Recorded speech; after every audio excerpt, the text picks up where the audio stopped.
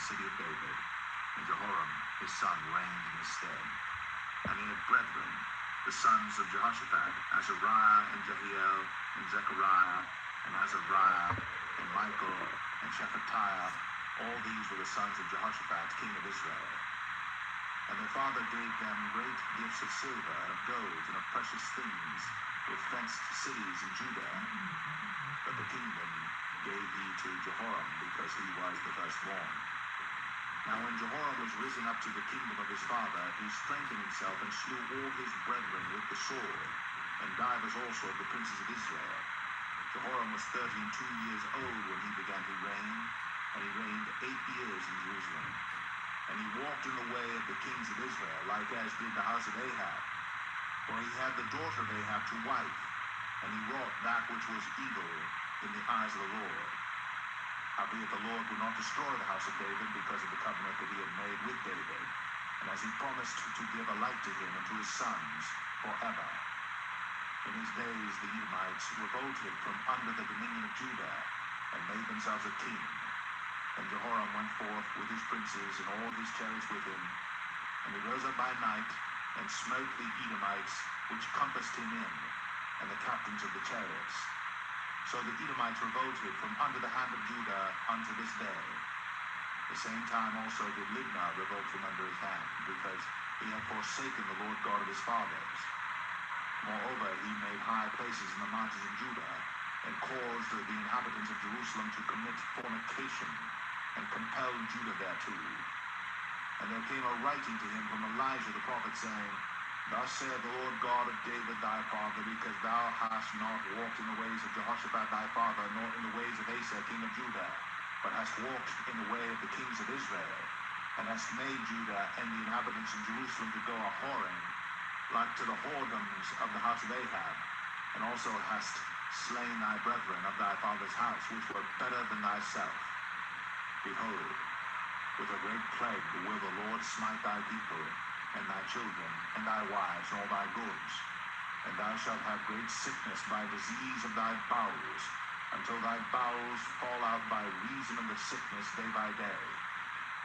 Moreover the Lord stirred up against Jehoram the spirit of the Philistines and of the Arabians that were near the Ethiopians. And they came up into Judah, and brake into it, and carried away all the substance that was found in the king's house, and his sons also, and his wives, so that there was never a son left him, save Jehoahaz, the youngest of his sons. And after all this, the Lord smote him in his bowels with an incurable disease. And it came to pass that in process of time, after the end of 2 years, his bowels fell out by reason of his sickness, so he died of sore diseases. And his people made no burning for him, like the burning of his fathers. 32 years old was he when he began to reign, and he reigned in Jerusalem 8 years, and departed without being desired. Howbeit they buried him in the city of David, but not in the sepulchres of the kings.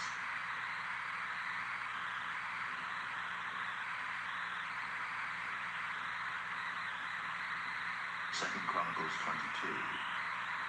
And the inhabitants of Jerusalem made Ahaziah, his youngest son, king in his stead. For the band of men that came with the Arabians to the camp had slain all the eldest. So Ahaziah, the son of Jehoram, king of Judah, reigned. 42 years old was Ahaziah when he began to reign. And he reigned 1 year in Jerusalem. His mother's name also was Athaliah, the daughter of Omri.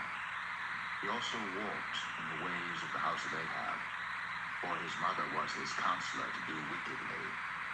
Wherefore he did evil in the sight of the Lord, like the house of Ahab. For they were his counselors after the death of his father, to his destruction. He walked also after their counsel, and went with Jehoram the son of Ahab, king of Israel, to war against Hazael, king of Syria, at Ramoth Gilead. And the Syrians smote Joram. And he returned to be healed in Jezreel because of the wounds which were given him at Ramah, when he fought with Hazael, king of Syria. And Azariah, the son of Jehoram, king of Judah, went down to see Jehoram, the son of Ahab, at Jezreel, because he was sick. And the destruction of Ahaziah was of God by coming to Joram. For when he was come, he went out with Jehoram against Jehu the son of Nimshi, whom the Lord had anointed to cut off the house of Ahab. And it came to pass that when Jehu was executing judgment upon the house of Ahab, and found the princes of Judah and the sons of the brethren of Ahaziah that ministered to Ahaziah, he slew them. And he sought Ahaziah, and they caught him, for he was hid in Samaria, and brought him to Jehu. And when they had slain him, they buried him, because, said they, he is the son of Jehoshaphat, who sought the Lord with all his heart. So the house of Ahaziah had no power to keep still the kingdom. But when Athaliah, the mother of Ahaziah, saw that her son was dead, she arose and destroyed all the seed royal of the house of Judah. But Jehoshabeath, the daughter of the king, took Joash the son of Ahaziah, and stole him from among the king's sons that were slain, and put him and his nurse in a bedchamber. So Jehoshabeath, the daughter of King Jehoram, the wife of Jehoiada the priest, for she was the sister of Ahaziah, hid him from Athaliah, so that she slew him not. And he was with them hid in the house of God 6 years. And Athaliah reigned over the land.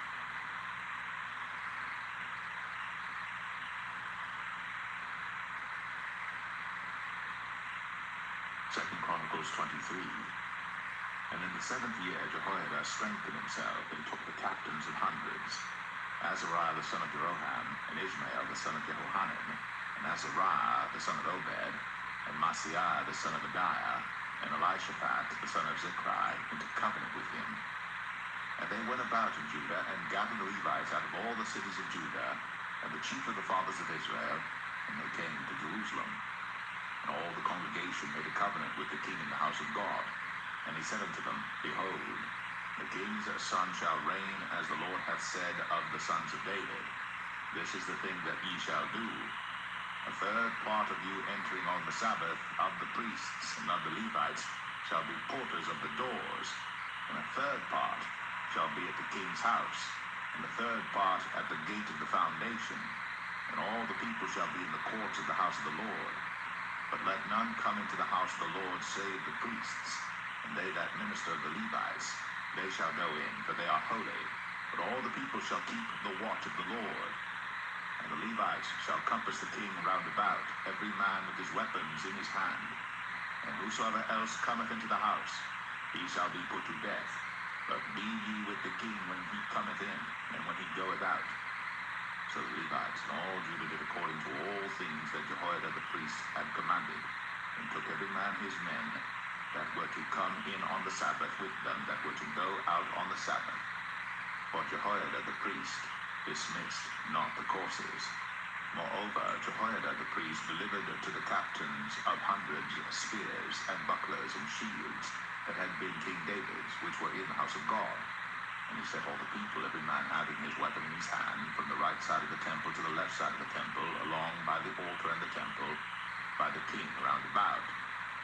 And they brought out the king's son, and put upon him the crown, and gave him the testimony, and made him king. And Jehoiada and his sons anointed him, and said, God save the king.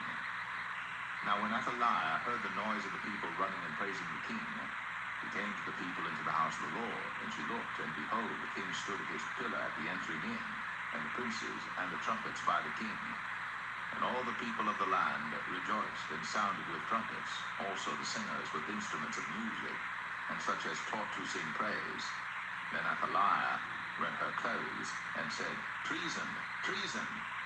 Then Jehoiada the priest brought out the captains of hundreds that were set over the host, and said unto them, Have her forth of the ranges, and whoso followeth her, let him be slain with a sword. But the priest said, Slay her not in the house of the Lord. So they laid hands on her, and when she was come to the entering of the horse gate by the king's house, they slew her there. And Jehoiada made a covenant between him, and between all the people, and between the king, that they should be the Lord's people. And all the people went to the house of Baal, and brake it down, and brake his altars and his images in pieces, and slew Mattan, the priest of Baal, before the altars. Also Jehoiada appointed the officers of the house of the Lord by the hand of the priests, the Levites, whom David had distributed in the house of the Lord to offer the burnt offerings of the Lord, as it is written in the law of Moses, with rejoicing and with singing, as it was ordained by David. And he set the porters at the gates of the house of the Lord, that none which was unclean in anything should enter in. And he took the captains of hundreds, and the nobles, and the governors of the people, and all the people of the land, and brought down the king from the house of the Lord. And they came through the high gate into the king's house, and set the king upon the throne of the kingdom. And all the people of the land rejoiced, and the city was quiet. After that, they had slain Athaliah with the sword.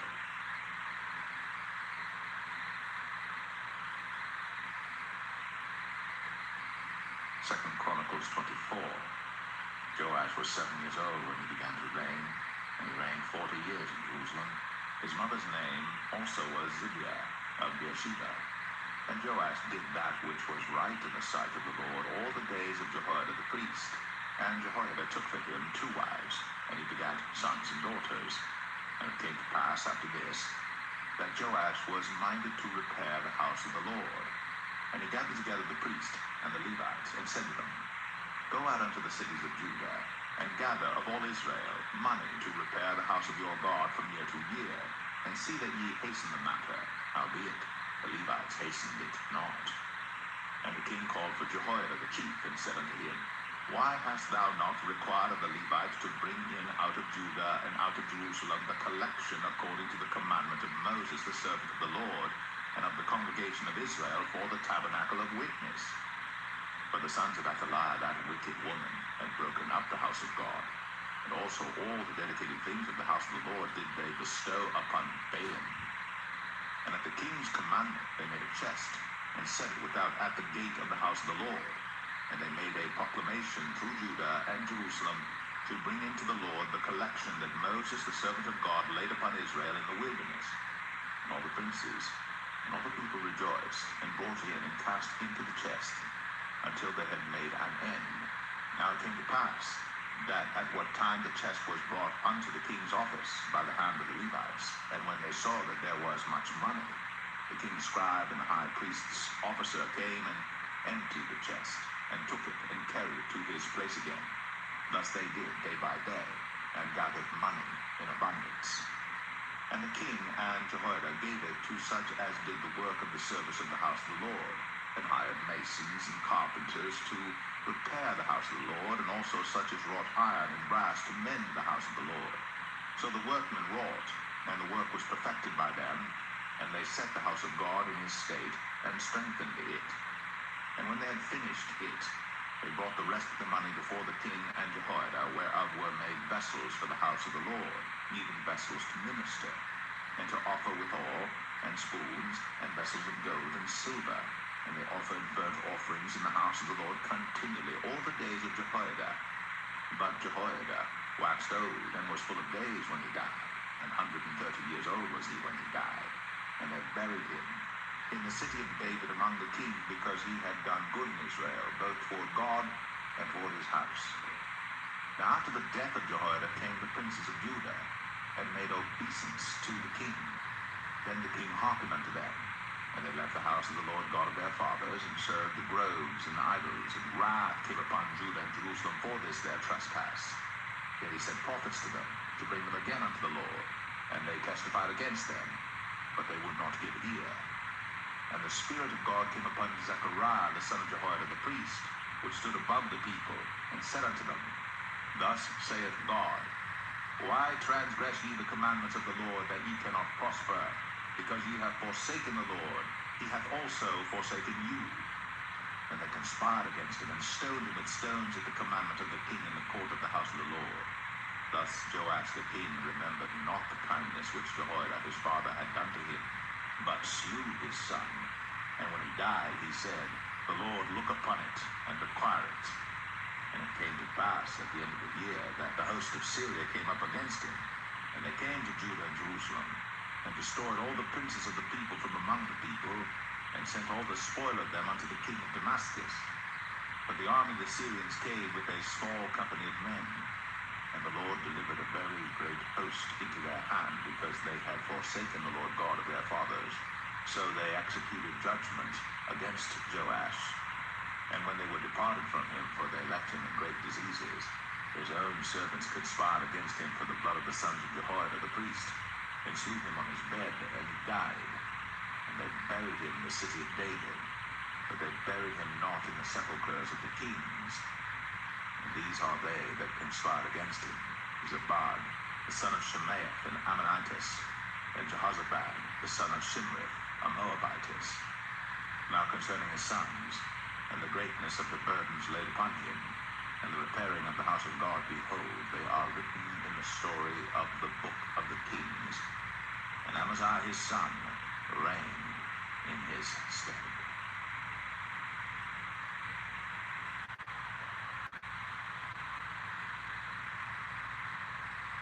Second Chronicles 25. Amaziah was 25 years old when he began to reign, and he reigned 29 years in Jerusalem, and his mother's name was Jehoaddam of Jerusalem. And he did that which was right in the sight of the Lord, but not with a perfect heart. Now it came to pass, when the kingdom was established to him, that he slew his servants that had killed the king his father. But he slew not their children, but did, as it is written in the law of the book of Moses, where the Lord commanded, saying, The fathers shall not die for the children, neither shall the children die for the fathers, but every man shall die for his own sin. Moreover, Amaziah gathered Judah together, and made them captains over thousands and captains over hundreds, according to the houses of their fathers, throughout all Judah and Benjamin. And he numbered them from 20 years old and above, and found them 300,000 choice men, able to go forth to war, that could handle spear and shield. He hired also 100,000 mighty men of valor out of Israel, for 100 talents of silver. But there came a man of God to him, saying, O king, let not the army of Israel go with thee, for the Lord is not with Israel, to wit, with all the children of Ephraim. But if thou wilt go, do it, be strong for the battle. God shall make thee fall before the enemy, for God hath power to help and to cast down. And Amaziah said to the man of God, But what shall we do for the 100 talents which I have given to the army of Israel? And the man of God answered, The Lord is able to give thee much more than this. Then Amaziah separated them, to wit, the army that was come to him out of Ephraim, to go home again. Wherefore their anger was greatly kindled against Judah, and they returned home in great anger. And Amaziah strengthened himself, and led forth his people, and went to the valley of Salt, and smote of the children of Seir 10,000. And other 10,000 left alive did the children of Judah carry away captive, and brought them unto the top of the rock, and cast them down from the top of the rock, that they all were broken in pieces. But the soldiers of the army which Amaziah sent back, that they should not go with him to battle, fell upon the cities of Judah, from Samaria even unto Beth-horon, and smote 3,000 of them, and took much spoil. Now it came to pass after that, Amaziah was come from the slaughter of the Edomites, that he brought the gods of the children of Seir, and set them up to be his gods, and bowed down himself before them, and burned incense unto them. Wherefore the anger of the Lord was kindled against Amaziah, and he sent unto him a prophet, which said unto him, Why hast thou sought after the gods of the people, which could not deliver their own people out of thine hand? And it came to pass, as he talked with him, that the king said unto him, Art thou made of the king's counsel? Forbear, why shouldst thou be smitten? Then the prophet forbare, and said, I know that God hath determined to destroy thee, because thou hast done this, and hast not hearkened unto my counsel. Then Amaziah, king of Judah, took advice, and sent to Joash, the son of Jehoahaz, the son of Jehu, king of Israel, saying, Come, let us see one another in the face. And Joash, king of Israel, sent to Amaziah, king of Judah, saying, The thistle that was in Lebanon sent to the cedar that was in Lebanon, saying, Give thy daughter to my son to wife. And there passed by a wild beast that was in Lebanon, and trod down the thistle. Thou sayest, Lo, thou hast smitten the Edomites, and thine heart lifted thee up to boast. Abide now at home. Why shouldst thou meddle to thine hurt, that thou shouldst fall, even thou, and Judah with thee? But Amaziah would not hear, for it came of God, that he might deliver them into the hand of their enemies, because they sought after the gods of Edom. So Joash, the king of Israel, went up, and they saw one another in the face, both he and Amaziah, king of Judah, at Beth-shemesh. which belongeth to Judah. And Judah was put to the worse before Israel, and they fled every man to his tent. And Joash the king of Israel took Amaziah king of Judah, the son of Joash, the son of Jehoahaz, at Beth-shemesh, and brought him to Jerusalem, and brake down the wall of Jerusalem from the gate of Ephraim to the corner gate, 400 cubits. And he took all the gold and silver and all the vessels that were found in the house of God with Obed-Edom, and the treasures of the king's house, the hostages also, and returned to Samaria. And Amaziah the son of Joash, king of Judah, lived after the death of Joash, son of Jehoahaz, king of Israel, 15 years. Now the rest of the acts of Amaziah, first and last, behold, are they not written in the book of the kings of Judah and Israel? Now after the time that Amaziah did turn away from following the Lord, they made a conspiracy against him in Jerusalem, and he fled to Lachish. But they sent to Lachish after him, and slew him there. And they brought him upon horses, and buried him with his fathers in the city of Judah.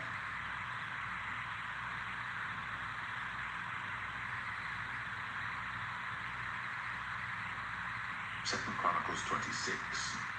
And all the people of Judah took Uzziah, who was 16 years old, and made him king in the room of his father Amaziah. He built Eloth and restored it to Judah. After that the king slept with his fathers.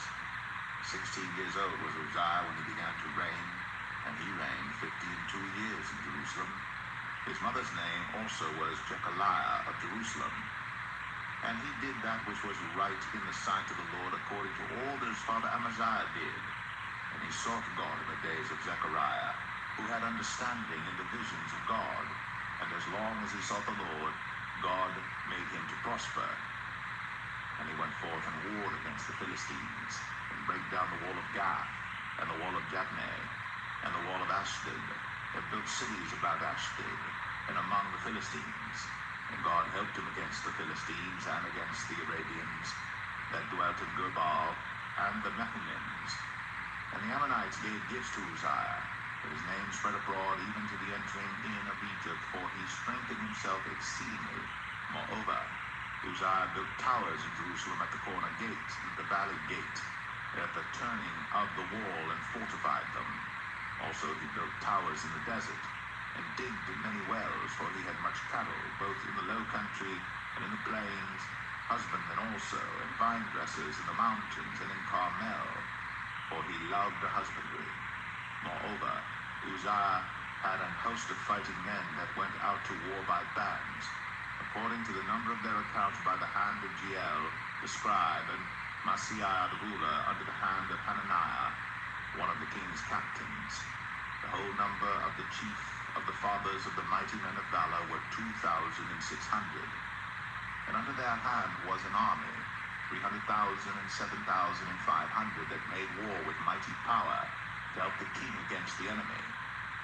And Uzziah prepared for them throughout all the host shields, and spears, and helmets, and habergeons, and bows, and slings to cast stones. And he made in Jerusalem engines, invented by cunning men, to be on the towers and upon the bulwarks, to shoot arrows and great stones withal. And his name spread far abroad, for he was marvelously helped, till he was strong. But when he was strong, his heart was lifted up to his destruction, for he transgressed against the Lord his God, and went to the temple of the Lord to burn incense upon the altar of incense. And Azariah the priest went in after him, and with him 80 priests of the Lord that were valiant men. And they withstood Uzziah the king, and said unto him, It appertaineth not unto thee, Uzziah, to burn incense unto the Lord, but to the priests, the sons of Aaron, that are consecrated to burn incense. Go out of the sanctuary, for thou hast trespassed, neither shall it be for thine honor from the Lord God. Then Uzziah was wroth, and had a censer in his hand to burn incense. And while he was wroth with the priests, the leprosy even rose up in his forehead before the priests in the house of the Lord, from beside the incense altar. And Azariah the chief priest and all the priests looked upon him, and behold, he was leprous in his forehead. and they thrust him out from thence. Yea, himself hasted also to go out, because the Lord had smitten him. And Uzziah the king was a leper unto the day of his death, and dwelt in a several house, being a leper, for he was cut off from the house of the Lord. And Jotham his son was over the king's house, judging the people of the land. Now the rest of the acts of Uzziah, first and last, did Isaiah the prophet, the son of Amoz, write. So Uzziah slept with his fathers, and they buried him with his fathers in the field of the burial which belonged to the kings. For they said, he is a leper, and Jotham his son reigned in his stead.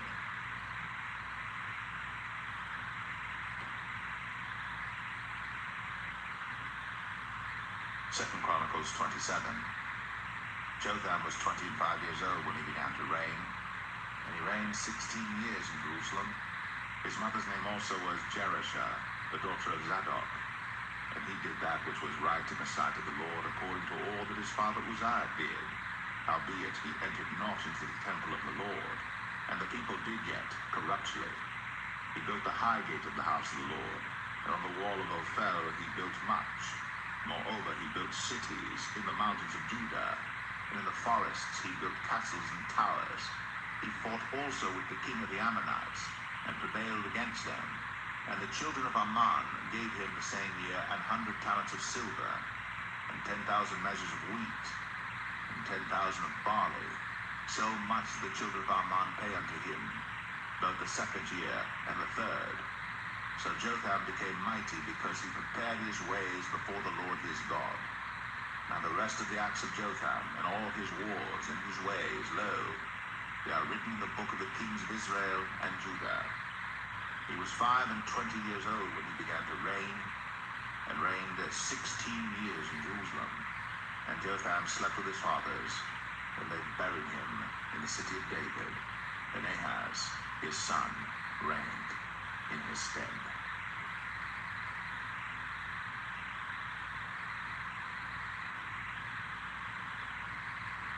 Second Chronicles 28. Ahaz was 20 years old when he began to reign, and he reigned 16 years in Jerusalem. But he did not that which was right in the sight of the Lord, like David his father. For he walked in the ways of the kings of Israel, and made also molten images for Baalim. Moreover, he burnt incense in the valley of the son of Hinnom, and burnt his children in the fire, after the abominations of the heathen whom the Lord had cast out before the children of Israel. He sacrificed also, and burnt incense in the high places, and on the hills, and under every green tree. Wherefore the Lord his God delivered him into the hand of the king of Syria, and they smote him, and carried away a great multitude of them captives, and brought them to Damascus. And he was also delivered into the hand of the king of Israel, who smote him with a great slaughter. For Pekah the son of Remaliah slew in Judah 120,000 in one day, which were all valiant men, because they had forsaken the Lord God of their fathers. And Zikri, a mighty man of Ephraim, slew Maaseiah the king's son, and Azrikam the governor of the house, and Elkanah that was next to the king. And the children of Israel carried away captive of their brethren 200,000, women, sons, and daughters, and took also away much spoil from them, and brought the spoil to Samaria. But a prophet of the Lord was there, whose name was Oded. And he went out before the host that came to Samaria, and said unto them, Behold, because the Lord God of your fathers was wroth with Judah, he hath delivered them into your hand, and ye have slain them in a rage that reacheth up unto heaven. And now ye purpose to keep unto the children of Judah and Jerusalem for bondmen and bondwomen unto you. But are there not with you, even with you, sins against the Lord your God? Now hear me therefore, and deliver the captives again, which ye have taken captive of your brethren, for the fierce wrath of the Lord is upon you. Then certain of the heads of the children of Ephraim, Azariah the son of Johanan, Berechiah the son of Meshillemith, and Jehizkiah the son of Shalom, and Amasah the son of Hadlai, stood up against them that came from the war, and said unto them, Ye shall not bring in the captives hither, for whereas we have offended against the Lord already, ye intend to add more to our sins and to our trespass. For our trespass is great, and there is fierce wrath against Israel. So the armed men left the captives and the spoil before the princes and all the congregation. And the men which were expressed by name rose up, and took the captives, and with the spoil clothed all that were naked among them, and arrayed them, and shod them, and gave them to eat and to drink, and anointed them, and carried all the feeble of them upon asses, and brought them to Jericho, the city of palm trees, to their brethren. Then they returned to Samaria. At that time did King Ahaz send unto the kings of Assyria to help him. For again the Edomites had come and smitten Judah, and carried away captives. The Philistines also had invaded the cities of the low country, and of the south of Judah, and had taken Beth Shemesh, and Ajalon, and Gederoth, and Shocho with the villages thereof, and Timnah with the villages thereof, Gibzo also and the villages thereof, and they dwelt there. For the Lord brought Judah low because of Ahaz king of Israel, for he made Judah naked, and transgressed sore against the Lord.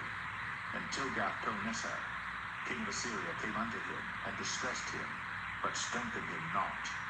For Ahaz took away a portion out of the house of the Lord, and out of the house of the king, and of the princes, and gave it unto the king of Assyria, but he held him not.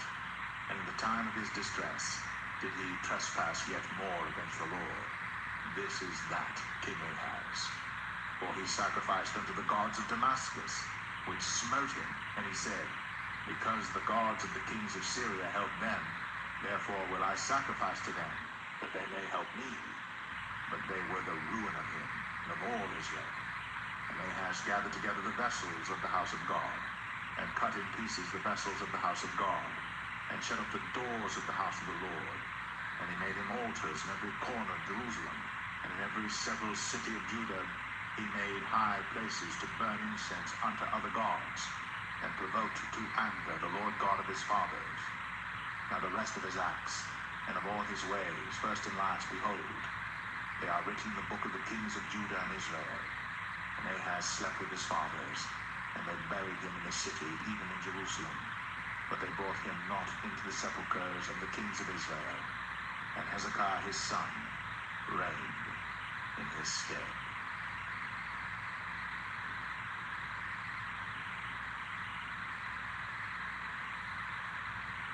Second Chronicles 29. Hezekiah began to reign when he was 25 years old, and he reigned 29 years in Jerusalem, and his mother's name was Abijah, the daughter of Zechariah. And he did that which was right in the sight of the Lord, according to all that David his father had done.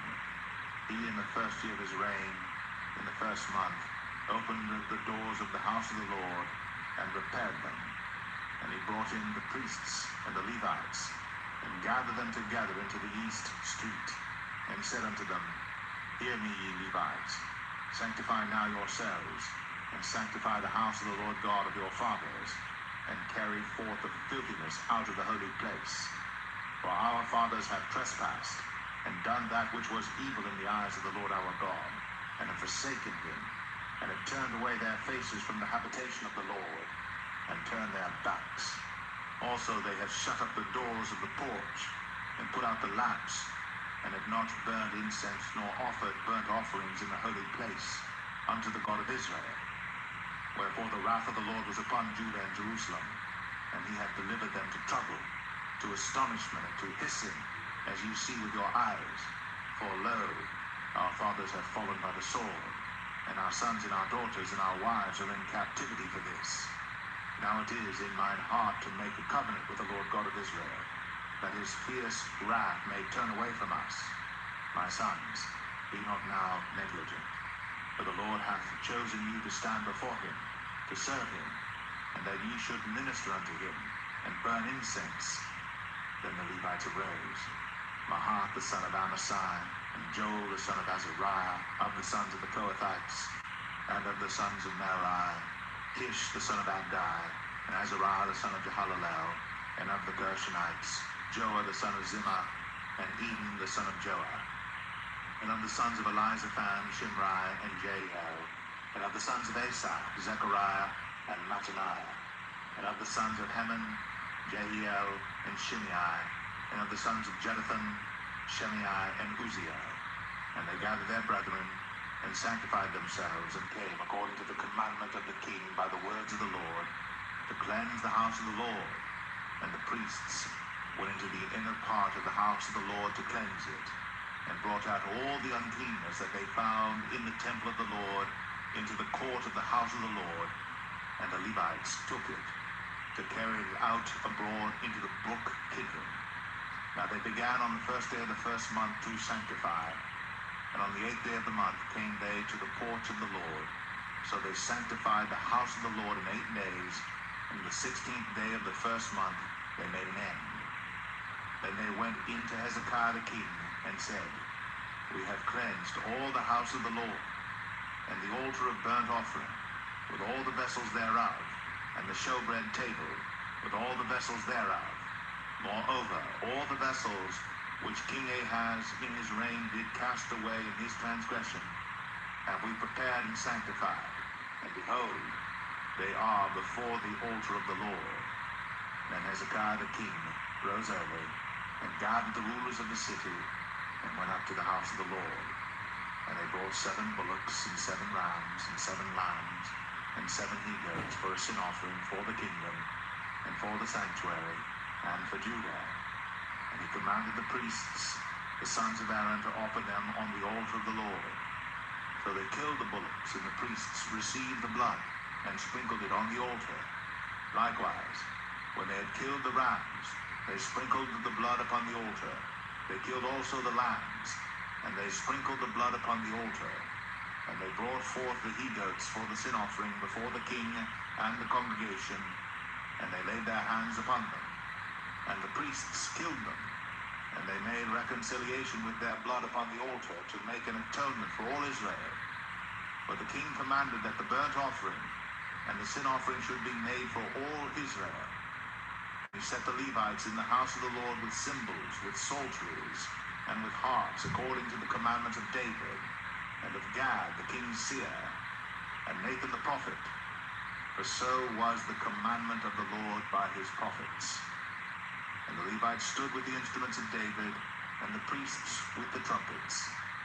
And Hezekiah commanded to offer the burnt offering upon the altar.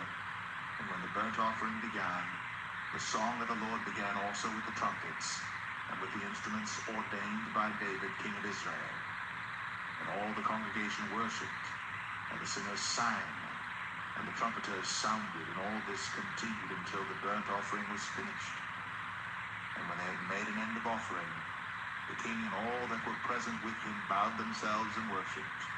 Moreover, Hezekiah the king and the princes commanded the Levites to sing praise unto the Lord with the words of David and of Asaph the seer. And they sang praises with gladness, and they bowed their heads and worshipped. Then Hezekiah answered and said, Now ye have consecrated yourselves unto the Lord. Come near, and bring the sacrifices and thank offerings into the house of the Lord. And the congregation brought in sacrifices and thank offerings, and as many as were of a free heart burnt offerings. And the number of the burnt offerings which the congregation brought was 70 bullocks, and 100 rams, and 200 lambs. All these were for a burnt offering to the Lord. And the consecrated things were 600 oxen and 3,000 sheep. But the priests were too few, so that they could not flay all the burnt offerings. Wherefore their brethren, the Levites, did help them, till the work was ended, and until the other priests had sanctified themselves. For the Levites were more upright in heart to sanctify themselves than the priests. And also the burnt offerings were in abundance, with the fat of the peace offerings, and the drink offerings, for every burnt offering. So the service of the house of the Lord was set in order, and Hezekiah rejoiced, and all the people, that God had prepared the people. But the thing was done suddenly.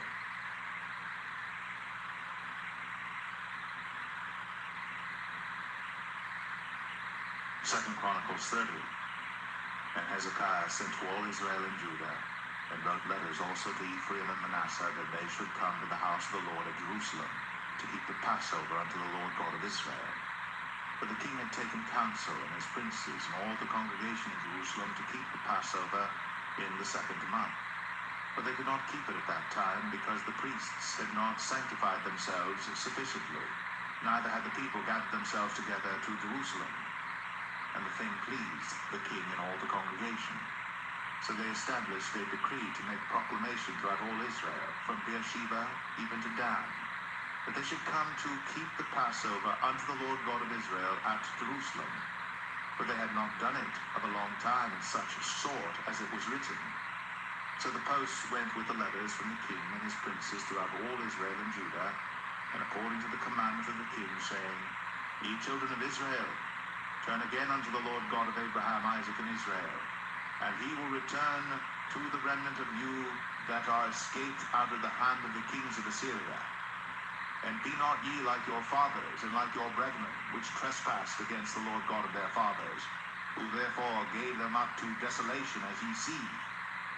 Now be ye not stiff-necked, as your fathers were, but yield yourselves unto the Lord, and enter into his sanctuary, which he hath sanctified forever, and serve the Lord your God, that the fierceness of his wrath may turn away from you. For if ye turn again unto the Lord, your brethren and your children shall find compassion before them that lead them captive, so that they shall come again into this land.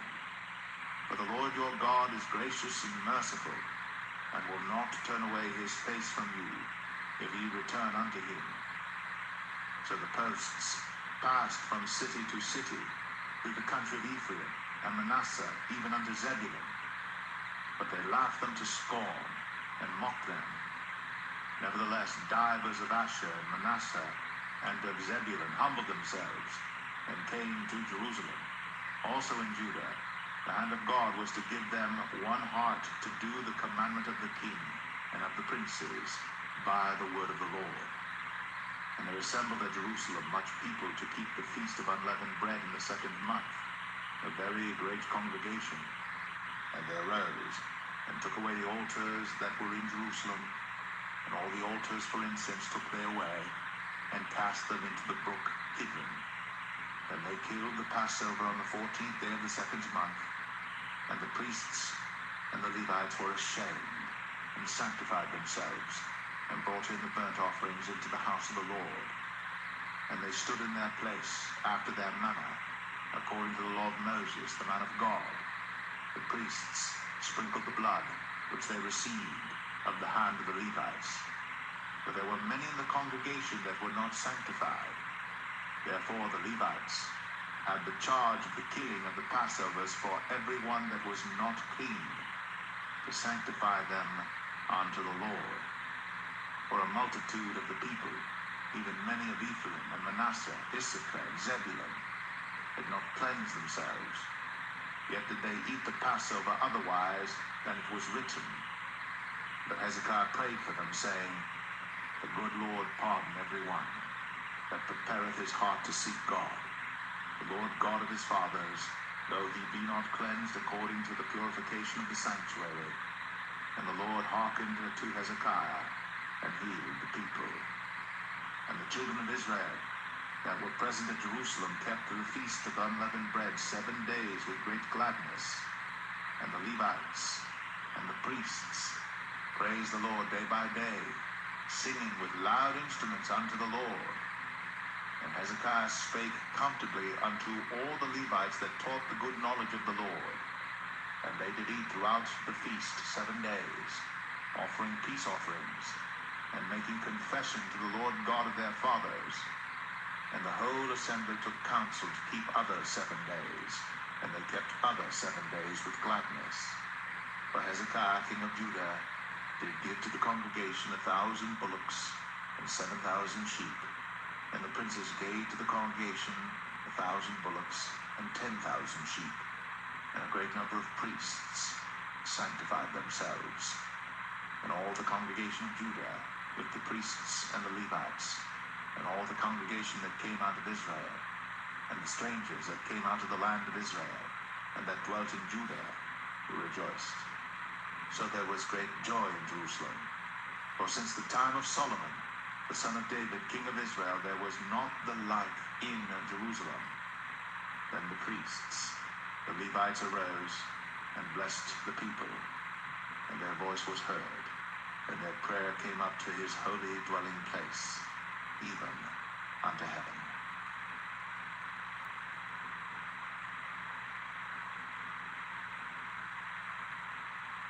2 Chronicles 31. Now when all this was finished, all Israel that were present went out to the cities of Judah, and brake the images in pieces, and cut down the groves, and threw down the high places, and the altars out of all Judah and Benjamin, and Ephraim also, and Manasseh, until they had utterly destroyed them all. And all the children of Israel returned, every man to his possession, into their own cities. And Hezekiah appointed the courses of the priests and the Levites after their courses, every man according to his service, the priests and Levites for burnt offerings and for peace offerings, to minister and to give thanks and to praise in the gates of the tents of the Lord. He appointed also the king's portion of his substance for the burnt offerings, to wit, for the morning and evening burnt offerings, and the burnt offerings for the Sabbaths, and for the new moons, and for the set feasts, as it is written in the law of the Lord. Moreover, he commanded the people that dwelt in Jerusalem to give the portion of the priests and the Levites, that they might be encouraged in the law of the Lord. And as soon as the commandment came abroad, the children of Israel brought in abundance the first fruits of corn, wine, and oil, and honey, and of all the increase of the field, and the tithe of all things brought they in abundantly. And concerning the children of Israel and Judah that dwelt in the cities of Judah, they also brought in the tithe of oxen and sheep, and the tithe of holy things which were consecrated unto the Lord their God, and laid them by heaps. In the 3rd month they began to lay the foundation of the heaps, and finished them in the 7th month. And when Hezekiah and the princes came and saw the heaps, they blessed the Lord and his people Israel. Then Hezekiah questioned with the priests and the Levites concerning the heaps. And Azariah, the chief priest of the house of Zadok, answered him and said, Since the people began to bring the offerings into the house of the Lord, we have had enough to eat, and have left plenty. For the Lord hath blessed his people, and that which is left is this great store. Then Hezekiah commanded to prepare chambers in the house of the Lord, and they prepared them, and brought in the offerings and the tithes and the dedicated things faithfully, over which Conaniah the Levite was ruler, and Shimei his brother was the next, and Jehiel, and Azaziah, and Nahath, and Asahel, and Jeremoth, and Jozabad, and Eliel, and Ismachiah, and Mahath, and Benaiah were overseers under the hand of Conaniah and Shimei his brother, at the commandment of Hezekiah the king, and Azariah the ruler of the house of God. And Kor the son of Imnah the Levite, the porter toward the east, was over the freewill offerings of God, to distribute the oblations of the Lord in the most holy things.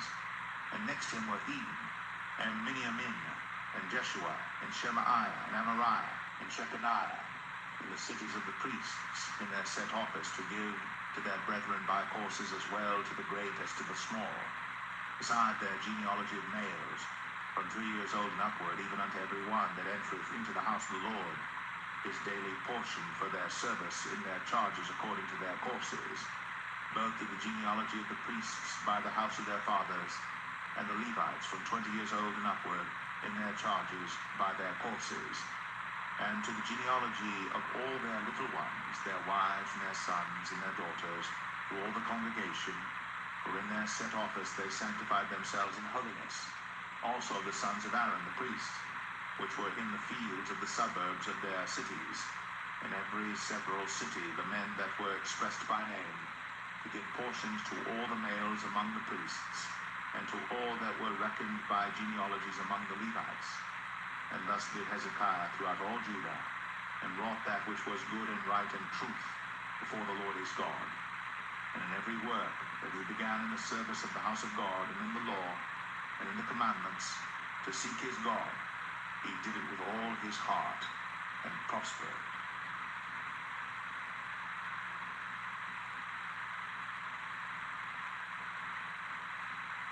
Second Chronicles 32. After these things, in the establishment thereof, Sennacherib, king of Assyria, came, and entered into Judah, and encamped against the fenced cities, and thought to win them for himself. And when Hezekiah saw that Sennacherib was come, and that he was purposed to fight against Jerusalem, he took counsel with his princes and his mighty men to stop the waters of the fountains which were without the city, and they did help him. So So there was gathered much people together, who stopped all the fountains and the brook that ran through the midst of the land, saying, Why should the kings of Assyria come and find much water?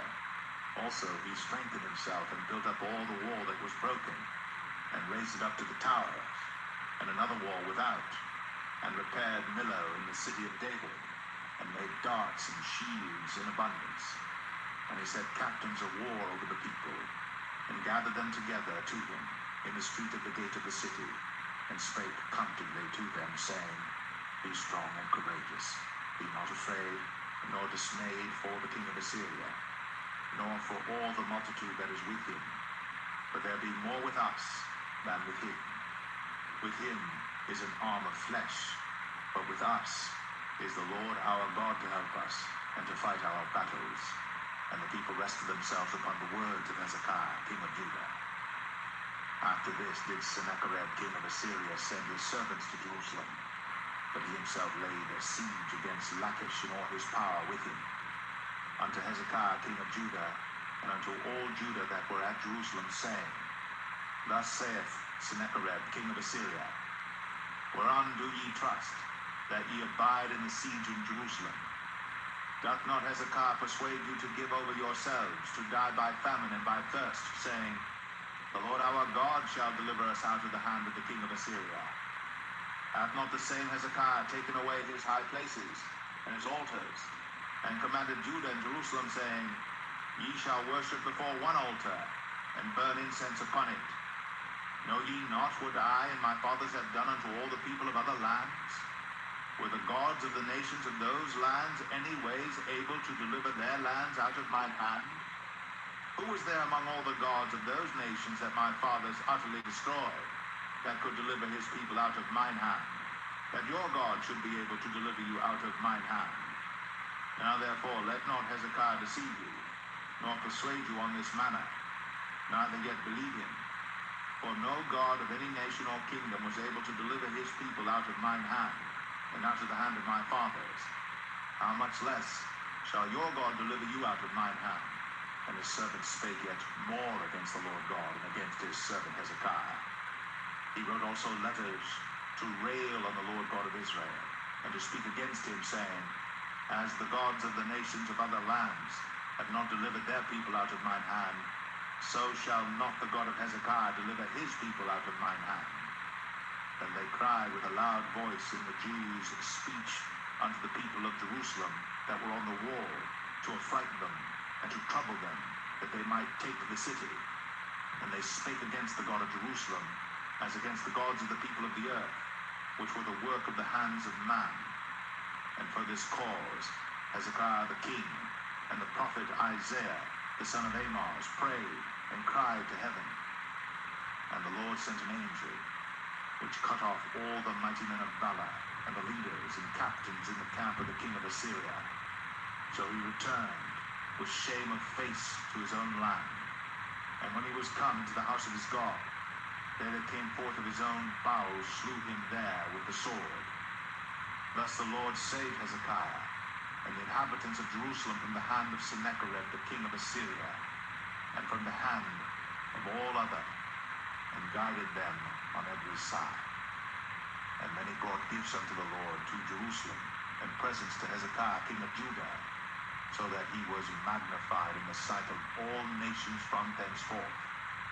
In those days Hezekiah was sick to the death, and prayed unto the Lord, and he spake unto him, and he gave him a sign. But Hezekiah rendered not again according to the benefit done unto him, for his heart was lifted up. Therefore there was wrath upon him, and upon Judah and Jerusalem.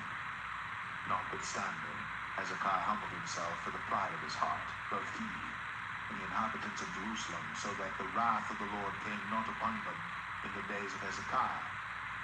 And Hezekiah had exceeding much riches and honor, and he made himself treasuries for silver and for gold and for precious stones, and for spices and for shields, and for all manner of pleasant jewels, storehouses also for the increase of corn and wine and oil, and stalls for all manner of beasts, and coats for flocks. Moreover, he provided him cities, and possessions of flocks and herds in abundance. for God had given him substance very much. This same Hezekiah also stopped the upper watercourse of Gihon, and brought it straight down to the west side of the city of David. And Hezekiah prospered in all his works. Howbeit in the business of the ambassadors of the princes of Babylon, who sent unto him to inquire of the wonder that was done in the land, God left him to try him, that he might know all that was in his heart. Now the rest of the acts of Hezekiah, and his goodness, behold, they are written in the vision of Isaiah the prophet, the son of Amoz, and in the book of the kings of Judah and Israel. And Hezekiah slept with his fathers, and they buried him in the chiefest of the sepulchres of the sons of David. And all Judah and the inhabitants of Jerusalem did him honor at his death. And Manasseh his son reigned in his stead.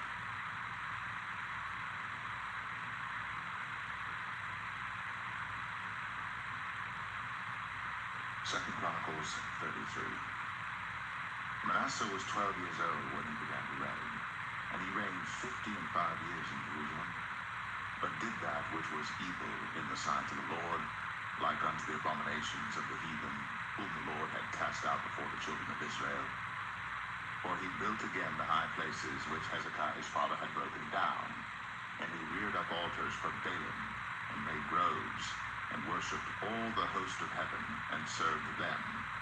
Also he built altars in the house of the Lord, whereof the Lord had said, In Jerusalem shall my name be forever. And he built altars for all the host of heaven, in the two courts of the house of the Lord. And he caused his children to pass through the fire in the valley of the son of Hinnom. Also he observed at times, and used enchantments, and used witchcraft, and dealt with a familiar spirit, and with wizards. He wrought much evil in the sight of the Lord, to provoke him to anger. And he set a carved image, the idol which he had made, in the house of God, of which God had said to David and to Solomon his son, In this house and in Jerusalem, which I have chosen before all the tribes of Israel, will I put my name forever. Neither will I any more remove the foot of Israel from out of the land which I have appointed for your fathers, so that they will take heed to do all that I have commanded them, according to the whole law and the statutes and the ordinances by the hand of Moses. So Manasseh made Judah and the inhabitants of Jerusalem to err, and to do worse than the heathen, whom the Lord had destroyed before the children of Israel. And the Lord spake to Manasseh and to his people, that they would not hearken. Wherefore the Lord brought upon them the captains of the host of the king of Assyria, which took Manasseh among the thorns, and bound him with fetters, and carried him to Babylon. And when he was in affliction, he besought the Lord his God, and humbled himself greatly before the God of his fathers, and prayed unto him. And he was entreated of him, and heard his supplication, and brought him again to Jerusalem into his kingdom. Then Manasseh knew that the Lord, he was God. Now after this he built a wall without the city of David, on the west side of Gihon, in the valley, even to the entering in at the fish gate, and compassed about Ophel, and raised it up a very great height, and put captains of war in all the fenced cities of Judah. And he took away the strange gods and the idol out of the house of the Lord, and all the altars that he had built in the mount of the house of the Lord and in Jerusalem, and cast them out of the city. And he repaired the altar of the Lord, and sacrificed thereon peace offerings and thank offerings, and commanded Judah to serve the Lord God of Israel. Nevertheless, the people did sacrifice still in the high places, yet unto the Lord their God only.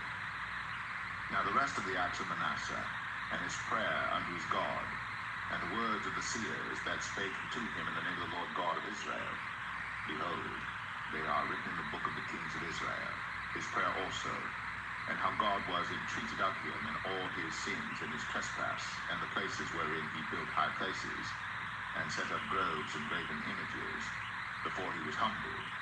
Behold, they are written among the sayings of the seers. So Manasseh slept with his fathers, and they buried him in his own house, and Amon his son reigned in his stead.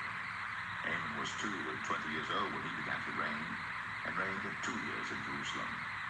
But he did that which was evil in the sight of the Lord, as did Manasseh his father. For Amon sacrificed unto all the carved images which Manasseh his father had made, and served them. and humbled not himself before the Lord, as Manasseh his father had humbled himself. But Amon trespassed more and more, and his servants conspired against him, and slew him in his own house. But the people of the land slew all them that had conspired against King Amon, and the people of the land made Josiah his son king in his stead.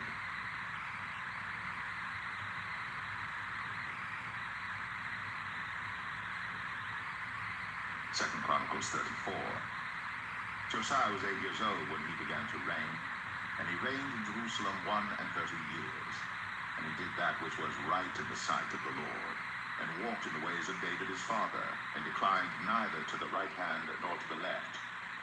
For in the 8th year of his reign, while he was yet young, he began to seek after the God of David his father. And in the 12th year he began to purge Judah and Jerusalem from the high places and the groves and the carved images and the molten images. And they brake down the altars of Baalim in his presence, and the images that were on high above them he cut down, and the groves and the carved images and the molten images he brake in pieces, and made dust of them, and strewed it upon the graves of them that had sacrificed unto them. And he burnt the bones of the priests upon their altars, and cleansed Judah and Jerusalem. And so did he in the cities of Manasseh and Ephraim and Simeon, even unto Naphtali, with their mattocks round about. And when he had broken down the altars and the groves, and had beaten the graven images into powder, and cut down all the idols throughout all the land of Israel, he returned to Jerusalem. Now in the 18th year of his reign, when he had purged the land and the house, he sent Shaphan the son of Azaliah, and Maaseiah the governor of the city, and Joah the son of Joahaz the recorder, to repair the house of the Lord his God. And when they came to Hilkiah the high priest, they delivered the money that was brought into the house of God, which the Levites that kept the doors had gathered of the hand of Manasseh and Ephraim, and of all the remnant of Israel, and of all Judah and Benjamin. And they returned to Jerusalem. And they put it in the hand of the workmen that had the oversight of the house of the Lord. And they gave it to the workmen that wrought in the house of the Lord to repair and amend the house. Even to the artificers and builders gave they it, to buy hewn stone and timber for couplings, and to floor the houses which the kings of Judah had destroyed. And the men did the work faithfully. And the overseers of them were Jahath and Obadiah, the Levites of the sons of Merari, and Zechariah and Meshullam of the sons of the Kohathites, to set it forward, and other the Levites, all that could skill of instruments of music. Also they were over the bearers of burdens, and were overseers of all that wrought the work in any manner of service. And of the Levites there were scribes and officers and porters. And when they brought out the money that was brought into the house of the Lord, Hilkiah the priest found the book of the law of the Lord given by Moses. And Hilkiah answered and said to Shaphan the scribe, I have found the book of the law in the house of the Lord. And Hilkiah delivered the book to Shaphan. And Shaphan carried the book to the king, and brought the king word back again, saying, All that was committed to thy servants they did. And they have gathered together the money that was found in the house of the Lord, and have delivered it into the hand of the overseers, and to the hand of the workmen.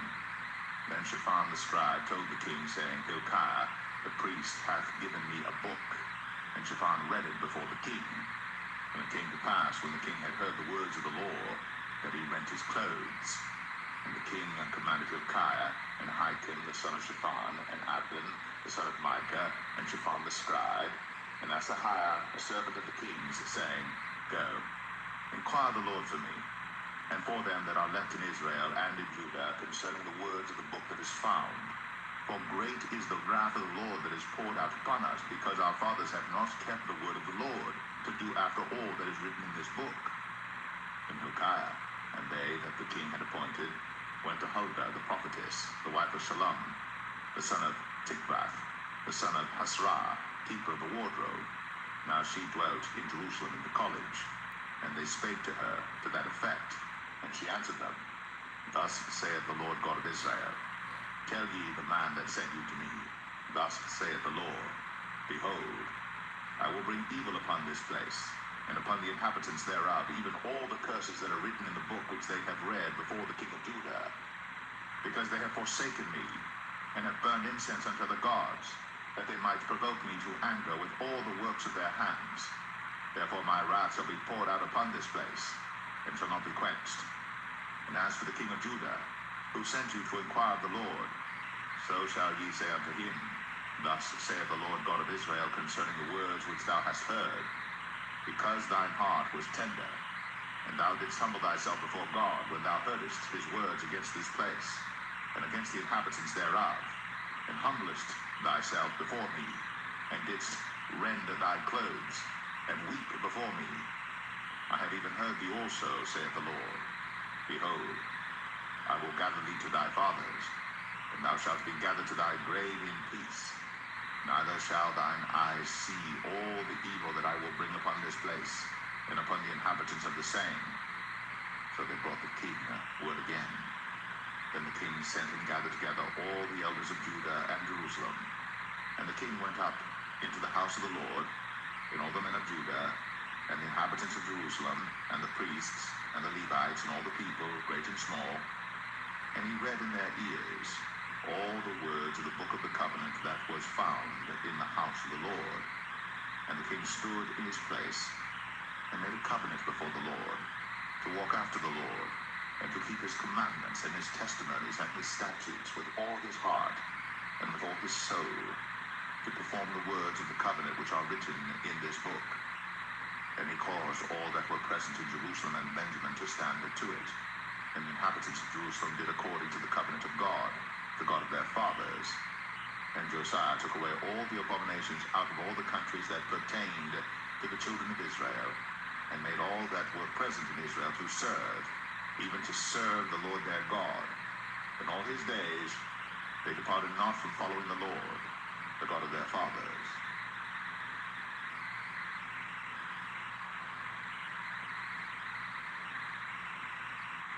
Second Chronicles 35. Moreover, Josiah kept a Passover unto the Lord in Jerusalem, and they killed the Passover on the 14th day of the first month. And he set the priests in their charges, and encouraged them to the service of the house of the Lord, and said unto the Levites that taught all Israel, which were holy unto the Lord, Put the holy ark in the house which Solomon the son of David, king of Israel, did build. It shall not be a burden upon your shoulders. Serve now the Lord your God and his people Israel. And prepare yourselves by the houses of your fathers after your courses, according to the writing of David, king of Israel, and according to the writing of Solomon his son. And stand in the holy place according to the divisions of the families of the fathers of your brethren the people, and after the division of the families of the Levites. So kill the Passover, and sanctify yourselves, and prepare your brethren, that they may do according to the word of the Lord by the hand of Moses. And Josiah gave to the people of the flock lambs and kids, all for the Passover offerings, for all that were present, to the number of 30,000 and 3,000 bullocks. These were of the king's substance. And his princes gave willingly unto the people, to the priests, and to the Levites, Hilkiah, and Zechariah, and Jehiel, rulers of the house of God, gave unto the priests all the Passover offerings 2,600 small cattle, and 300 oxen. Conaniah also, and Shemaiah, and Nathaniel, his brethren, and Hashabiah, and Jael, and Jozabad, chief of the Levites, gave unto the Levites for Passover offerings 5,000 small cattle, and 500 oxen. So the service was prepared, and the priests stood in their place, and the Levites in their courses, according to the king's commandment. And they killed the Passover, and the priests sprinkled the blood from their hands, and the Levites flayed them. And they removed the burnt offerings, that they might give according to the divisions of the families of the people to offer unto the Lord, as it is written in the book of Moses. So did they with the oxen. And they roasted the Passover with fire according to the ordinance. But the other holy offerings sod they in pots, and in cauldrons, and in pans, and divided them speedily among all the people. And afterward they made ready for themselves and for the priests, because the priests, the sons of Aaron, were busied in offering of burnt offerings and the fat until night. Therefore the Levites prepared for themselves, and for the priests, the sons of Aaron. And the singers, the sons of Asaph, were in their place according to the commandment of David, and Asaph, and Heman, and Jeduthun, the king's seer. and the porters waited at every gate. They might not depart from their service, for their brethren, the Levites, prepared for them. So all the service of the Lord was prepared the same day to keep the Passover and to offer burnt offerings upon the altar of the Lord, according to the commandment of King Josiah. And the children of Israel that were present kept the Passover at that time, and the feast of unleavened bread 7 days. And there was no Passover like to that kept in Israel from the days of Samuel the prophet. Neither did all the kings of Israel keep such a Passover as Josiah kept. And the priests and the Levites and all Judah and Israel that were present, and inhabitants of Jerusalem. In the 18th year of the reign of Josiah was this Passover kept. After all this, when Josiah had prepared the temple, Necho, king of Egypt, came up to fight against Carchemish by Euphrates, and Josiah went out against him. But he sent ambassadors to him, saying, What have I to do with thee, thou king of Judah? I come not against thee this day, but against the house wherewith I have war. For God commanded me to make haste. Forbear thee from meddling with God, who is with me, that he destroy thee not. Nevertheless, Josiah would not turn his face from him, but disguised himself, that he might fight with him, and hearkened not unto the words of Necho from the mouth of God, and came to fight in the valley of Megiddo. And the archers shot at King Josiah, and the king said to his servants, Have me away, for I am sore wounded. His servants therefore took him out of their chariot, and put him in the second chariot that he had. And they brought him to Jerusalem. And he died, and was buried in one of the sepulchres of his fathers. And all Judah and Jerusalem mourned for Josiah. And Jeremiah lamented for Josiah. And all the singing men and the singing women spake of Josiah in their lamentations to this day, and made them an ordinance in Israel. And behold, they are written in the Lamentations.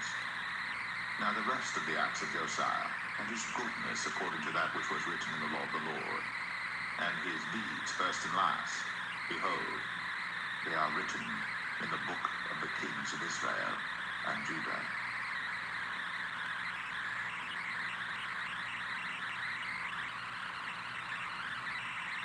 Second Chronicles 36. And the people of the land took Jehoahaz, the son of Josiah, and made him king in his father's stead in Jerusalem. Jehoahaz was 23 years old when he began to reign, and he reigned 3 months in Jerusalem. And the king of Egypt put him down at Jerusalem, and condemned the land in 100 talents of silver and a talent of gold. And the king of Egypt made Eliakim his brother king over Judah and Jerusalem, and turned his name to Jehoiakim. And Necho took Jehoahaz his brother, and carried him to Egypt. Jehoiakim was 25 years old when he began to reign, and he reigned 11 years in Jerusalem. And he did that which was evil in the sight of the Lord his God. Against him came up Nebuchadnezzar king of Babylon, and bound him in fetters, to carry him to Babylon. Nebuchadnezzar also carried of the vessels of the house of the Lord to Babylon, and put them in his temple at Babylon. Now the rest of the acts of Jehoiakim and his abominations which he did, and that which was found in him, behold, they are written in the book of the kings of Israel and Judah. And Jehoiachin his son reigned in his stead. Jehoiachin was 8 years old when he began to reign, and he reigned 3 months and 10 days in Jerusalem. And he did that which was evil in the sight of the Lord. And when the year was expired, King Nebuchadnezzar sent and brought him to Babylon, with the goodly vessels of the house of the Lord, and made Zedekiah his brother king over Judah and Jerusalem. Zedekiah was 21 years old when he began to reign, and reigned 11 years in Jerusalem. And he did that which was evil in the sight of the Lord his God, and humbled not himself before Jeremiah the prophet, speaking from the mouth of the Lord. And he also rebelled against King Nebuchadnezzar, who had made him swear by God. But he stiffened his neck, and hardened his heart from turning unto the Lord God of Israel.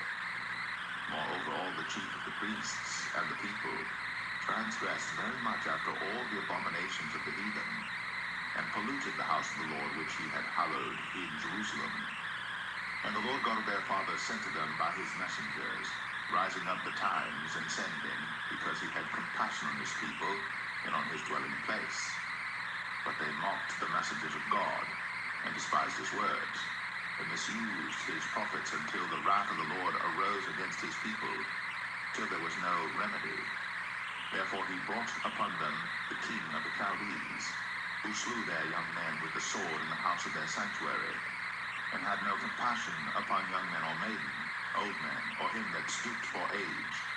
He gave them all into his hand, and all the vessels of the house of God, great and small, and the treasures of the house of the Lord, and the treasures of the king, and of his princes, all these he brought to Babylon. And they burnt the house of God, and brake down the wall of Jerusalem, and burnt all the palaces thereof with fire, and destroyed all the goodly vessels thereof. And them that had escaped from the sword carried he away to Babylon, where they were servants to him and his sons until the reign of the kingdom of Persia, to fulfill the word of the Lord by the mouth of Jeremiah, until the land had enjoyed her Sabbaths. For as long as she lay desolate, she kept Sabbath, who fulfilled 70 years. Now in the first year of Cyrus, king of Persia, that the word of the Lord spoken by the mouth of Jeremiah might be accomplished, the Lord stirred up the spirit of Cyrus, king of Persia, that he made a proclamation throughout all his kingdom, and put it also in writing, saying, Thus saith Cyrus, king of Persia, all the kingdoms of the earth hath the Lord God of heaven given me, and he hath charged me to build him an house in Jerusalem, which is in Judah. Who is there among you of all his people? The Lord his God be with him, and let him go up.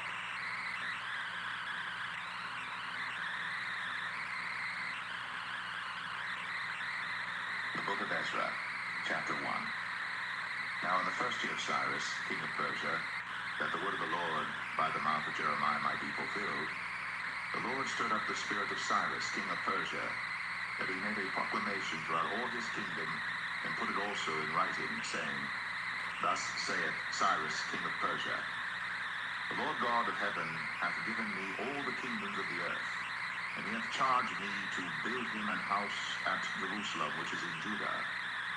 Who is there among you of all his people? His God be with him, and let him go up to Jerusalem, which is in Judah, and build the house of the Lord God of Israel. He is the God which is in Jerusalem. And whosoever remaineth in any place where he sojourneth, let the men of his place help him with silver, and with gold, and with goods, and with beasts, beside the freewill offering for the house of God that is in Jerusalem. Then rose up the chief of the fathers of Judah and Benjamin, and the priests, and the Levites, with all them whose spirit God had raised, to go up, to build the house of the Lord which is in Jerusalem. And all they that were about them strengthened their hands with vessels of silver, with gold, with goods, and with beasts, and with precious things beside all that was willingly offered. Also Cyrus the king brought forth the vessels of the house of the Lord, which Nebuchadnezzar had brought forth out of Jerusalem, and had put them in the house of his gods. Even those did Cyrus king of Persia bring forth by the hand of Mithredath the treasurer, and numbered them unto Sheshbazzar the prince of Judah. And this is the number of them: 30 charges of gold, 1,000 charges of silver, 29 knives, 30 basins of gold, silver basins of a second sort, 410, and other vessels 1,000. All the vessels of gold and of silver were 5,400. All these did Sheshbazzar bring up with them of the captivity that were brought up from Babylon unto Jerusalem.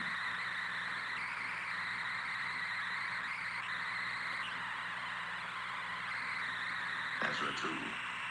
Now these are the children of the province that went out of the captivity of those which had been carried away, whom Nebuchadnezzar the king of Babylon had carried away unto Babylon, and came again unto Jerusalem and Judah, every one unto his city, which came with Zerubbabel, Jeshua, Nehemiah, Seraiah, Realiah, Mordecai, Bilshan, Mispah, Bigvai, Rehum, Baanah, the number of the men of the people of Israel, the children of Parosh, 2,172, the children of Shephatiah, 372, the children of Arah, 775, the children of Pahath Moab, of the children of Jeshua and Joab, 2,812. The children of Elam, 1,254. The children of Zatu, 914.5. The children of Zakai, 703 score. The children of Bani, 640.2. The children of Babai, 620.3. The children of Asgad, 1,220.2. The children of Adonikum, 660.6. The children of Bigbai, 2,050.6. The children of Adin, 415.4. The children of Ater of Hezekiah, 98. The children of Bezai, 320.3. The children of Jorah, 112. The children of Hashum, 220.3. The children of Gebar, 95. The children of Bethlehem, 120.3. The men of Netopha, 50.6. The men of Anathoth, 120.8. The children of Azmaveth, 14.2. The children of Kirjatharim, Chephra, and Beroth, 714.3. The children of Ramah and Gaba, 620.1. The men of Michmas, 120.2. The men of Bethel and Ai, 220.3. The children of Nebo, 15.2. The children of Magbish, 115.6. The children of the other Elam, 1,215.4. The children of Harim, 320. The children of Lod, Hadid and Ono, 720.5. The children of Jericho, 340.5. The children of Senah, 3,630. The priests. The children of Jedaiah of the house of Jeshua, 973. The children of Immer, 1,015.2. The children of Pasha, 1,240.7. The children of Harim, 1,017. The Levites. The children of Jeshua and Kadmiel, of the children of Hanabiah, 70.4. The singers, the children of Asaph, 120.8. The children of the porters, the children of Shalom, the children of Ater, the children of Talmon, the children of Akub, the children of Hatita, the children of Shobai, in all 139. The Nethinims, the children of Zahar, the children of Asapha, the children of Tabaoth, the children of Keros, the children of Siaha, the children of Padan, the children of Lebanah, the children of Hagabah, the children of Akub, the children of Hagab, the children of Shalmai, the children of Hanan, the children of Gidel, the children of Gahar, the children of Reaiah, the children of Rezin, the children of Nakoda, the children of Gazam, the children of Uzzah, the children of Paseah, the children of Besai, the children of Asna, the children of Mehinim, the children of Nethusim, the children of Bakbuk, the children of Hakapha, the children of Habor, the children of Bazlath, the children of Mahida, the children of Harsha, the children of Barkos, the children of Sisera, the children of Thamah, the children of Nezaiah, the children of Hatapha, the children of Solomon's servants, the children of Sotai, the children of Sophereth, the children of Peruda, the children of Jalah, the children of Darkon,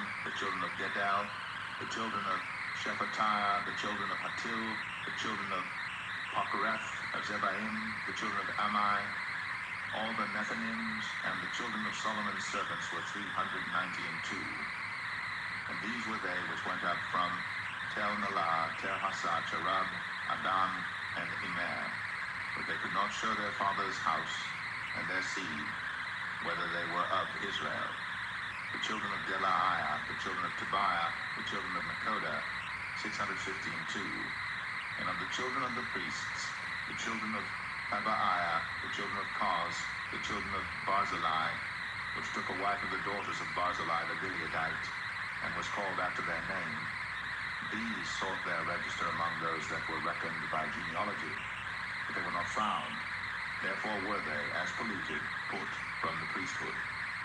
And the Tir-Shethar said unto them, that they should not eat of the most holy things, till there stood up a priest with Urim and with Thummim. The whole congregation together was 40,203 score, beside their servants and their maids, of whom there were 7,337. And there were among them 200 singing men and singing women. Their horses were 736, their mules 245, their camels 435, their asses 6,720, And some of the chief of their fathers, when they came to the house of the Lord, which is at Jerusalem, offered freely for the house of God to set it up in his place. They gave after their ability unto the treasure of the work 1,000 grams of gold, and 5,000 pounds of silver, and 100 priests' garments. So the priests and the Levites, and some of the people and the singers, and the porters, and the Nethinims dwelt in their cities, and all Israel in their cities.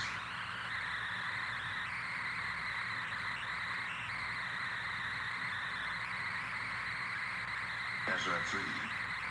And when the 7th month was come, and the children of Israel were in the cities, the people gathered themselves together as one man to Jerusalem.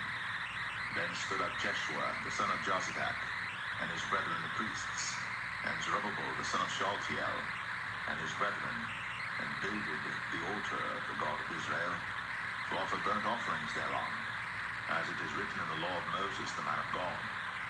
And they set the altar upon his bases, for fear was upon them because of the people of those countries. And they offered burnt offerings thereon unto the Lord, even burnt offerings morning and evening.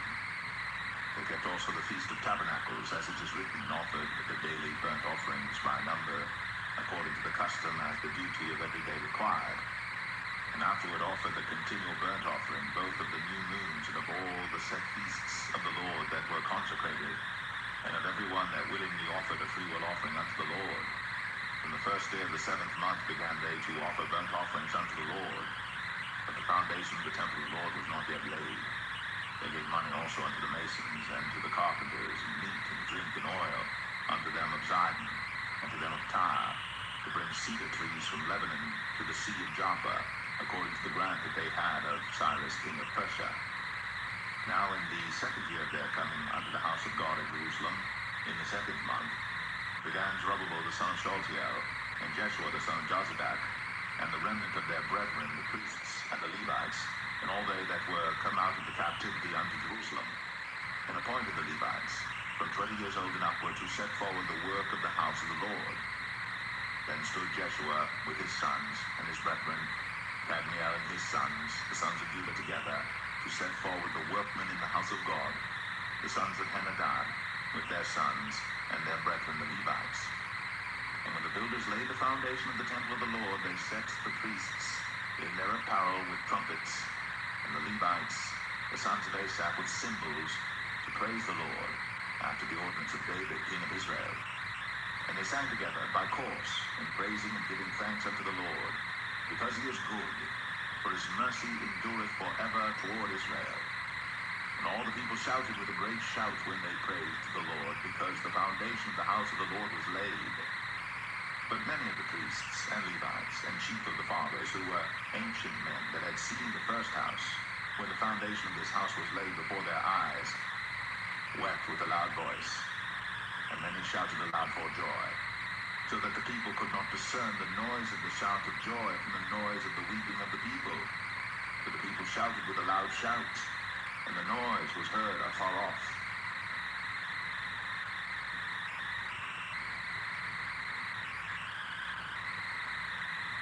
Ezra 4. Now when the adversaries of Judah and Benjamin heard that the children of the captivity builded the temple unto the Lord God of Israel, then they came to Zerubbabel and to the chief of the fathers, and said unto them, Let us build with you, for we seek your God as ye do. And we do sacrifice unto him since the days of Esar-Haddon king of Assur, which brought us up hither. But Zerubbabel and Jeshua and the rest of the chief of the fathers of Israel said unto them, Ye have nothing to do with us to build an house unto our God, but we ourselves together will build unto the Lord God of Israel, as King Cyrus the king of Persia hath commanded us. Then the people of the land weakened at the hands of the people of Judah, and troubled them in building, and hired counselors against them to frustrate their purpose, all the days of Cyrus king of Persia, even until the reign of Darius king of Persia.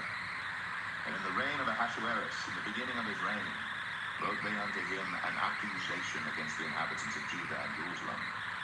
And in the days of Artaxerxes wrote Bishlam, Mithredath, Tabeel, and the rest of their companions unto Artaxerxes king of Persia.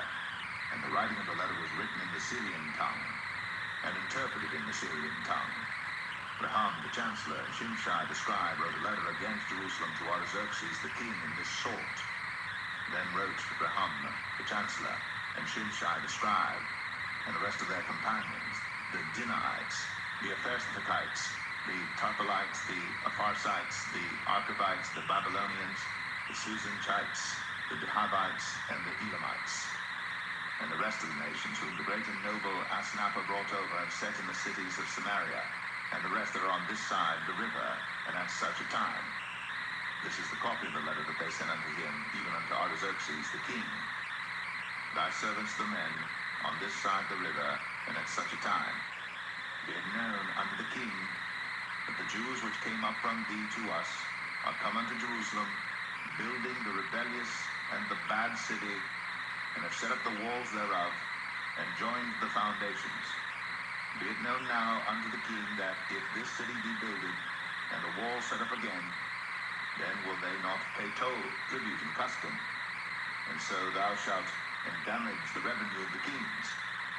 Now because we have maintenance from the king's palace, and it was not meet for us to see the king's dishonor, therefore have we sent and certified the king, that search may be made in the book of the records of thy fathers. So shalt thou find in the book of the records, and know that this city is a rebellious city, and hurtful unto kings and provinces, and that they have moved sedition within the same of old time, for which cause was this city destroyed. We certify the king that if this city be builded again, and the walls thereof set up, by this means thou shalt have no portion on this side the river. Then sent the king an answer unto Rehum the chancellor, and to Shimshai the scribe, and to the rest of their companions that dwell in Samaria, and unto the rest beyond the river, peace, and at such a time.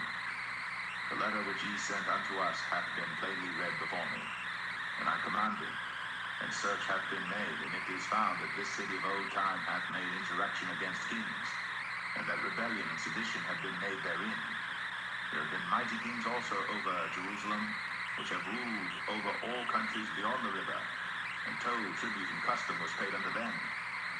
Give ye now commandment to cause these men to cease, and that this city be not builded, until another commandment shall be given from me. Take heed now that ye fail not to do this. Why should damage grow to the hurt of the kings? Now when the copy of King Artaxerxes' letter was read before Rehum, and Shimshai the scribe, and their companions, they went up in haste to Jerusalem unto the Jews, and made them to cease by force and power. Then ceased the work of the house of God which is at Jerusalem. So it ceased unto the 2nd year of the reign of Darius, king of Persia.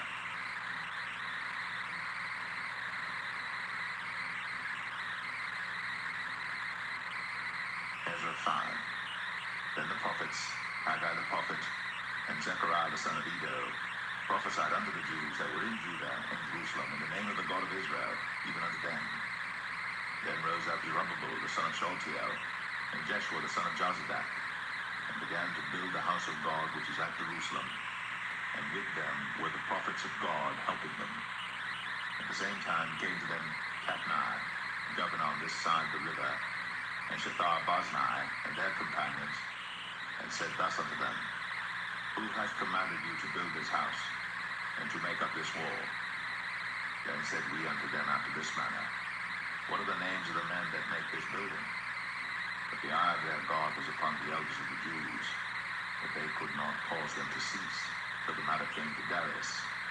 And then they returned answer by letter concerning this matter.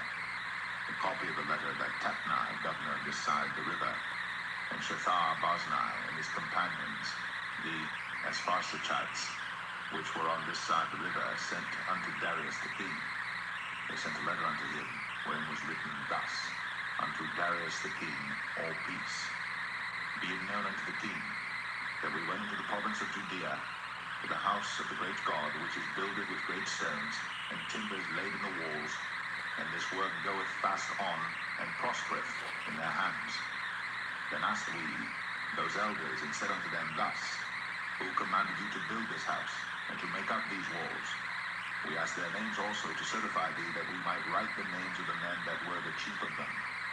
And thus they returned this answer, saying, We are the servants of the God of heaven and earth, and build the house that was builded these many years ago, which a great king of Israel builded and set up. But after that our fathers had provoked the God of heaven unto wrath, he gave them into the hand of Nebuchadnezzar the king of Babylon the Chaldean, who destroyed this house, and carried the people away into Babylon.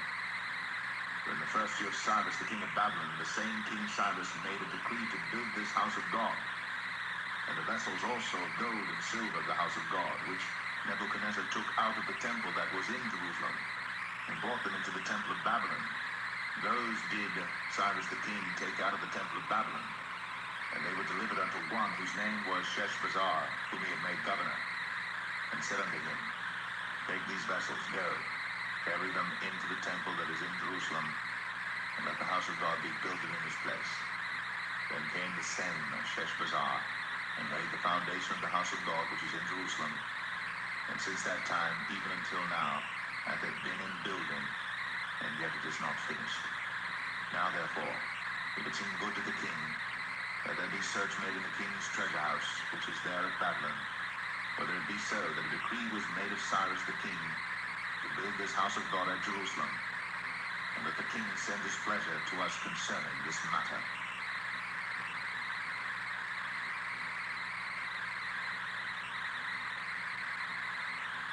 Ezra 6. Then Darius the king made a decree, and search was made in the house of the rolls where the treasures were laid up in Babylon.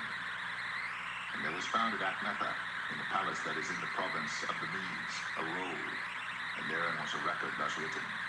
In the first year of Cyrus the king, the same Cyrus the king made a decree concerning the house of God at Jerusalem, that the house be builded, the place where they offered sacrifices, and that the foundations thereof be strongly laid, the height thereof 80 cubits, and the breadth thereof 80 cubits, with 3 rows of great stones, and a row of new timber, and let the expenses be given out of the king's house.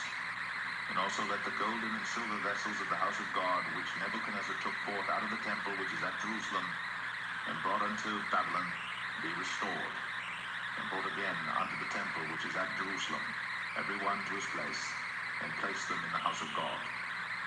Now therefore Tatnai, governor beyond the river, Shethar-Boznai, and your companions the Aphersachites, which are beyond the river, be ye far from thence.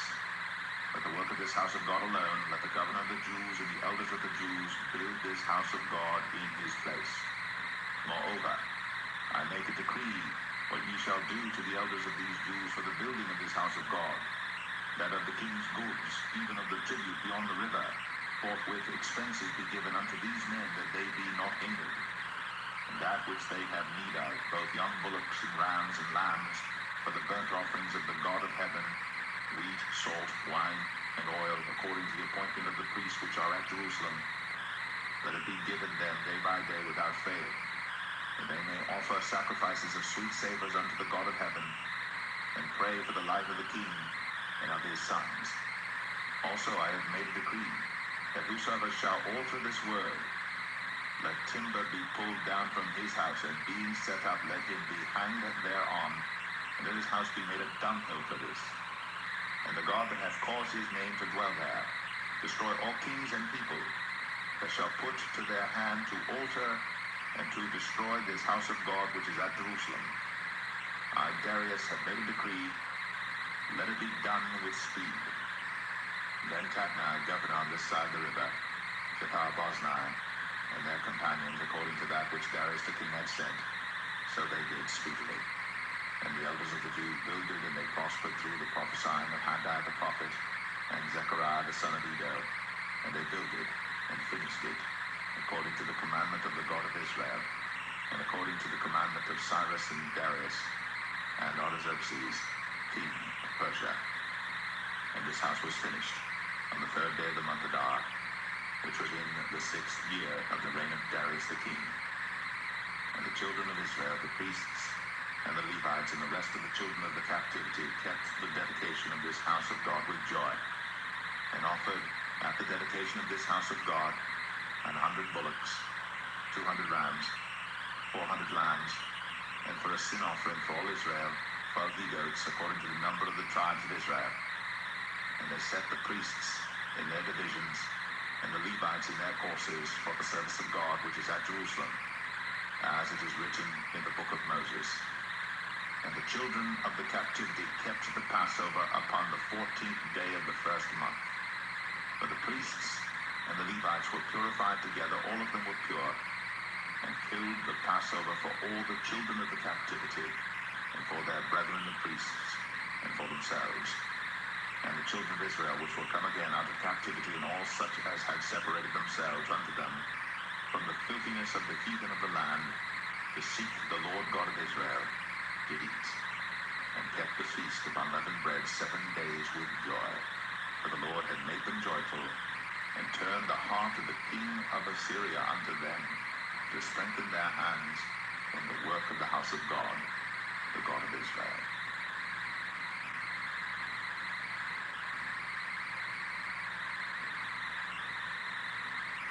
Ezra 7.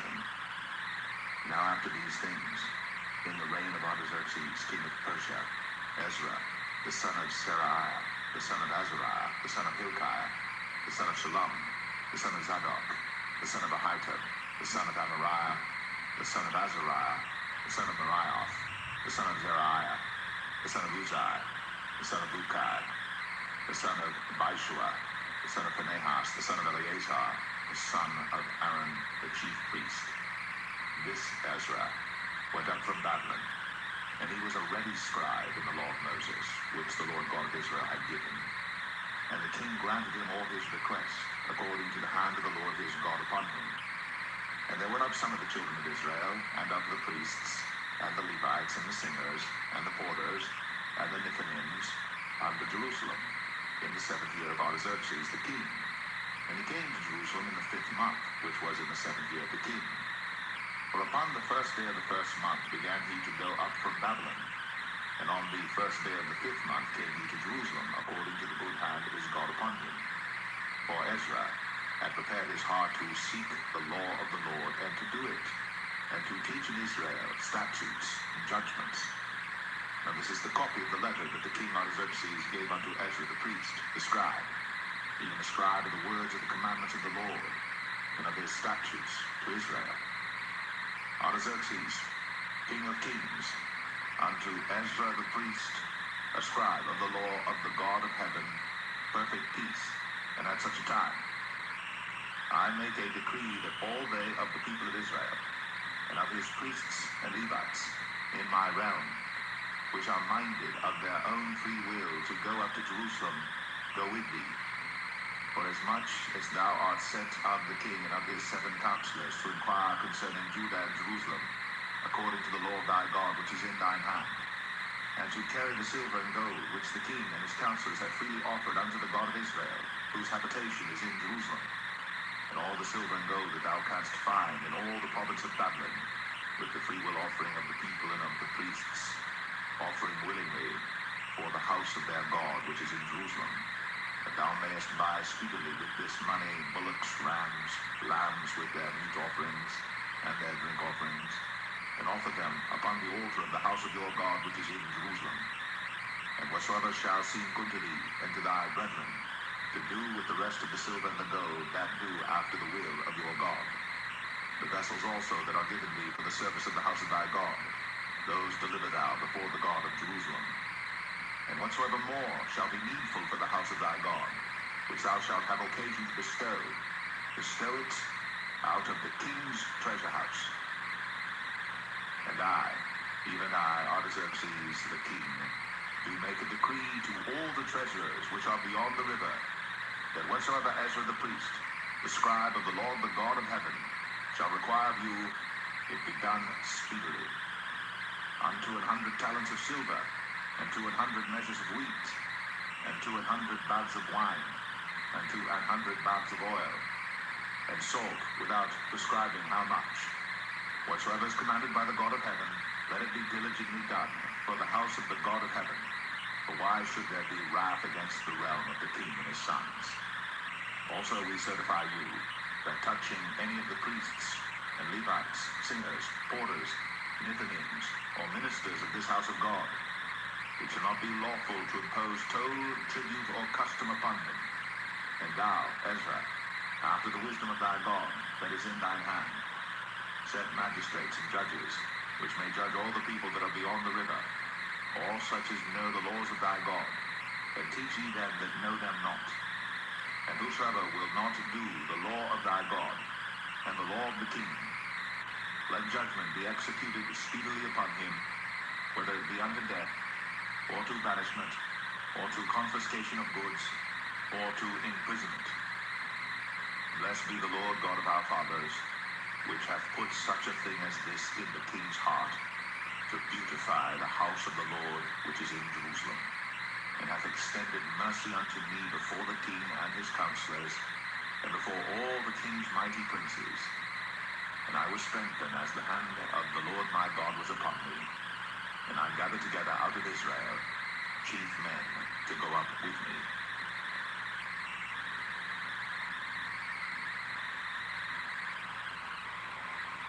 Ezra 8.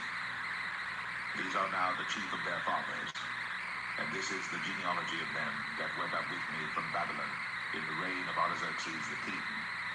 Of the sons of Phinehas, Gershom; of the sons of Ithamar, Daniel; of the sons of David, Hattush; of the sons of Shechaniah; of the sons of Pharosh, Zechariah; and with him were reckoned by genealogy of the males 150.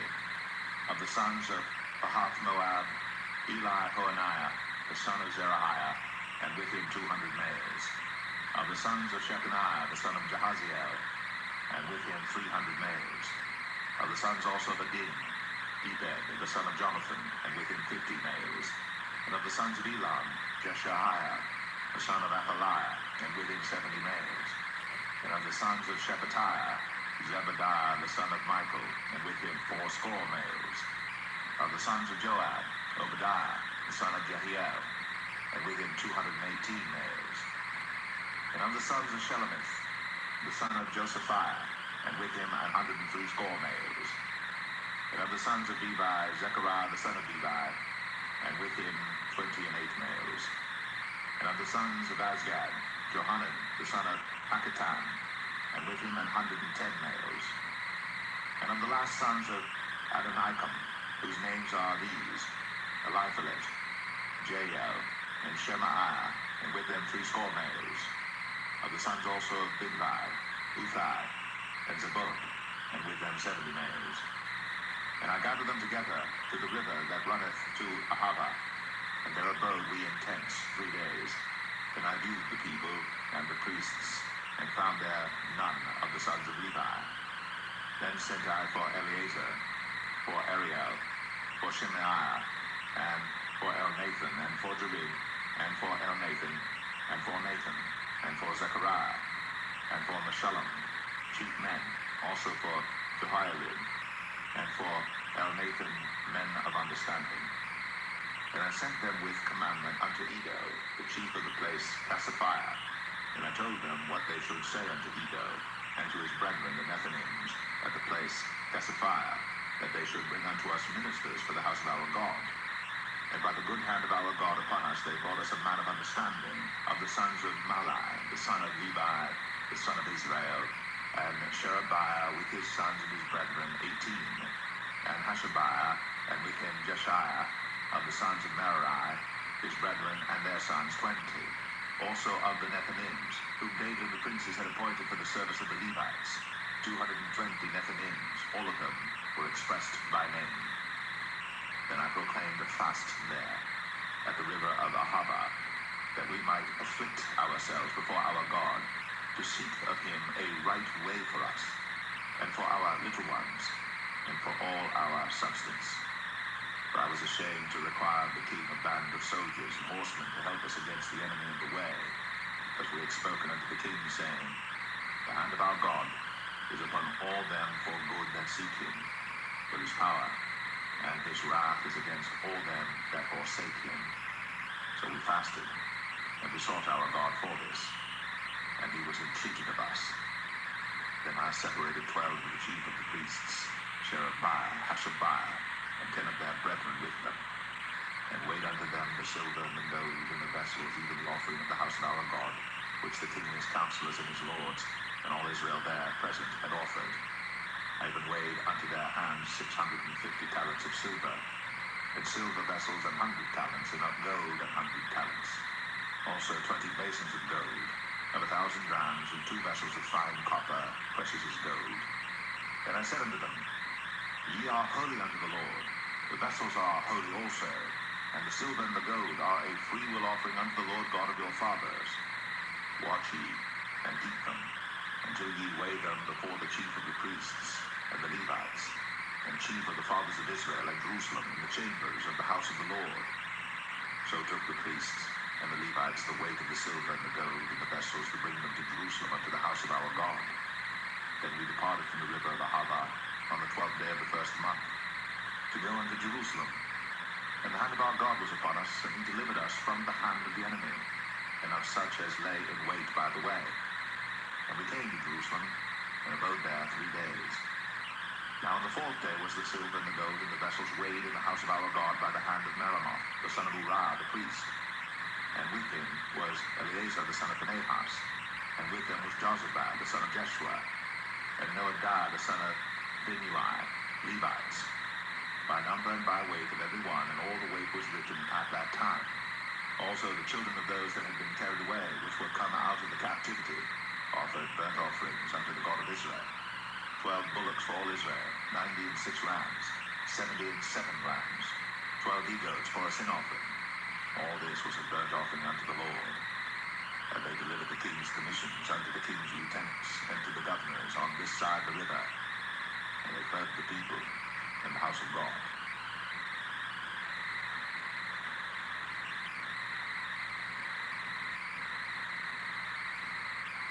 Ezra 9.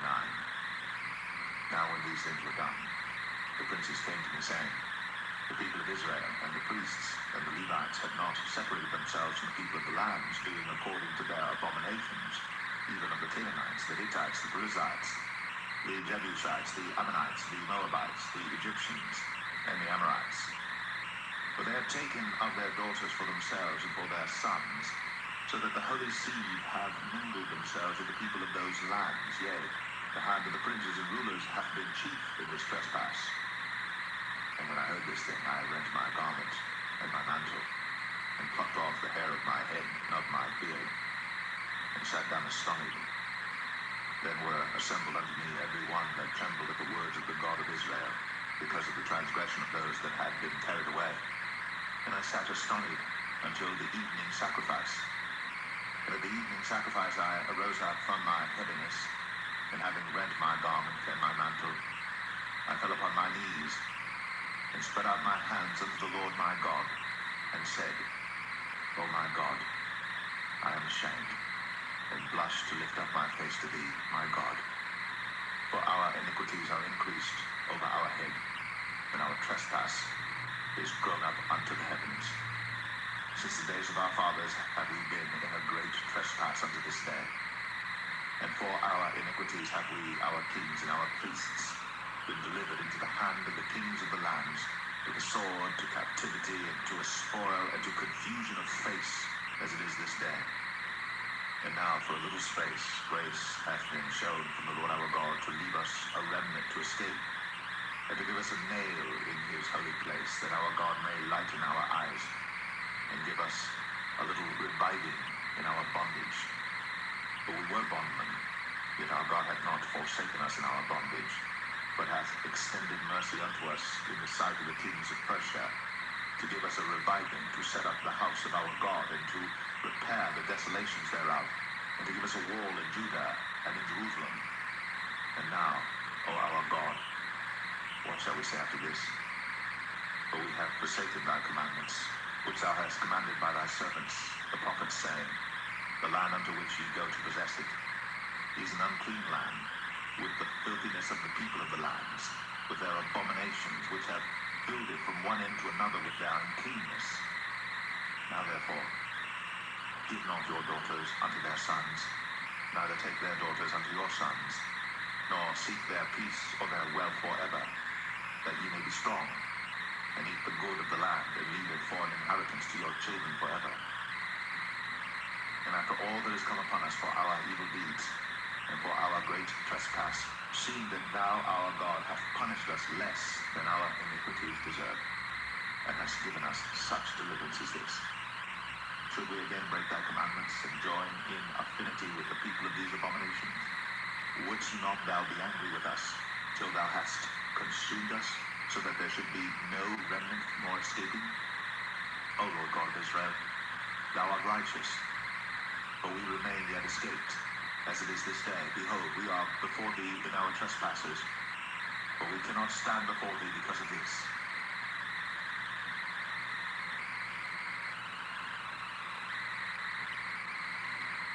Ezra 10. Now when Ezra had prayed, and when he had confessed, weeping and casting himself down before the house of God, there assembled unto him out of Israel a very great congregation of men and women and children, for the people wept very sore. And Shechaniah the son of Jehiel, one of the sons of Elam, answered and said unto Ezra, We have trespassed against our God, and have taken strange wives of the people of the land. Yet now there is hope in Israel concerning this thing. Now therefore let us make a covenant with our God to put away all the wives, and such as are born of them, according to the counsel of my Lord, and of those that tremble at the commandment of our God, and let it be done according to the law. Arise, for this matter belongeth unto thee, we also will be with thee. Be of good courage, and do it. Then arose Ezra, and made the chief priests, the Levites, and all Israel to swear that they should do according to this word, and they sware. Then Ezra rose up from before the house of God, and went into the chamber of Johanan the son of Eliashib. And when he came thither, he did eat no bread, nor drink water, for he mourned because of the transgression of them that had been carried away. And they made proclamation throughout Judah and Jerusalem unto all the children of the captivity, that they should gather themselves together unto Jerusalem, and that whosoever would not come within 3 days, according to the counsel of the princes and the elders, all his substance should be forfeited, and himself separated from the congregation of those that had been carried away. Then all the men of Judah and Benjamin gathered themselves together unto Jerusalem within 3 days. It was the 9th month, on the 20th day of the month. And all the people sat in the street of the house of God, trembling because of this matter, and for the great rain. And Ezra the priest stood up, and said unto them, Ye have transgressed, and have taken strange wives to increase the trespass of Israel. Now therefore, make confession unto the Lord God of your fathers, and do his pleasure, and separate yourselves from the people of the land, and from the strange wives. Then all the congregation answered and said with a loud voice, As thou hast said, so must we do. But the people are many, and it is a time of much rain, and we are not able to stand without, neither is this a work of 1 day or 2. We are many that have transgressed in this thing. Let now our rulers of all the congregation stand, and let all them which have taken strange wives in our cities come at appointed times, and with them the elders of every city, and the judges thereof, until the fierce wrath of our God for this matter be turned from us. Only Jonathan the son of Asahel, and Jahaziah the son of Tikvah, were employed about this matter. And Meshullam and Shabbathai the Levite helped them, and the children of the captivity did so. And Ezra the priest, with certain chief of the fathers, after the house of their fathers, and all of them by their names, were separated, and sat down on the first day of the 10th month to examine the matter. And they made an end with all the men that had taken strange wives for the first day of the first month. And among the sons of the priests there were found that had taken strange wives, namely of the sons of Jeshua, the son of Jozadak, and his brethren, Maaseiah, and Eleazar, and Jabin, and Gedaliah. And they gave their hands that they would put away their wives, and being guilty, they offered a ram of the flock of their trespass.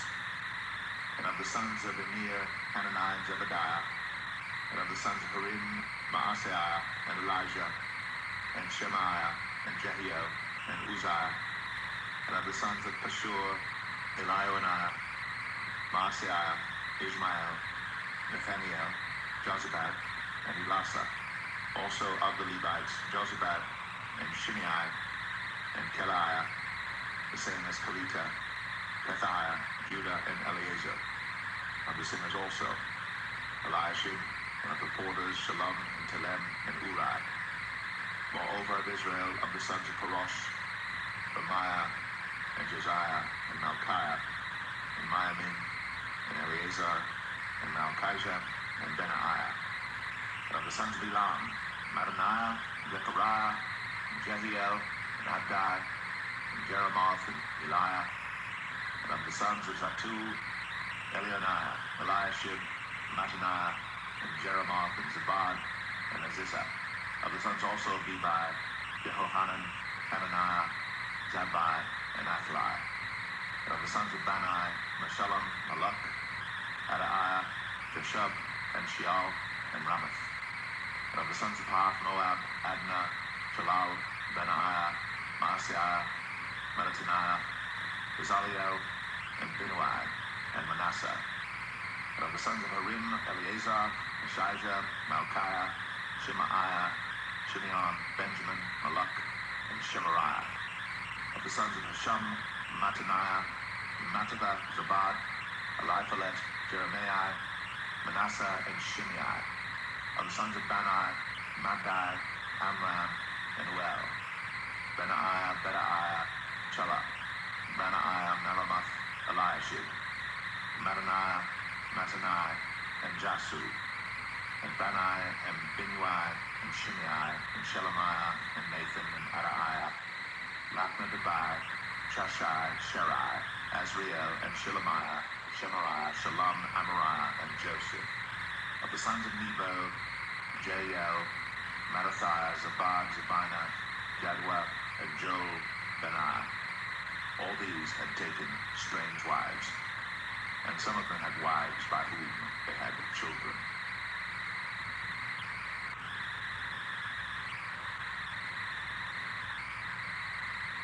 The book of Nehemiah, chapter 1. The words of Nehemiah, son of Hakaliah. And it came to pass in the month of Chislew, in the 20th year, as I was in Shushan, the palace, that Hanani, one of my brethren, came, he and certain men of Judah, and asked them concerning the Jews that had escaped, which were left of the captivity, and concerning Jerusalem. And they said unto me, the remnant that are left of the captivity, there in the province, are in great affliction and reproach. The wall of Jerusalem also was broken down, and the gates thereof are burned with fire.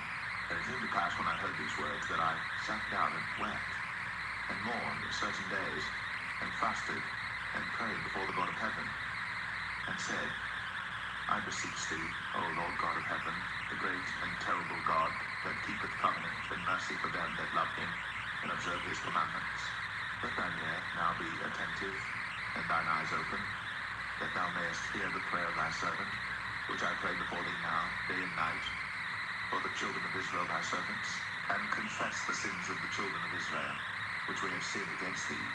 Both I and my father's house have sinned. We have dealt very corruptly against thee, and have not kept the commandments, nor the statutes, nor the judgments which thou commandest thy servant Moses. Remember, I beseech thee, the word that thou commandest thy servant Moses, saying, if ye transgress, I will scatter you abroad among the nations. But if ye turn unto me, and keep my commandments, and do them, though there were of you cast out unto the uttermost part of the heaven, yet will I gather them from thence, and will bring them unto the place that I have chosen to set my name there. Now these are thy servants and thy people, whom thou hast redeemed by thy great power, and by thy strong hand. O Lord, I beseech thee, let now thine ear be attentive to the prayer of thy servant, and to the prayer of thy servants, who desire to fear thy name and prosper, I pray thee, thy servant this day, and grant him mercy in the sight of this man, for I was the king's cupbearer.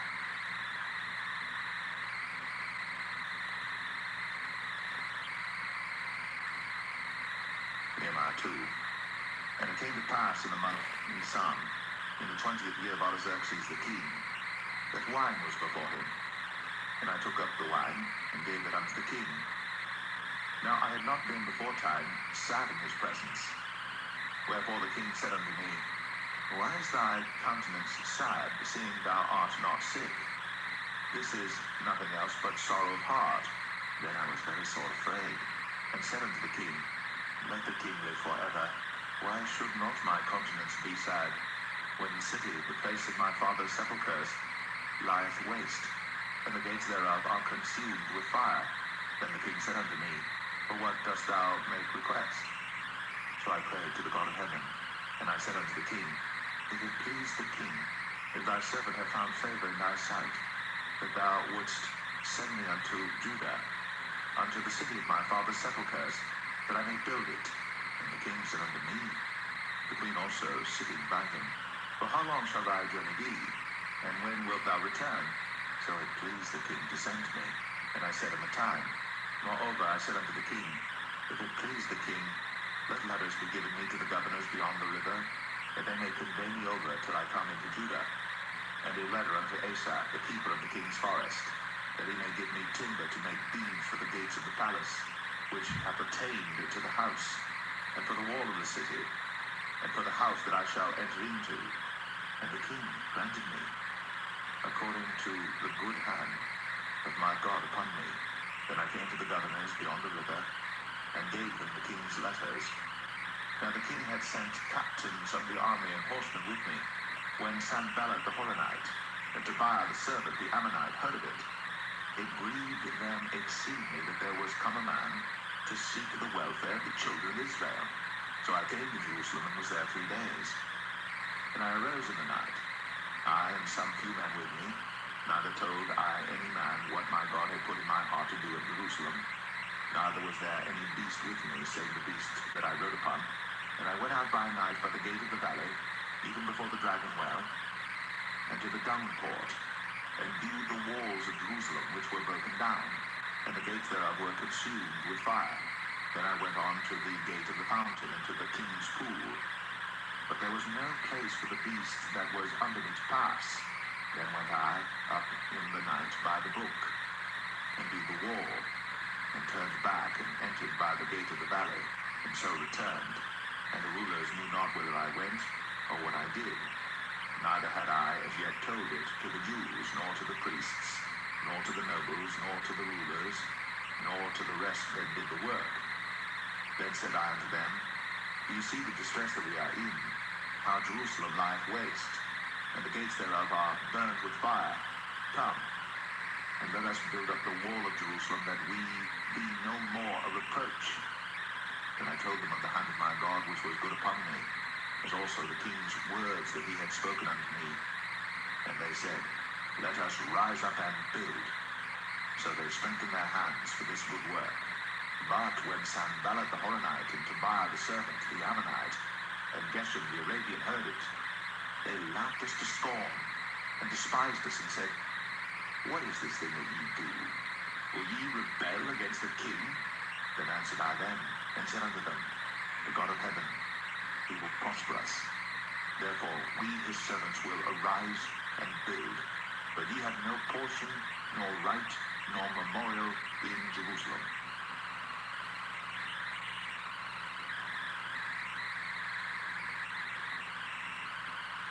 Nehemiah 3. Then Eliashib the high priest rose up with his brethren the priests, and they builded the sheep gate. They sanctified it, and set up the doors of it, even unto the tower of Mir they sanctified it, unto the tower of Hananiel. And next unto him builded the men of Jericho, and next to them builded Zakur the son of Imri. But the fish gate did the sons of Asanaah build, who also laid the beams thereof, and set up the doors thereof, the locks thereof, and the bars thereof. And next unto them repaired Meremoth the son of Urijah the son of Koz. And next unto them repaired Meshullam the son of Berechiah the son of Meshezabeel.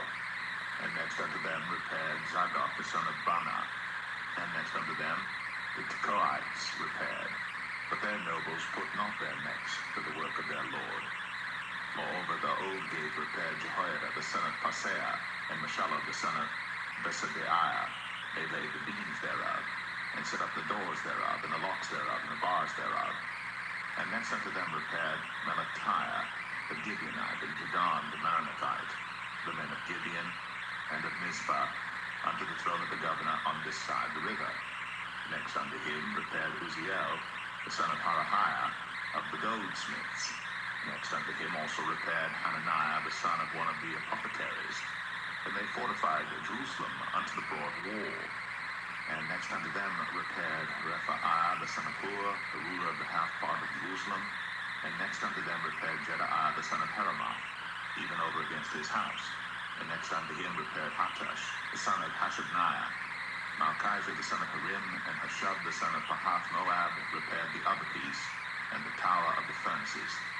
And next unto him repaired Shallum, the son of Halahesh, the ruler of the half part of Jerusalem, he and his daughters. The valley gate repaired Hanan, and the inhabitants of Zanoah, they built it, and set up the doors thereof, the locks thereof, and the bars thereof, and 1,000 cubits on the wall unto the dung gate. But the dung gate repaired Malchiah, the son of Rechab, the ruler of part of Beth Haserim. He built it, and set up the doors thereof, the locks thereof, and the bars thereof. But the gate of the fountain repaired Shallum, the son of Kol-Hoseh, the ruler of part of Mizpah. He built it, and covered it, and set up the doors thereof, the locks thereof, and the bars thereof, and the wall of the pool of Siloah by the king's garden, and unto the stairs that go down from the city of David. After him repaired Nehemiah, the son of Azbuk, the ruler of the half part of Bethzur, unto the place over against the sepulchres of David, and to the pool that was made, and unto the house of the mighty. After him repaired the Levites, Rehum the son of Bani. Next unto him repaired Hashabiah, the ruler of the half part of Keilah, in his part. After him repaired their brethren, Babai, the son of Henadad, the ruler of the half part of Keilah. And next to him repaired Ezer, the son of Jeshua, the ruler of Mizpah, another piece over against the going up to the armory at the turning of the wall. After him Baruch, the son of Zabbai, earnestly repaired the other piece, from the turning of the wall unto the door of the house of Eliashib, the high priest. After him repaired Meremoth, the son of Urijah, the son of Koz, another piece, from the door of the house of Eliashib even to the end of the house of Eliashib. And after him repaired the priests, the men of the plain. After him repaired Benjamin and Hashub over against their house. After him repaired Azariah, the son of Maaseiah, the son of Ananiah, by his house. After him repaired Binnui, the son of Henadad, another piece, from the house of Azariah unto the turning of the wall, even unto the corner.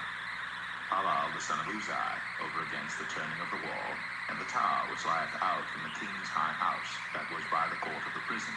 After him Pedaiah, the son of Parosh. Moreover, the Nethinims dwelt in Ophel, unto the place over against the water gate toward the east, at the tower that lieth out. After them the Tekoites repaired another piece, over against the great tower that lieth out, even unto the wall of Ophel. From above the horse gate repaired the priests, every one over against his house. After them repaired Zadok, the son of Immer, over against his house. After him repaired also Shemaiah, the son of Shechaniah, the keeper of the east gate. After him repaired Hananiah, the son of Shelemiah, and Hanamah, the sixth son of Zalaph, another piece. After him repaired Meshullam, the son of Berechiah, over against his chamber. After him repaired Malchiah, the goldsmith's son, unto the place of the Nethinims, and unto merchants, over against the gate Miphkad, and to the going up of the corner. And between the going up of the corner unto the sheep gate repaired the goldsmiths and the merchants.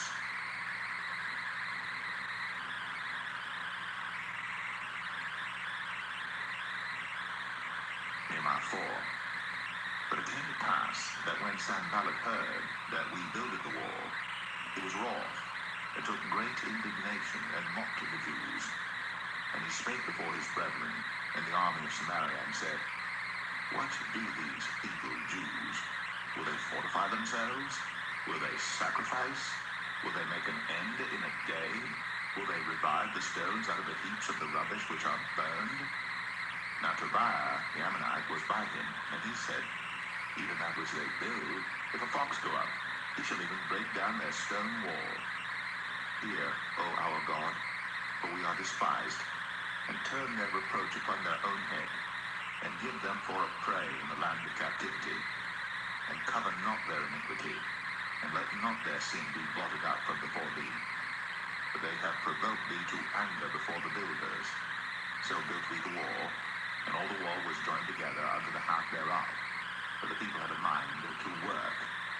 But it came to pass that when Sanballat and Tobiah and the Arabians and the Ammonites and the Ashdodites heard that the walls of Jerusalem were made up, and that the breaches began to be stopped, then they were very wroth, and conspired all of them together to come and to fight against Jerusalem and to hinder it. Nevertheless we made our prayer unto our God, and set a watch against them day and night because of them. And Judah said, the strength of the bearers of burdens is decayed, and there is much rubbish, so that we are not able to build the wall. And our adversaries said, they shall not know neither see, till we come in the midst among them and slay them and cause the work to cease. And it came to pass that when the Jews which dwelt by them came, they said unto us 10 times, from all places whence ye shall return unto us, they will be upon you. Therefore said I in the lower places behind the wall, and on the higher places, I even set the people after their families with their swords, their spears, and their bows. And I looked, and rose up, and said unto the nobles, and to the rulers, and to the rest of the people, be not ye afraid of them. Remember the Lord, which is great and terrible, and fight for your brethren, your sons, and your daughters, your wives, and your houses. And it came to pass, when our enemies heard that it was known unto us, and God had brought their counsel to naught, that we returned all of us to the wall, every one unto his work.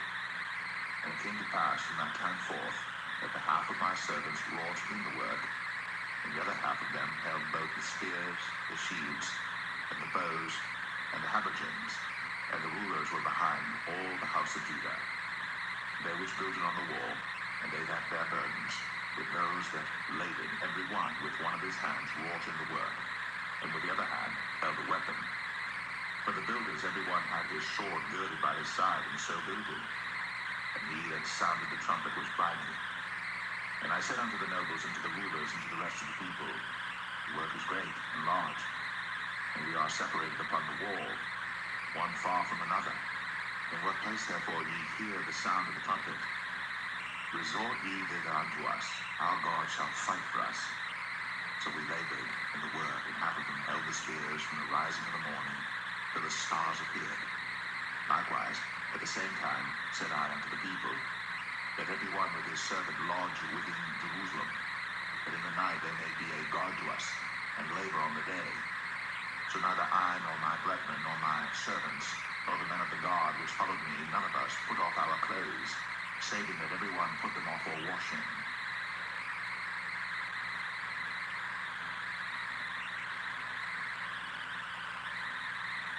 Nehemiah 5. And there was a great cry of the people and of their wives against their brethren the Jews. But there were that said, we, our sons and our daughters, are many. Therefore we take up corn for them, that we may eat and live. Some also there were that said, we have mortgaged our lands, vineyards, and houses, that we might buy corn because of the dearth. There were also that said, we have borrowed money for the king's tribute, and that upon our lands and vineyards. Yet now our flesh is as the flesh of our brethren, our children as their children. And lo, we bring into bondage our sons and our daughters to be servants, and some of our daughters are brought into bondage already. Neither is it in our power to redeem them, for other men have our lands and vineyards. And I was very angry when I heard their cry in these words. Then I consulted with myself, and I rebuked the nobles and the rulers, and said unto them, ye exact usury, every one of his brother. And I set a great assembly against them. And I said unto them, we, after our ability, have redeemed our brethren the Jews, which were sold unto the heathen. And will ye even sell your brethren, or shall they be sold unto us? Then held they their peace, and found nothing to answer. Also I said, it is not good that ye do. Ought ye not to walk in the fear of our God because of the reproach of the heathen our enemies? I likewise, and my brethren, and my servants might exact of them money and corn. I pray you, let us leave off this usury. Restore, I pray you, to them, even this day, their lands, their vineyards, their olive yards, and their houses, Also the 100th part of the money and of the corn, the wine and the oil, that ye exacted them. Then said they, We will restore them, and will require nothing of them. So will we do as thou sayest. Then I called the priests, and took an oath of them, that they should do according to this promise. Also I shook my lap and said, So God shake out every man from his house, and from his labor, that performeth not this promise, even thus be he shaken out and emptied. And all the congregation said, Amen, and praised the Lord. And the people did according to this promise. Moreover, from the time that I was appointed to be their governor in the land of Judah, from the 20th year even unto the 32nd year of Artaxerxes the king, that is 12 years, I and my brethren had not eaten the bread of the governor. But the former governors that had been before me were chargeable unto the people, and had taken of them bread and wine, beside 40 shekels of silver, yea, even their servants bare rule over the people. But so did not I, because of the fear of God. Yea, also I continued in the work of this wall, neither bought we any land, and all my servants were gathered thither unto the work. Moreover, there were at my table 150 of the Jews and rulers, beside those that came unto us from among the heathen that are about us. Now that which was prepared for me daily was 1 ox, and 6 choice sheep. Also fowls were prepared for me, and once in 10 days store of all sorts of wine. Yet for all this required not I the bread of the governor, because the bondage was heavy upon this people. Think upon me, my God, for good, according to all that I have done for this people.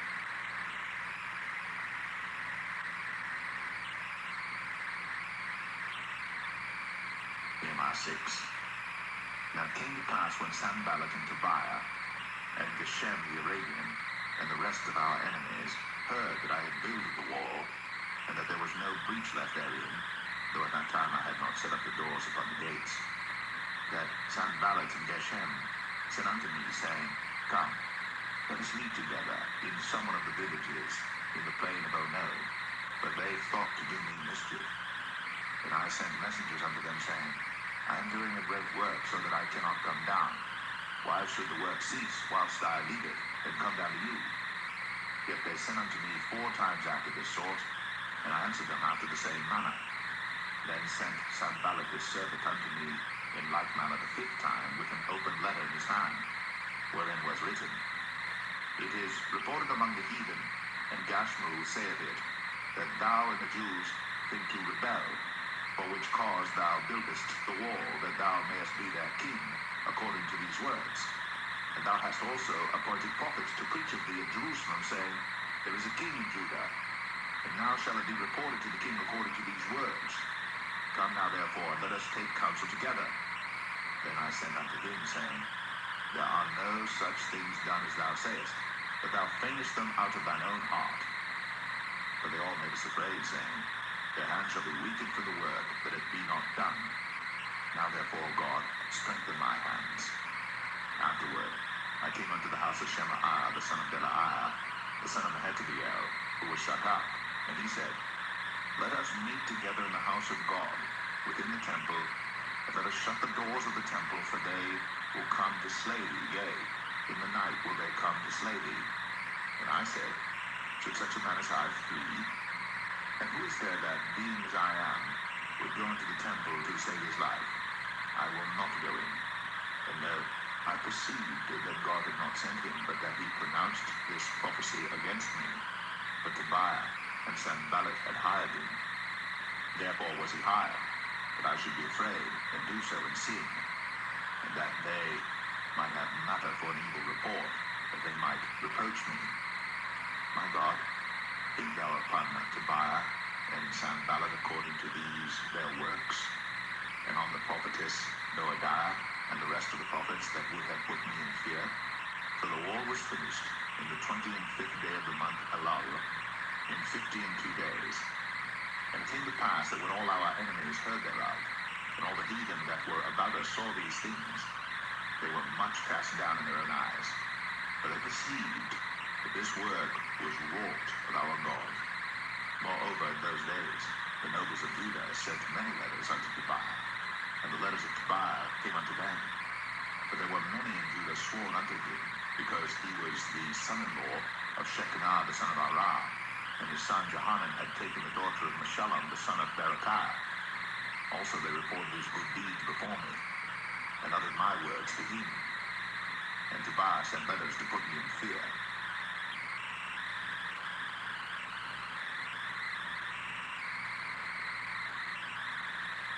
Nehemiah 7. Now it came to pass, when the wall was built, and I had set up the doors, and the porters, and the singers, and the Levites were appointed, and I gave my brother Hananiah, and Hananiah, the ruler of the palace, charge over Jerusalem, for he was a faithful man, and feared God above many.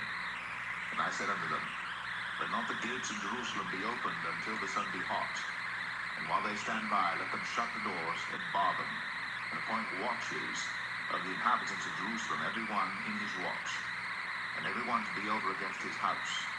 Now the city was large and great, but the people were few therein, and the houses were not builded. And my God put into mine heart to gather together the nobles, and the rulers, and the people, that they might be reckoned by genealogy. And I found a register of the genealogy of them which came up at the first, and found written therein, these are the children of the province that went up out of the captivity, of those that had been carried away, whom Nebuchadnezzar, the king of Babylon, had carried away, and came again to Jerusalem and to Judah, every one unto his city. Who came with Zerubbabel, Jeshua, Nehemiah, Azariah, Ramaiah, Nahamani, Mordecai, Bilshan, Nizkareth, Bigbai, Nahum, Bana.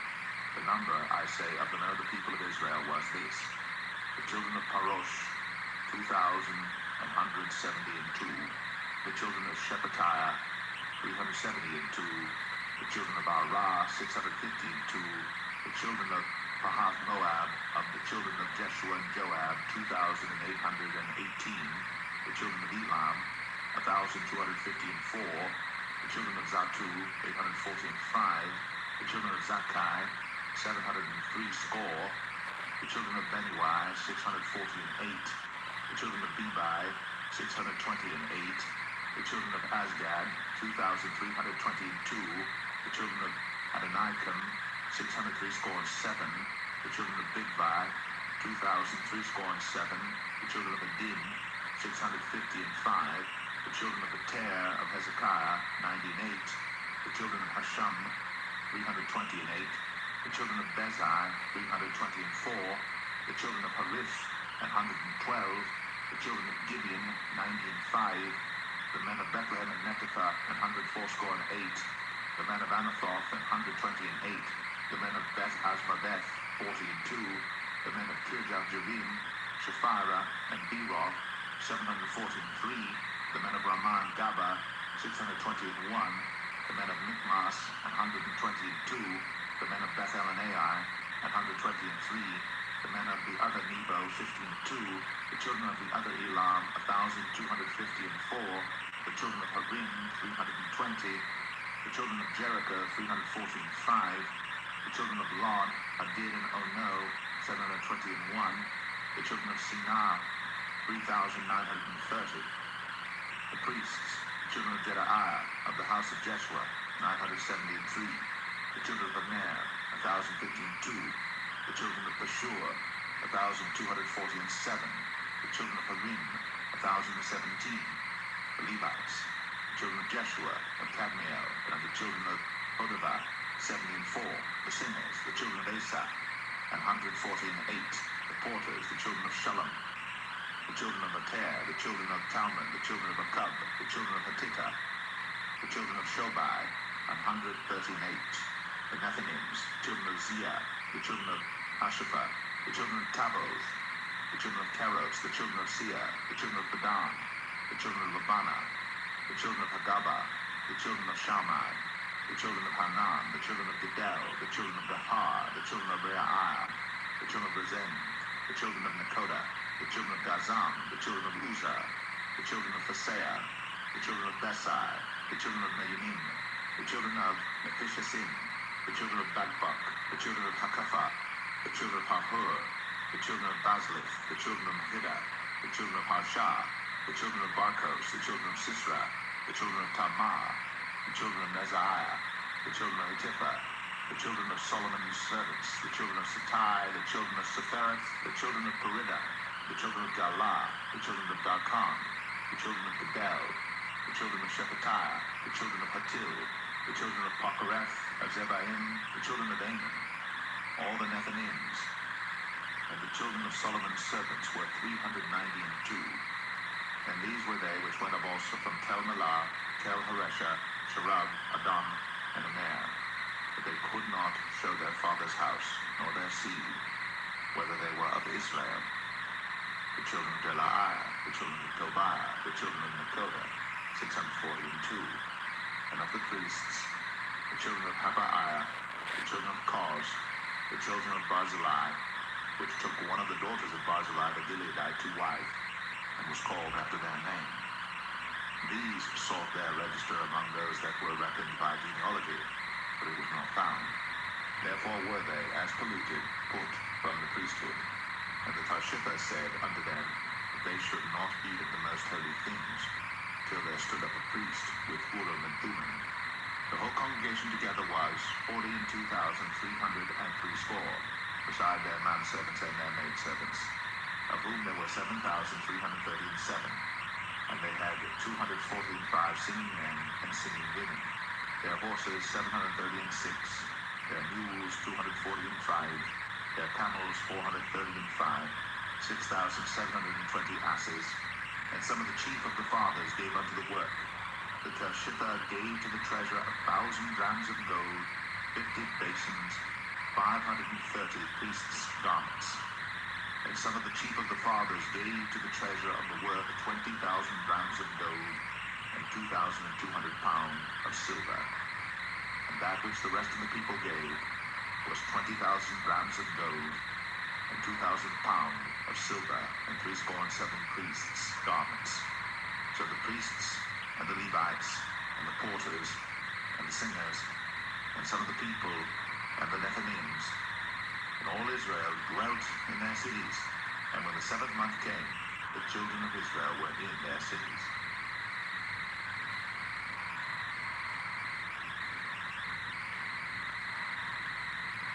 Nehemiah 8. And all the people gathered themselves together as one man into the street that was before the water gate. And they spake unto Ezra the scribe to bring the book of the law of Moses, which the Lord had commanded to Israel. And Ezra the priest brought the law before the congregation, both of men and women, and all that could hear with understanding, upon the first day of the 7th month. And he read therein before the street that was before the water gate, from the morning until midday, before the men and the women, and those that could understand. And the ears of all the people were attentive unto the book of the law. And Ezra the scribe stood upon a pulpit of wood, which they had made for the purpose. And beside him stood Mattithiah and Shema, and Anaiah, and Urijah, and Hilkiah, and Maaseiah on his right hand, and on his left hand Pedaiah, and Mishael, and Malchiah, and Hashum, and Hashbaddanah, Zechariah, and Meshullam. And Ezra opened the book in the sight of all the people, but he was above all the people. And when he opened it, all the people stood up. And Ezra blessed the Lord, the great God. And all the people answered, Amen, Amen, with lifting up their hands. And they bowed their heads, and worshipped the Lord with their faces to the ground. Also Jeshua and Bani, and Sherebiah, Jamin, Akab, Shephatiah, Adijah, Maaseiah, Kelita, Azariah, Jozabad, Hanan, Pelaiah, and the Levites caused the people to understand the law. And the people stood in their place. So they read in the book, in the law of God, distinctly, and gave the sense, and caused them to understand the reading. And Nehemiah, which is the Tirshava, and Ezra the priest the scribe, and the Levites that taught the people, said unto all the people, This day is holy unto the Lord your God. Mourn not, nor weep. For all the people wept when they heard the words of the law. Then he said unto them, Go your way, eat the fat, and drink the sweet, and send portions unto them for whom nothing is prepared. For this day is holy unto our Lord. Neither be ye sorry, for the joy of the Lord is your strength. So the Levites stilled all the people, saying, Hold your peace, for the day is holy, neither be ye grieved. And all the people went their way to eat and to drink and to send portions and to make great mirth, because they had understood the words that were declared unto them. And on the second day were gathered together the chief of the fathers of all the people, the priests and the Levites, unto Ezra the scribe, even to understand the words of the law. And they found written in the law which the Lord had commanded by Moses, that the children of Israel should dwell in booths in the feast of the 7th month, and that they should publish and proclaim in all their cities and in Jerusalem, saying, Go forth unto the mount, and fetch olive branches, and pine branches, and myrtle branches, and palm branches, and branches of thick trees, to make booths, as it is written. So the people went forth and bought them, and made themselves booths, every one upon the roof of his house, and in their courts, and in the courts of the house of God, and in the street of the water gate, and in the street of the gate of Ephraim. And all the congregation of them that were come again out of the captivity made booths, and sat under the booths. For since the days of Jeshua the son of Nun unto that day, had not the children of Israel done so. And there was very great gladness. Also day by day, from the first day unto the last day, he read in the book of the law of God. And they kept the feast 7 days, and on the 8th day was a solemn assembly, according unto the manner.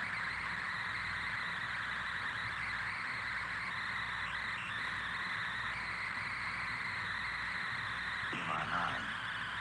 Now in the 24th day of this month, the children of Israel were assembled with fasting and with sackcloths, and earth upon them.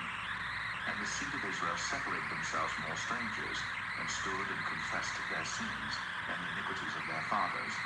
And they stood up in their place, and read in the book of the law of the Lord their God 1/4 part of the day, and another 4th part they confessed, and worshipped the Lord their God.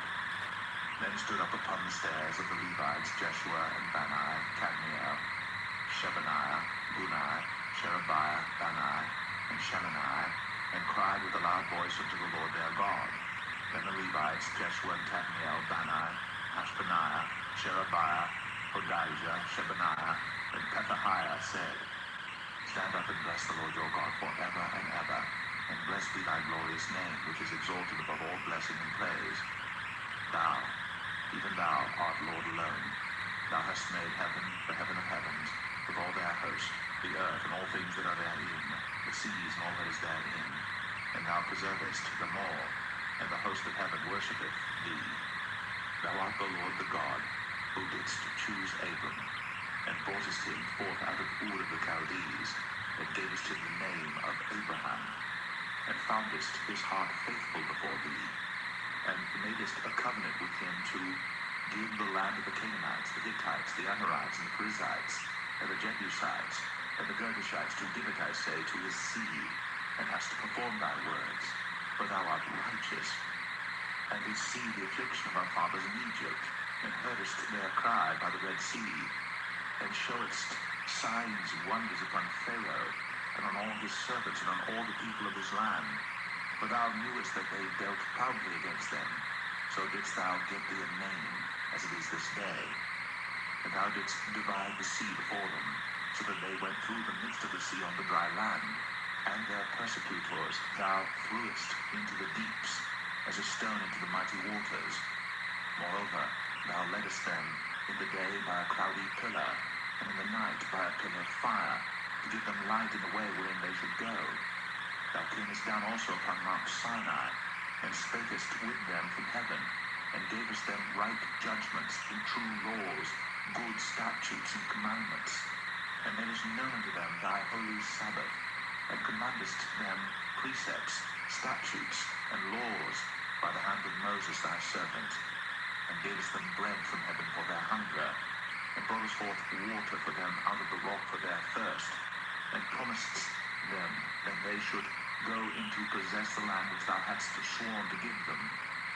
But they and our fathers dealt proudly, and hardened their necks, and hearkened not to thy commandments, and refused to obey, neither were mindful of thy wonders that thou didst among them, but hardened their necks, and in their rebellion appointed a captain to return to their bondage.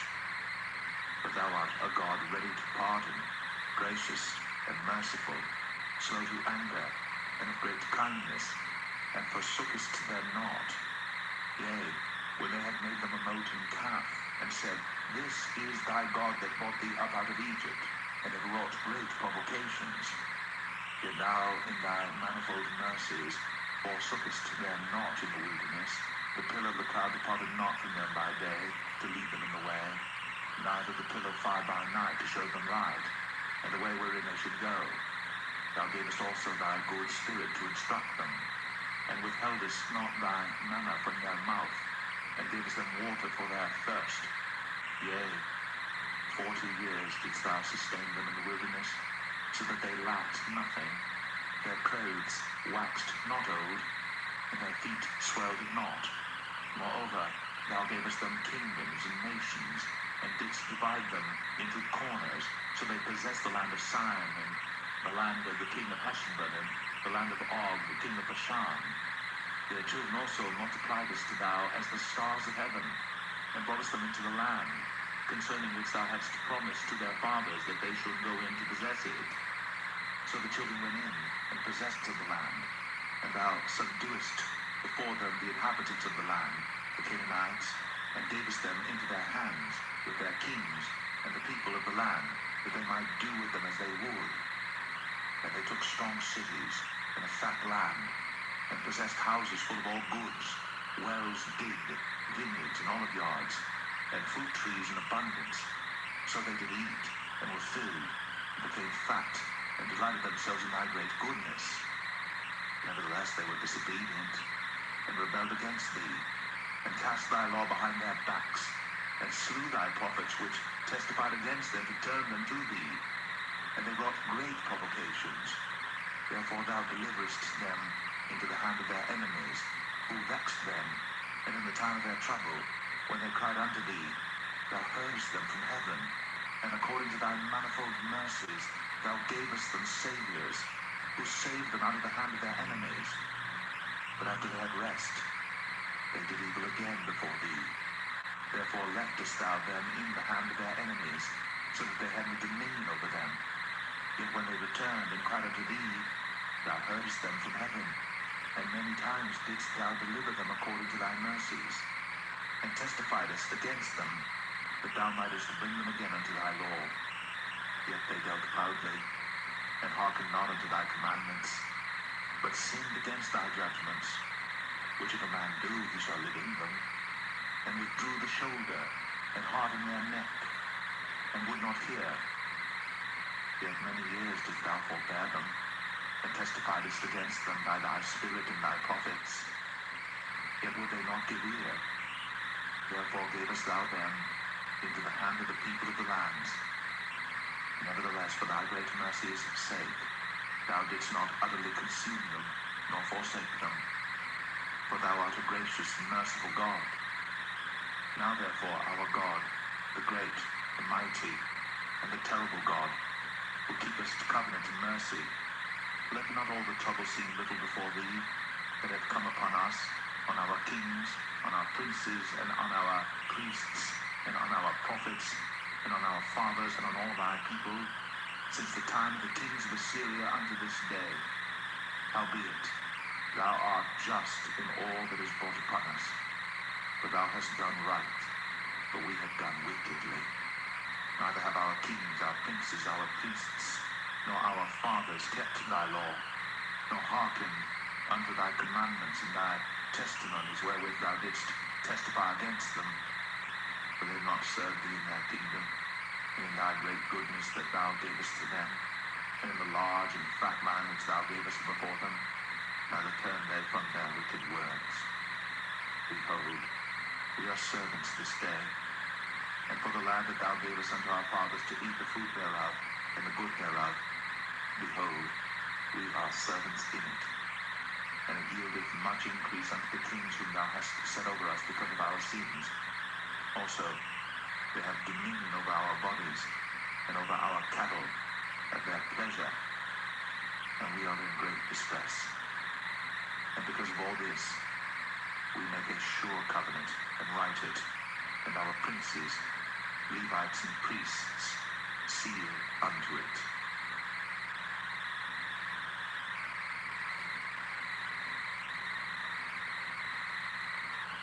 10.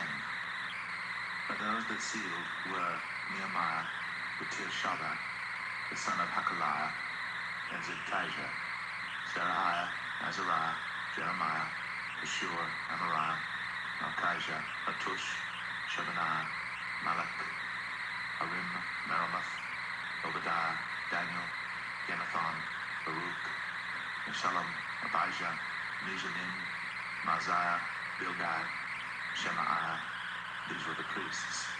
And the Levites, both Jeshua the son of Azaniah, Benui of the sons of Henadad, Kadmiel, and their brethren, Shebaniah, Adijah, Kelita, Pelaiah, Hanan, Micah, Rehob, Hashabiah, Zakur, Sherebiah, Shebaniah, Hodijah, Bani, Benami. The chief of the people, Parosh, Pahath, Moab, Elam, Zatu, Bani, Bunai, Asgad, Bebai, Adonijah, Bigbai, Adin, Ater, Iskijah, Azur, Hodijah, Hashum, Gazai, Harith, Anathoth, Nebai, Magpiash, Meshullam, Azir, Meshezabiel, Zadok, Jadua, Pelatiah, Hanan, Hananiah, Hoshea, Hananiah, Hashab, Halohesh, Peleha, Shobek, Rehum, Hashabnah, Maaseiah, Benahijah, Anan, Melach, Harum, Bani. And the rest of the people, the priests, the Levites, the porters, the singers, the Nethinims, and all they that had separated themselves from the people of the land unto the Lord God, their wives, their sons, and their daughters, everyone having knowledge and having understanding. They prayed to their brethren, their nobles, and entered into a curse and into an oath to walk in God's law, which was given by Moses, the servant of God, and to observe and do all the commandments of the Lord our Lord, and his judgments and his statutes, and that we would not give our daughters unto the people of the land, nor take their daughters for our sons. And if the people of the land bring ware or any victuals on the Sabbath day to sell, that we would not buy it of them on the Sabbath or on the holy day, and that we would leave the 7th year in exaction of every debt. Also we made ordinances for us to charge ourselves yearly with the 3rd part of a shekel for the service of the house of our God, for the showbread and for the continual meat offering, and for the continual burnt offering, of the Sabbaths, of the new moons, for the set feasts, and for the holy things, and for these sin offerings, to make an atonement for Israel, and for all the work of the house of our God. And we cast the lots among the priests, the Levites, and the people, for the wood offering, to bring it into the house of our God, after the houses of our fathers, at times appointed year by year, to burn upon the altar of the Lord our God, as it is written in the law, and to bring the first fruits of our ground, and the first fruits of all fruit of all trees, year by year, unto the house of the Lord. Also the firstborn of our sons and of our cattle, as it is written in the law, and the firstlings of our herds and of our flocks, to bring to the house of our God, unto the priests that ministered the house of our God, and that we should bring the first fruits of our dough and our offerings, and the fruit of all manner of trees, of wine, and of oil, unto the priests, to the chambers of the house of our God, and the tithes of our ground unto the Levites. The same Levites might have the tithes in all the cities of our tillage. And the priest, the son of Aaron, shall be with the Levites, when the Levites take tithes, and the Levites shall bring up the tithe of the tithes unto the house of our God, to the chambers, into the treasure house. For the children of Israel and the children of Levi shall bring the offering of the corn, of the new wine, and the oil unto the chambers, where are the vessels of the sanctuary, and the priests that minister, and the porters, and the singers, and we will not forsake the house of our God.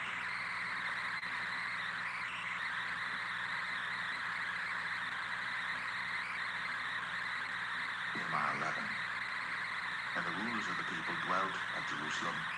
The rest of the people also cast lot to bring 1 of 10 to dwell in Jerusalem, the holy city, and 9 parts to dwell in other cities. And the people blessed all the men that willingly offered themselves to dwell at Jerusalem. Now these are the chief of the province that dwelt in Jerusalem. For in the cities of Judah dwelt every one in his possession in their cities, to wit Israel, the priests, and the Levites, and the Nethinims, and the children of Solomon's servants. And at Jerusalem dwelt certain of the children of Judah, and of the children of Benjamin.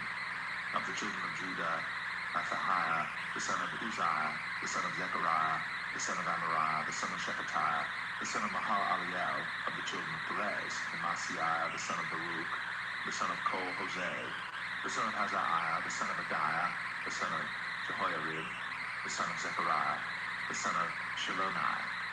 All the sons of Perez that dwelt at Jerusalem were 480 valiant men.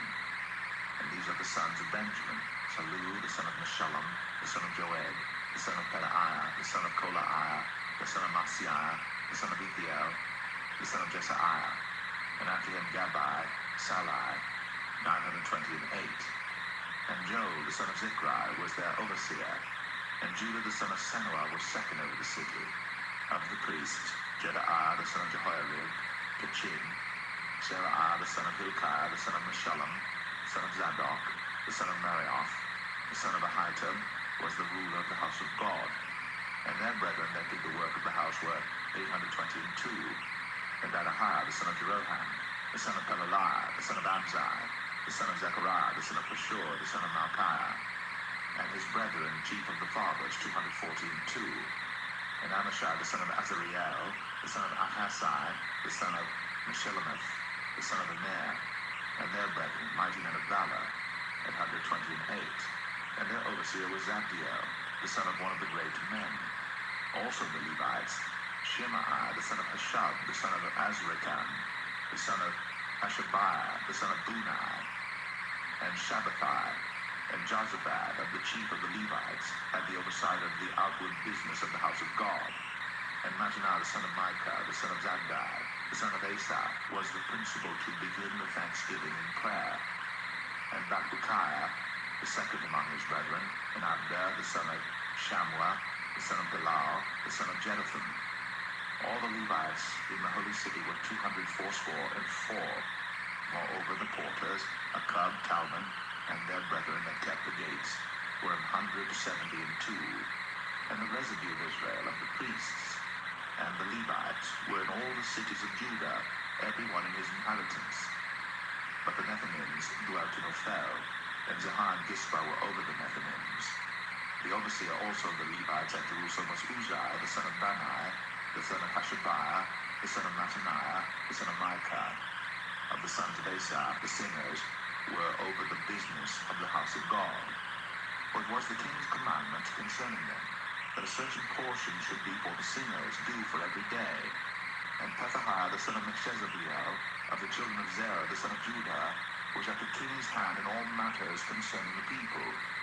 And for the villages with their fields, some of the children of Judah dwelt at Kirjath-Arba, and in the villages thereof, and at Dibon, and in the villages thereof, and at Jekabziel, and in the villages thereof, and at Jeshua, and at Moladah, and at Beth-Pelet, and at Hazar-Shual, and at Beersheba, and in the villages thereof, and at Ziklag, and at Mekonah, and in the villages thereof, and at En-Rimmon, and in Zereah, and at Jarmuth, Zanoah, Adullam, and in their villages, at Lachish, and the fields thereof, at Azekah, and in the villages thereof, and they dwelt from Beersheba unto the valley of Hinnom.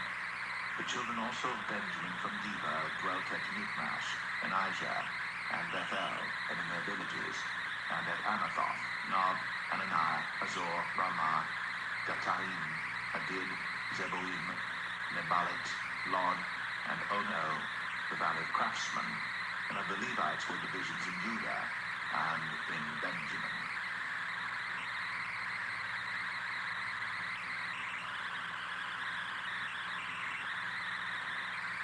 Nehemiah 12. Now these are the priests and the Levites that went up with Zerubbabel, the son of Shealtiel, and Jeshua, Seraiah, Jeremiah, Ezra, Amariah, Malach, Hattush, Shekinah, Rehab, Meremoth, Edo, Benitho, Abijah, Neamin, Maadiah, Bilgah, Shemaiah, and Jehoiarib, and Jedaiah. Salu, Amok, Hilkiah, Jedaiah. These were the chief of the priests and of their brethren in the days of Jeshua. Moreover, the Levites, Jeshua, Binnui, Kadmiel, Sherebiah, Judah, and Mattaniah, which was over the thanksgiving, he and his brethren. Also Bakbukiah and Unai, their brethren, were over against them in the watches. And Jeshua begat Jehoiakim. Jehoiakim also begat Eliashib. And Eliashib begat Jehoiada. And Jehoiada begat Jonathan. And Jonathan begat Jaddua. And in the days of Jehoiakim were priests, the chief of the fathers, of Seraiah, Meraiah, of Jeremiah, Hananiah, of Ezra, Meshullam, of Amariah, Jehohanan, of Malichu, Jonathan, of Shebaniah, Joseph, of Harim, Adnah, of Marioth, Helkiah, of Edo, Zechariah, of Genathan, Meshullam, of Abijah, Zechariah, of Neamin, of Moadiah, Hiltai, of Bilgah, Shammua, of Shemaiah, Jehonathan, and of Jehoiarib, Mattaniah, of Jedaiah, Uzai, of Salai, Kalai, of Amok, Eber, of Hilkiah, Ashabiah, of Jedaiah, Nathaniel. The Levites in the days of Eliashib, Jehoiada, and Johanan, and Jaddua were recorded chief of the fathers, also the priests, to the reign of Darius the Persian. The sons of Levi, the chief of the fathers, were written in the book of the Chronicles even until the days of Johanan, the son of Eliashib. And the chief of the Levites, Hashabiah, Sherebiah, and Jeshua, the son of Kadmiel, with their brethren over against them, to praise and to give thanks, according to the commandment of David, the man of God, ward over against ward. Mattaniah and Bakbukiah, Obadiah, Meshullam, Talman, Akub, were porters keeping the ward at the thresholds of the gates. These were in the days of Jehoiakim, the son of Jeshua, the son of Jozadak, and in the days of Nehemiah the governor, and of Ezra the priest, the scribe. And at the dedication of the wall of Jerusalem, they sought the Levites out of all their places to bring them to Jerusalem, to keep the dedication with gladness, both with thanksgivings, and with singing, with cymbals, psalteries, and with harps. And the sons of the singers gathered themselves together, both out of the plain country round about Jerusalem, and from the villages of Netophathi, also from the house of Gilgal, and out of the fields of Gibeah and Azmaveth. For the singers had builded them villages round about Jerusalem. And the priests and the Levites purified themselves, and purified the people, and the gates, and the wall. Then I brought up the princes of Judah upon the wall, and appointed 2 great companies of them that gave thanks, whereof one went on the right hand upon the wall toward the dung gate, and after them went Hoshaiah, and half of the princes of Judah, and Azariah, Ezra, and Meshullam, Judah and Benjamin, and Shemaiah, and Jeremiah. And certain of the priests' sons with trumpets, namely Zechariah, the son of Jonathan, the son of Shemaiah, the son of Mattaniah, the son of Micaiah, the son of Zakur, the son of Asaph, and his brethren, Shemaiah, and Azareel, Milalai, Gilalai, Mai, Nathaniel, and Judah, Hanani, with the musical instruments of David, the man of God, and Ezra the scribe before them. And at the fountain gate, which was over against them, they went up by the stairs of the city of David, at the going up of the wall above the house of David, even unto the water gate eastward. And the other company of them that gave thanks went over against them, and I after them. And the half of the people upon the wall, from beyond the tower of the furnaces even unto the broad wall, and from above the gate of Ephraim, and above the old gate, and above the fish gate, and the tower of Hananiel, and the tower of Neah, even unto the sheep gate. And they stood still in the prison gate. So stood the 2 companies of them that gave thanks in the house of God, and I, and the half of the rulers with me, and the priests, Eliakim, Maaseiah, Miniamin, Micaiah, Elioenai, Zechariah, and Hananiah with trumpets, and Maaseiah, and Shemaiah, and Eleazar, and Uzai, and Jehohanan, and Malchijah, and Elam, and Azair. And the singers sang aloud with Jezreiah their overseer. Also that day they offered great sacrifices and rejoiced, for God had made them rejoice with great joy. The wives also and the children rejoiced, so that the joy of Jerusalem was heard even afar off. And at that time were some appointed over the chambers for the treasures, for the offerings, for the firstfruits, and for the tithes, to gather into them out of the fields of the cities the portions of the law for the priests and Levites. For Judah rejoiced for the priests and for the Levites that waited. And both the singers and the porters kept the ward of their God, and the ward of the purification according to the commandments of David, and of Solomon his son. For in the days of David and Asaph of old, there were chief of the singers, and songs of praise and thanksgiving unto God. And all Israel, in the days of Zerubbabel, and in the days of Nehemiah, gave the portions of the singers and the porters every day his portion. And they sanctified holy things unto the Levites, and the Levites sanctified them unto the children of Aaron.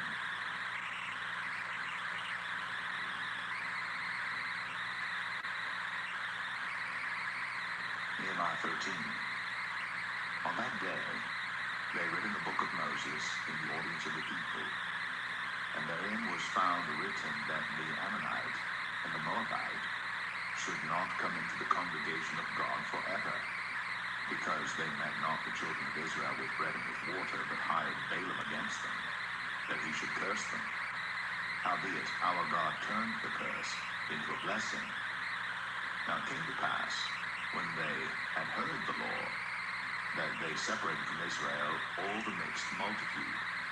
And before this, Eliashib the priest, having the oversight of the chamber of the house of our God, was allied unto Tobiah.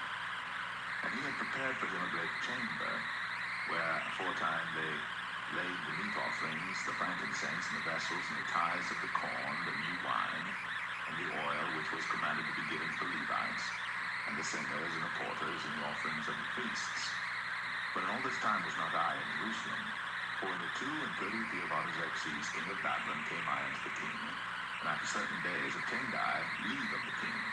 And I came to Jerusalem, and understood of the evil that Eliashib did for Tobiah, in preparing him a chamber in the courts of the house of God. And it grieved me sore. Therefore I cast forth all the household stuff of Tobiah out of the chamber. Then I commanded, and they cleansed the chambers. And thither brought I again the vessels of the house of God, with the meat offering and the frankincense. And I perceived that the portions of the Levites had not been given them, for the Levites and the singers that did the work were fled every one to his field. Then contended I with the rulers, and said, Why is the house of God forsaken? And I gathered them together, and set them in their place. Then brought all Judah the tithe of the corn, and the new wine, and the oil unto the treasuries. And I made treasurers over the treasuries, Shelemiah the priest, and Zadok the scribe, and of the Levites Pedaiah. Elected them was Hanan the son of Zakur, the son of Mattaniah, for they were accounted faithful, and their office was to distribute unto their brethren. Remember me, O my God, concerning this, and wipe not out my good deeds that I have done for the house of my God, and for the offices thereof. In those days saw I in Judah some treading wine presses on the Sabbath, and bringing in sheaves and lading asses, as also wine, grapes, and figs, and all manner of burdens, which they brought into Jerusalem on the Sabbath day. And I testified against them in the day wherein they sold victuals. There dwelt men of Tyre also therein, which brought fish and all manner of ware, and sold on the Sabbath unto the children of Judah, and in Jerusalem. Then I contended with the nobles of Judah, and said unto them, What evil thing is this that ye do, and profane the Sabbath day? Did not your fathers thus, and did not our God bring all this evil upon us, and upon this city? Yet ye bring more wrath upon Israel by profaning the Sabbath. And it came to pass, that when the gates of Jerusalem began to be dark before the Sabbath, I commanded that the gates should be shut, and charged they should not be opened till after the Sabbath. And some of my servants set I at the gates, that there should no burden be brought in on the Sabbath day. So the merchants and sellers of all kind of ware lodged without Jerusalem once or twice. Then I testified against them, and said unto them, Why lodge ye about the wall? If ye do so again, I will lay hands on you. From that time forth came they no more on the Sabbath. And I commanded the Levites that they should cleanse themselves, and that they should come and keep the gates to sanctify the Sabbath day.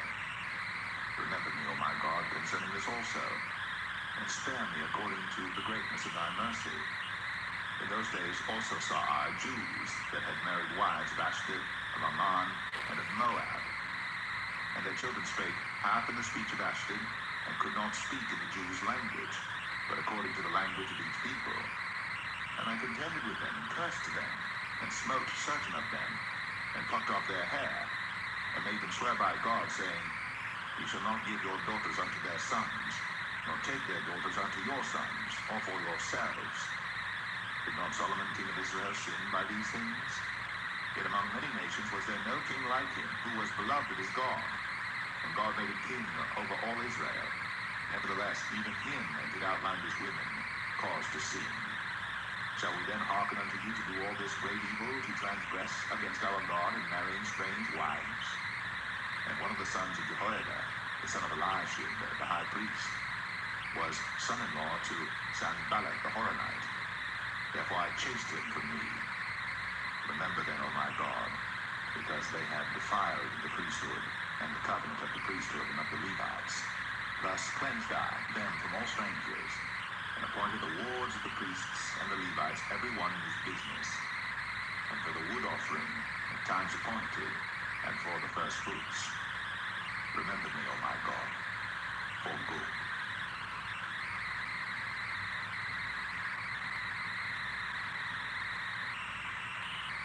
The Book of Esther, chapter 1.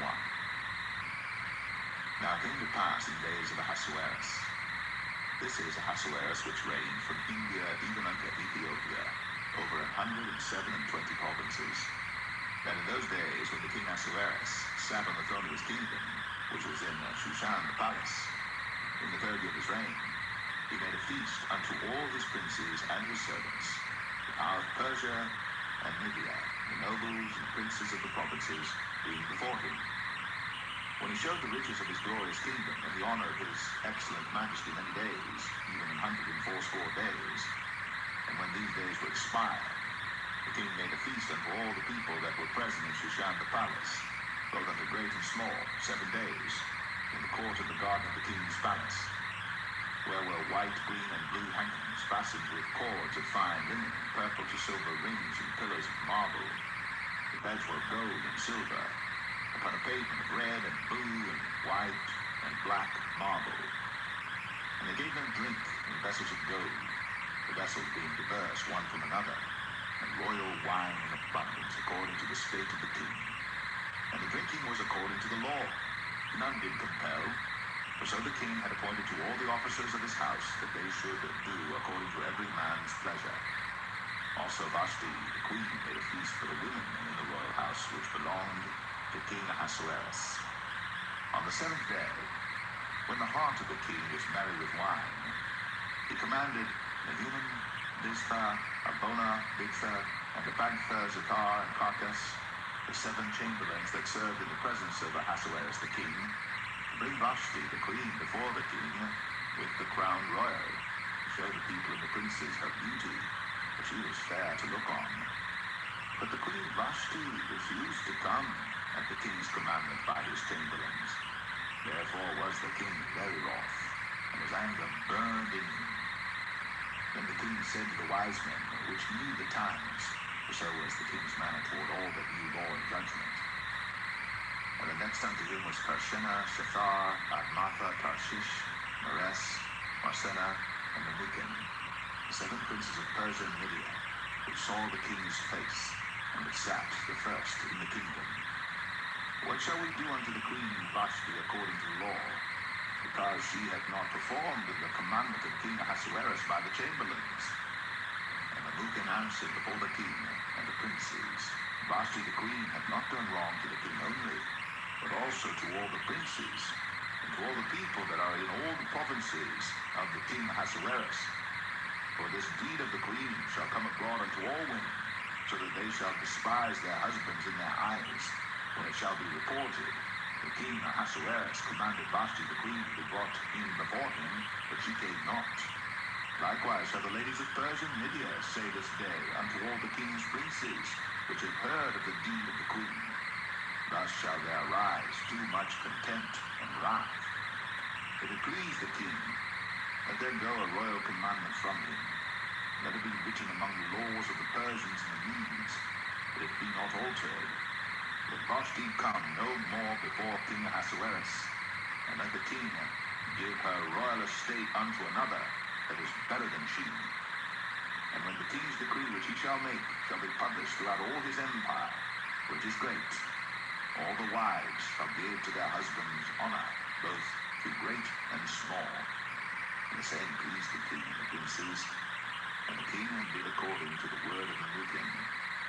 For he sent letters into all the king's provinces, into every province according to the writing thereof, and to every people after their language, that every man should bear rule in his own house, and that it should be published according to the language of every people.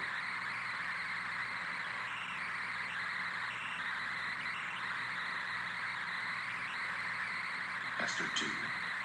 After these things, when the wrath of King Ahasuerus was appeased, he remembered Vashti, and what she had done, and what was decreed against her. Then said the kings of servants that ministered unto him, Let there be fair young virgins sought for the king.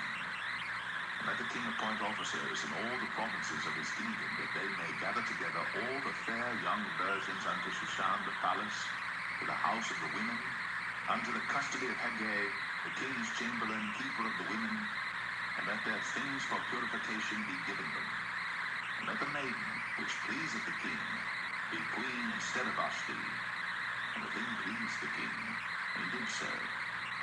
Now in Shushan the palace there was a certain Jew, whose name was Mordecai, the son of Jair, the son of Shemai, the son of Kish, a Benjamite, who had been carried away from Jerusalem with the captivity which had been carried away with Jeconiah, king of Judah, whom Nebuchadnezzar, the king of Babylon, had carried away. And he brought up Hadassah, that is Esther, his uncle's daughter, for she had neither father nor mother, and the maid was fair and beautiful, whom Mordecai, when her father and mother were dead, took for his own daughter. So it came to pass, when the king's commandment and his decree was heard, and when many maidens were gathered together unto Shushan the palace to the custody of Hegai, that Esther was brought also unto the king's house, to the custody of Hegai, keeper of the women. And the maiden pleased him, and she obtained kindness of him, and he speedily gave her her things for purification, with such things as belonged to her, and 7 maidens, which were meet to be given her, out of the king's house. And he preferred her and her maids unto the best place of the house of the women. Esther had not shown her people nor her kindred, for Mordecai had charged her that she should not show it. And Mordecai walked every day before the court of the women's house, to know how Esther did, and what should become of her. Now when every maid's turn was come to go into King Ahasuerus, after that she had been 12 months according to the manner of the women, for so were the days of their purifications accomplished, to wit, 6 months with oil of myrrh, and 6 months with sweet odors, and with other things for the purifying of the women. Then thus came every maiden unto the king. Whatsoever she desired was given her, to go with her out of the house of the women unto the king's house. In the evening she went, and on the morrow she returned into the second house of the women, to the custody of Shashgaz, the king's chamberlain, which kept the concubines. She came in unto the king, and no more, except the king had delighted in her, and that she were called by name. Now when the turn of Esther, the daughter of Abihail, the uncle of Mordecai, who had taken her for his daughter, was come to go in unto the king, she required nothing but what Hegai, the king's chamberlain, the keeper of the women, appointed. And Esther obtained favor in the sight of all them that looked upon her. So Esther was taken unto King Ahasuerus into his house royal in the 10th month, which is the month Tebeth, in the 7th year of his reign. And the king loved Esther above all the women, and she obtained grace and favor in his sight more than all the virgins, so that he set the royal crown upon her head, and made her queen instead of Vashti. Then the king made a great feast unto all his princes and his servants, even Esther's feast. And he made a release to the provinces, and gave gifts according to the state of the king. And when the virgins were gathered together the second time, then Mordecai sat at the king's gate. Esther had not yet shown her kindred nor her people, as Mordecai had charged her. For Esther did the commandment of Mordecai, like as when she was brought up with him. In those days, while Mordecai sat in the king's gate, two of the king's chamberlains, Bigthan and Teresh, of those which kept the door, were wroth, and sought to lay hand on the king Ahasuerus. And the thing was known to Mordecai, who told it unto Esther the queen. And Esther certified the king thereof in Mordecai's name. And when inquisition was made of the matter, it was found out. Therefore they were both hanged on a tree.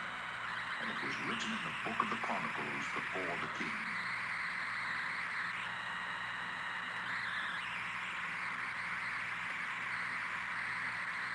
Esther 3.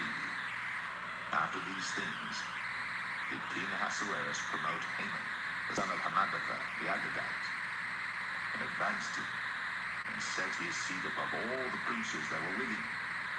And all the king's servants that were in the king's gate bowed and reverenced Haman. For the king had so commanded concerning him.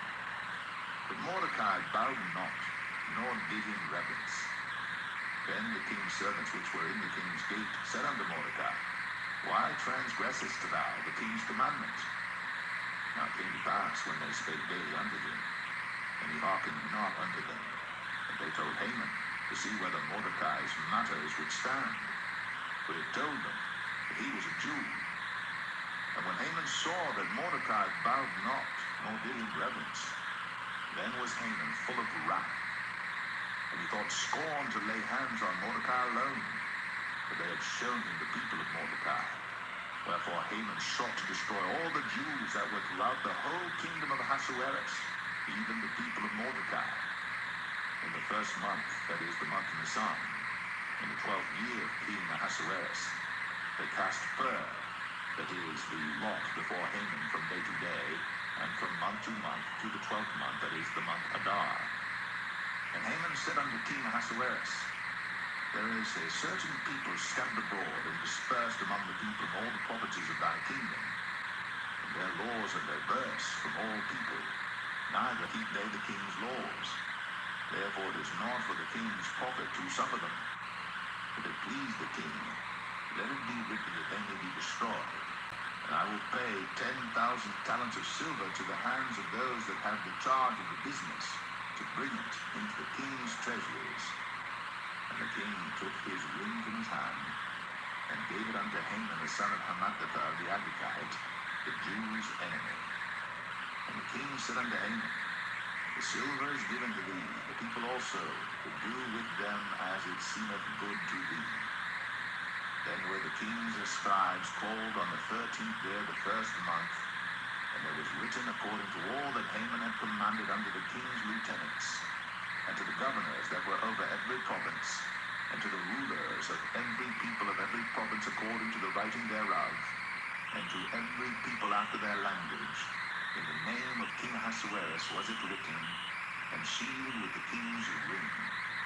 And the letters were sent by posts into all the king's provinces, to destroy, to kill, and to cause to perish all Jews, both young and old, little children and women, in one day, even upon the 13th day of the 12th month, which is the month Adar, and to take the spoil of them for a prey. The copy of the writing for a commandment to be given in every province was published unto all people, that they should be ready against that day. The posts went out, being hastened by the king's commandment, and the decree was given in Shushan the palace. And the king and Haman sat down to drink, but the city Shushan was perplexed.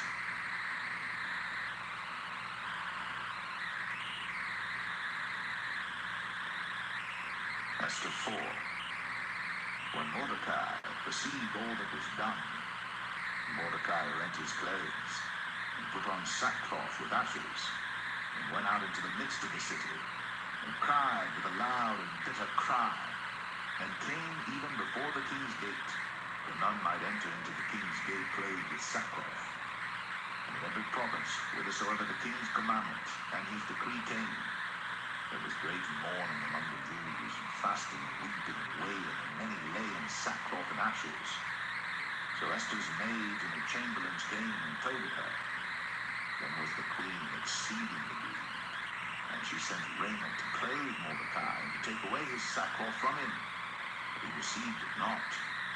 then called Esther for Hatak, one of the king's chamberlains, whom he had appointed to attend upon her, and gave him a commandment to Mordecai, to know what it was and why it was. So Hatak went forth to Mordecai unto the street of the city which was before the king's gate.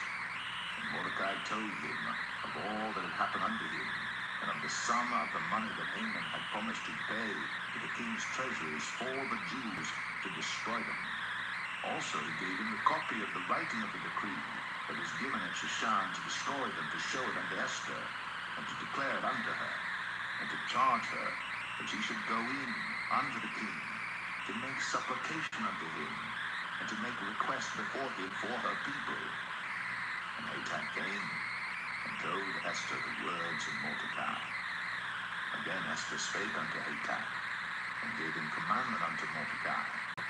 All the king's servants and all the people of the king's provinces do know that whosoever, whether man or woman, shall come unto the king into the inner court, who is not called, there is one law of his, to put him to death, except such to whom the king shall hold out the golden scepter, that he may live. But I have not been called to come in unto the king these 30 days. And they told to Mordecai Esther's words. Then Mordecai commanded to answer Esther, Think not with thyself that thou shalt escape in the king's house, more than all the Jews. For if thou altogether holdest thy peace at this time, then shall their enlargement and deliverance arise to the Jews from another place. But thou and thy father's house shall be destroyed. And who knoweth whether thou art come to the kingdom for such a time as this? Then Esther bade them return Mordecai this answer. Go, gather together all the Jews that are present in Shushan, and fast ye for me, and neither eat nor drink 3 days, night or day. I also and my maidens will fast likewise, and so will I go in unto the king, which is not according to the law. And if I perish, I perish. So Mordecai went his way, and did according to all that Esther had commanded him.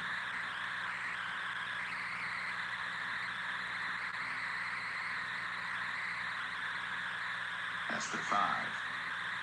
Now it came to pass on the 3rd day that Esther put on her royal apparel, and stood in the inner court of the king's house, over against the king's house. And the king sat upon his royal throne in the royal house, over against the gate of the house. It was so, when the king saw Esther the queen standing in the court, that she obtained favor in his sight. And the king held out to Esther the golden scepter that was in his hand. So Esther drew near, and touched the top of the scepter. Then said the king unto her, What wilt thou, Queen Esther? And what is thy request?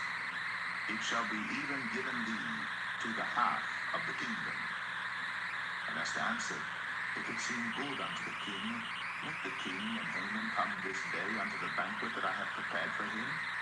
Then the king said, Cause Haman to make haste, that he may do as Esther hath said.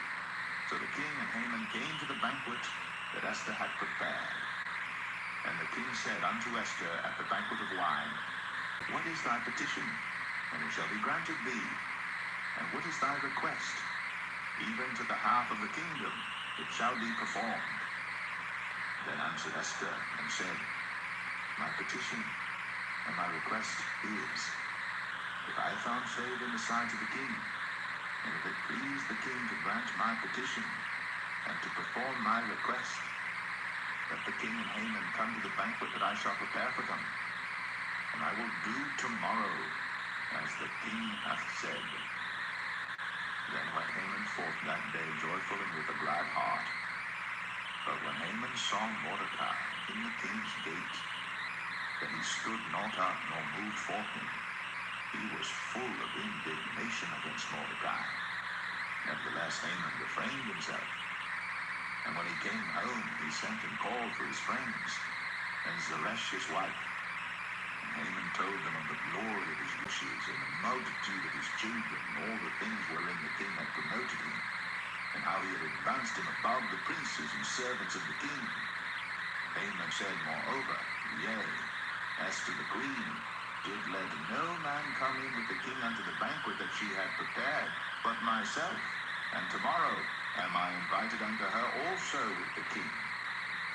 Yet all this availeth me nothing, so long as I see Mordecai the Jew sitting at the king's gate. Then said Zeresh, his wife, and all his friends unto him, Let gallows be made of 50 cubits high, and tomorrow speak thou unto the king, that Mordecai may be hanged thereon. Then go thou in merrily with the king unto the banquet. And the thing pleased Haman, and he caused the gallows to be made.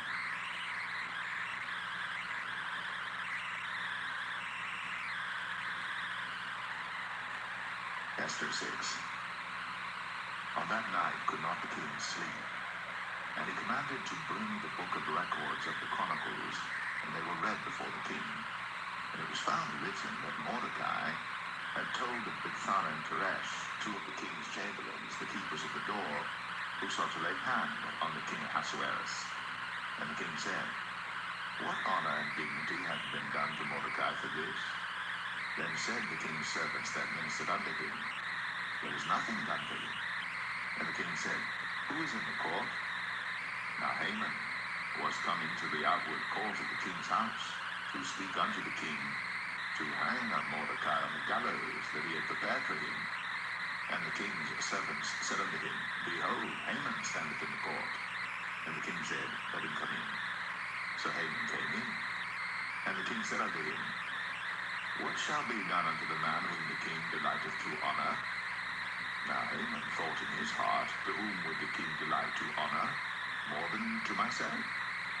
And Haman answered the king, For the man whom the king delighteth to honor, let the royal apparel be brought which the king useth to wear, and the horse that the king rideth upon, and the crown royal which is set upon his head.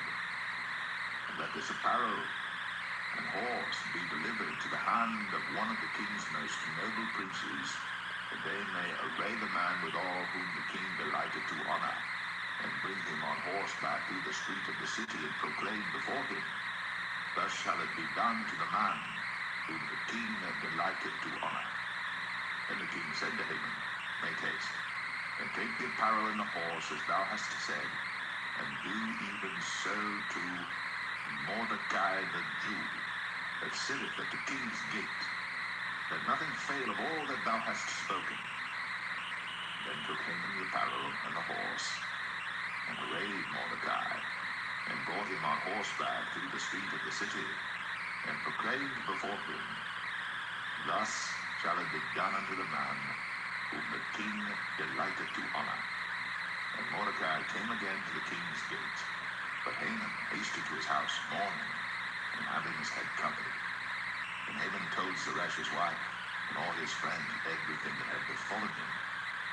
Then said his wise men, and Zeresh his wife unto him, If Mordecai be of the seed of the Jews, before whom thou hast begun to fall, thou shalt not prevail against him, but shalt surely fall before him.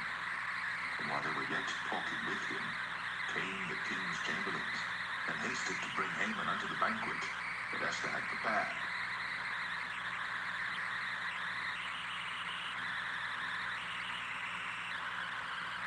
Esther 7. So the king and Haman came to banquet with Esther the queen. And the king said again unto Esther on the second day at the banquet of wine, What is thy petition, Queen Esther? And it shall be granted thee. And what is thy request? And it shall be performed, even to the half of the kingdom.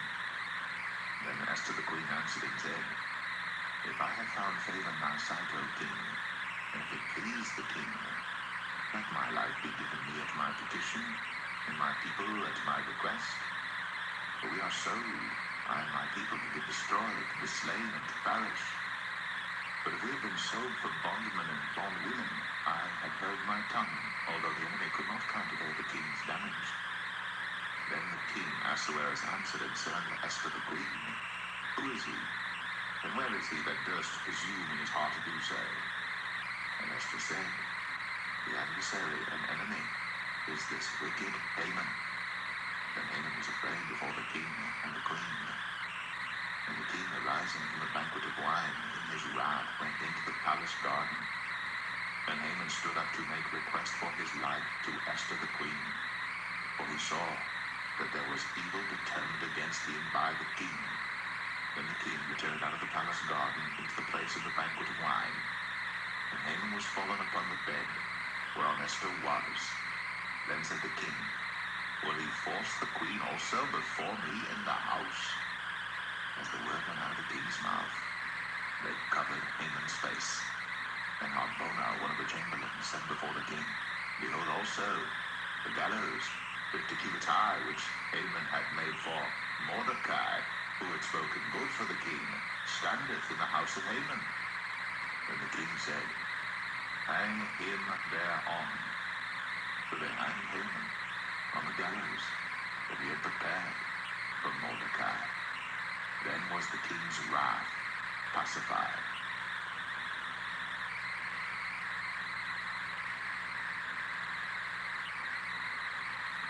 Esther 8. On that day did the king Ahasuerus give the house of Haman, the Jews' enemy, unto Esther the queen. And Mordecai came before the king, for Esther had told what he was unto her. And the king took off his ring, which he had taken from Haman, and gave it unto Mordecai.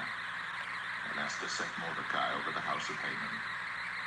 And Esther spake yet again before the king, and fell down at his feet, and besought him with tears to put away the mischief of Haman the Agagite, and his device that he had devised against the Jews. And the king held out the golden scepter toward Esther. So Esther arose, and stood before the king, and said, If it please the king, and if I have found favor in his sight, and the thing seem right before the king, and I be pleasing in his eyes, let it be written to reverse the letters devised by Haman, the son of Hammedatha, the Agagite, which he wrote to destroy the Jews, which are in all the king's provinces. For how can I endure to see the evil that shall come unto my people? Or how can I endure to see the destruction of my kindred? Then the king Ahasuerus said unto Esther the queen, and to Mordecai the Jew, Behold, I have given Esther the house of Haman, and him they have hanged upon the gallows, because he laid his hand upon the Jews. Write ye also for the Jews, as it liketh you, in the king's name, and seal it with the king's ring. For the writing which is written in the king's name, and sealed with the king's ring, may no man reverse. Then were the king's scribes called at that time in the 3rd month, that is, the month Sivan, on the 23rd day thereof. And it was written according to all that Mordecai commanded unto the Jews, and to the lieutenants, and the deputies and rulers of the provinces which are from India unto Ethiopia, and 127 provinces, unto every province according to the writing thereof, and unto every people after their language, and to the Jews according to their writing, and according to their language. And he wrote in the king Ahasuerus' name, and sealed it with the king's ring, and sent letters by posts, on horseback, and riders on mules, camels, and young dromedaries, wherein the king granted the Jews which were in every city to gather themselves together, and to stand for their life, to destroy, to slay, and to cause to perish all the power of the people in province that would assault them, both little ones and women, and to take the spoil of them for a prey.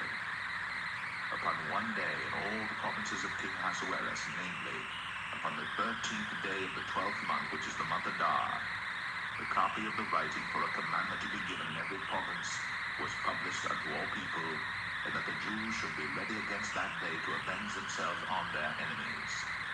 So the posts that rode upon mules and camels went out, being hastened and pressed on by the king's commandment. And the decree was given at Shushan, the palace. And Mordecai went out in the presence of the king, in royal apparel of blue and white, and with a great crown of gold, and with a garment of fine linen and purple. And the city of Shushan rejoiced and was glad. The Jews had light, and gladness, and joy, and honor. And in every province, and in every city, whithersoever the king's commandment and his decree came, the Jews had joy and gladness, a feast and a good day. And many of the people of the land became Jews, for the fear of the Jews fell upon them.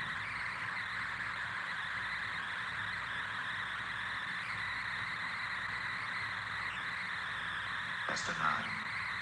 Now in the 12th month, that is the month Adar, of the 13th day of the same, when the king's commandment and his decree drew near to be put in execution in the day that the enemies of the Jews hoped to have power over them, though it was turned to the contrary, that the Jews had rule over them that hated them.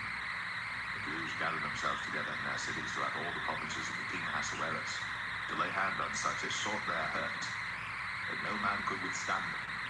For the fear of them fell upon all people, and all the rulers of the provinces, and the lieutenants and the deputies, and officers of the king, helped the Jews because the fear of Mordecai fell upon them. For Mordecai was great in the king's house, and his fame went out throughout all the provinces. But this man, Mordecai, waxed greater and greater. Thus the Jews smote all their enemies with the stroke of the sword, and slaughter and destruction, and did what they would unto those that hated them.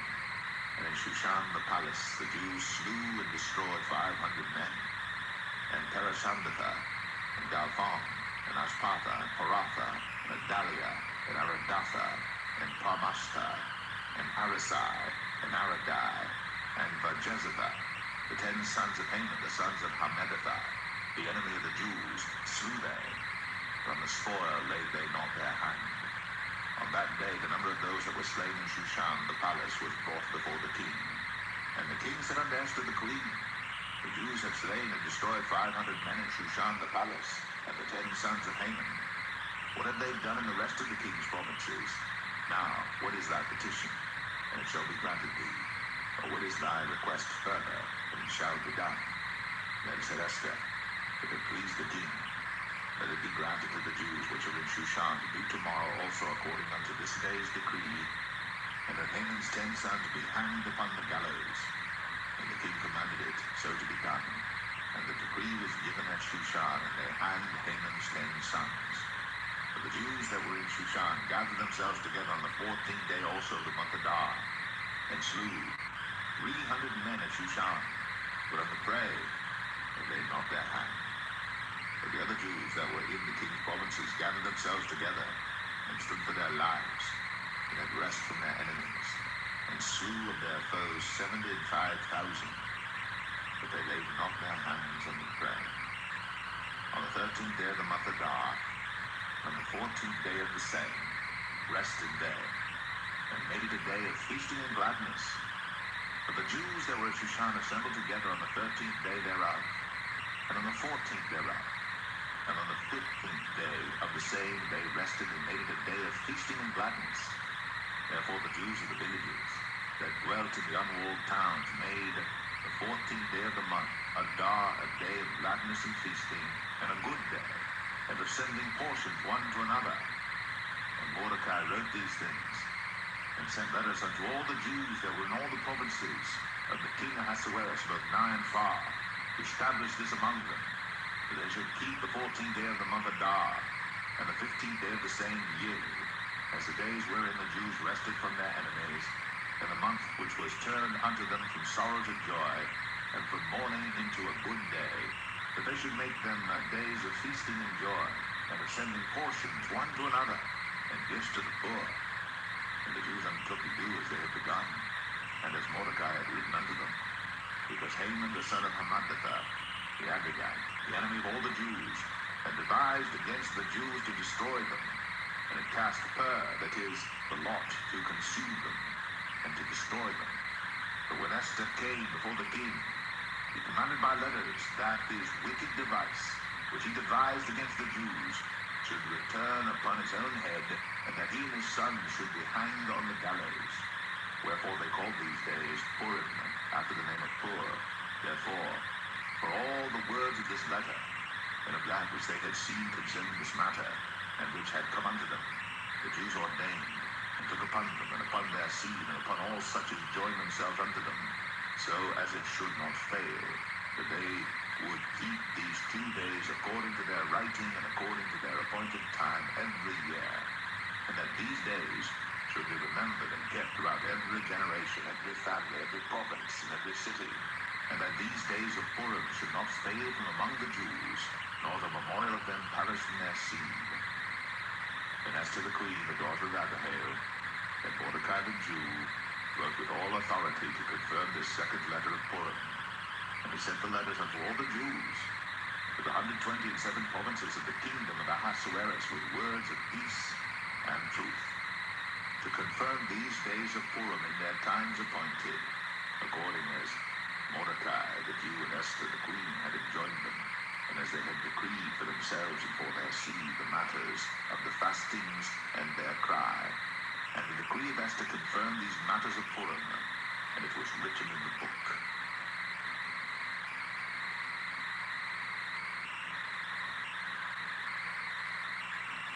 Esther 10. And the king Ahasuerus laid a tribute upon the land, and upon the isles of the sea, and all the acts of his power and of his might, and the declaration of the greatness of Mordecai whereunto the king advanced him, are they not written in the book of the chronicles of the kings of Media and Persia? For Mordecai the Jew was next unto King Ahasuerus, and great among the Jews, and accepted of the multitude of his brethren, seeking the wealth of his people, and speaking peace to all his seed.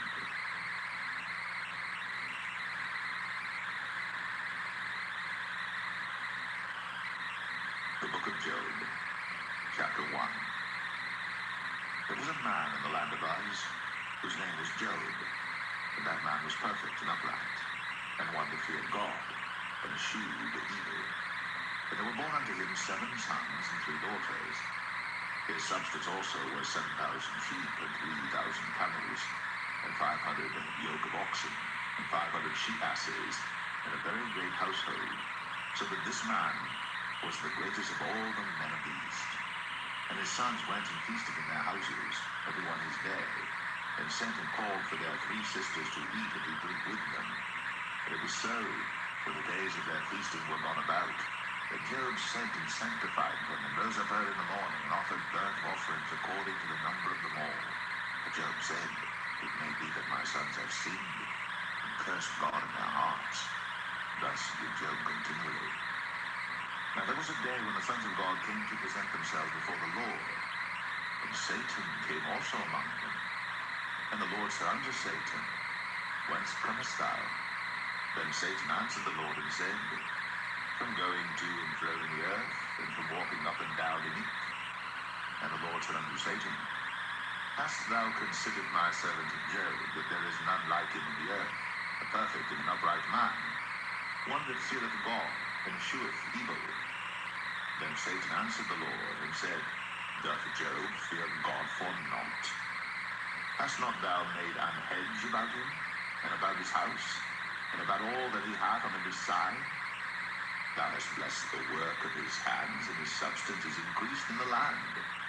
But put forth thine hand now, and touch all that he hath, and he will curse thee to thy face.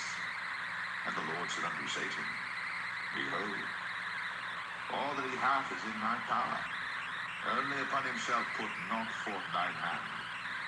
So Satan went forth from the presence of the Lord. And there was a day when his sons and his daughters were eating and drinking wine in their eldest brother's house. And there came a messenger unto Job, and said, The oxen were plowing, and the asses feeding beside them. And the Sabaeans fell upon them, and took them away. Yea, they have slain the servants with the edge of the sword. And I only am escaped alone to tell thee. While he was yet speaking, there came also another, and said, The fire of God is fallen from heaven, and hath burned up the sheep and the servants, and consumed them. And I only am escaped alone to tell thee.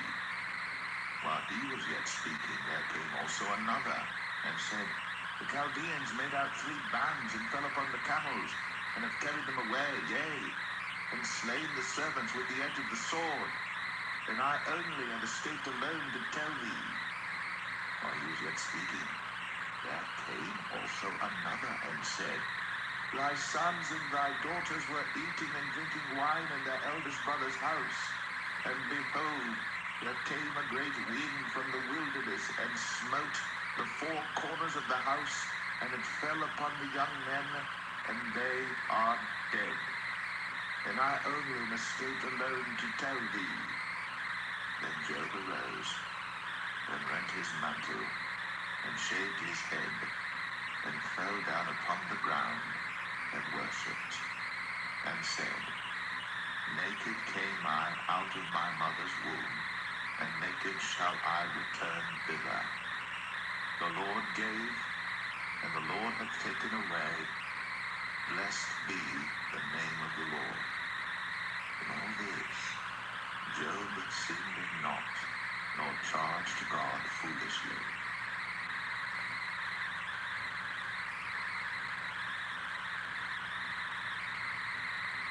Job 2. Again there was a day when the sons of God came to present themselves before the Lord. Then Satan came also among them to present himself before the Lord.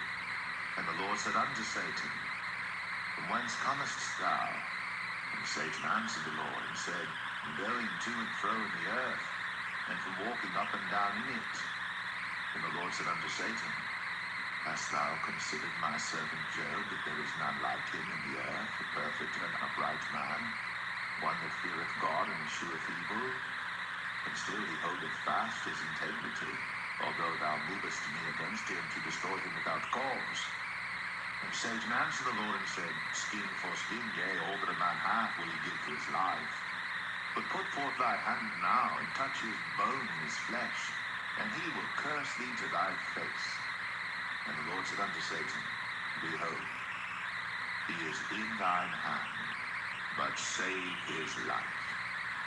So went Satan forth from the presence of the Lord, and smote Job with sore boils, from the sole of his foot unto his crown. And he took him a potsherd to scrape himself withal, and he sat down among the ashes. Then said his wife unto him, Dost thou still retain thine integrity? Curse God and die. But he said unto her, Thou speakest as one of the foolish women speaketh. What? Shall we receive good at the hand of God? And shall we not receive evil? In all this did not Job sin with his lips. Now when Job's 3 friends heard of all this evil that was come upon him, they came every one from his own place.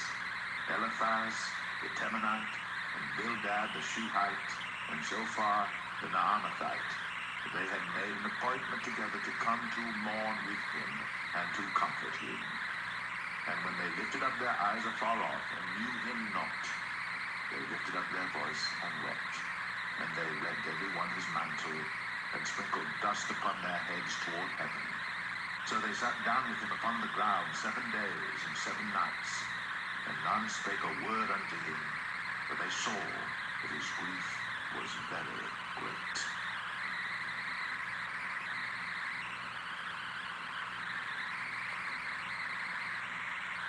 Job 3. After this, opened Job his mouth, and cursed his day.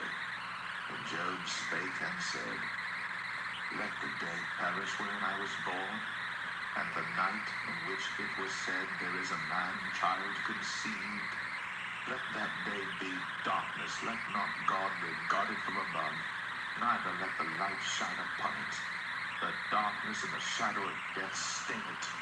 Let a cloud dwell upon it, let the blackness of the day terrify it. As for that night, let darkness seize upon it. Let it not be joined unto the days of the year, let it not come into the number of the months. Lo, let that night be solitary, let no joyful voice come therein. Let them curse it, then curse the day, who are ready to raise up their mourning. Let the stars of the twilight thereof be dark. Let it look for light, but have none. Neither let it see the dawning of the day, because it shut not up the doors of my mother's womb, nor hid sorrow from mine eyes. Why died I not from the womb? Why did I not give up the ghost when I came out of the belly? Why did the knees prevent me? Or why the breast that I should suck? For now should I have lain still and been quiet, I should have slept, then had I been to rest. With kings and counselors of the earth, which built desolate places for themselves, or with princes that had gold, who filled their houses with silver, or as an hidden, untimely birth I had not been, as infants which never saw light. There the wicked cease from troubling, and there the weary be at rest. There the prisoners rest together. They hear not the voice of the oppressor. The small and great are there, and the servant is free from his master. Wherefore is light given to him that is in misery, and life unto the quivering soul, which long for death, but it cometh not, and dig for it more than for hid treasures, which rejoice exceedingly, and are glad to make him find the grave. Why is life given to a man whose way is hid, and God hath hedged him? For my sign cometh before I eat, and my roarings are poured out like the waters. For the thing which I greatly feared is come upon me, and that which I was afraid of is come unto me. I was not in safety, neither had I rest, neither was I quiet, yet trouble came.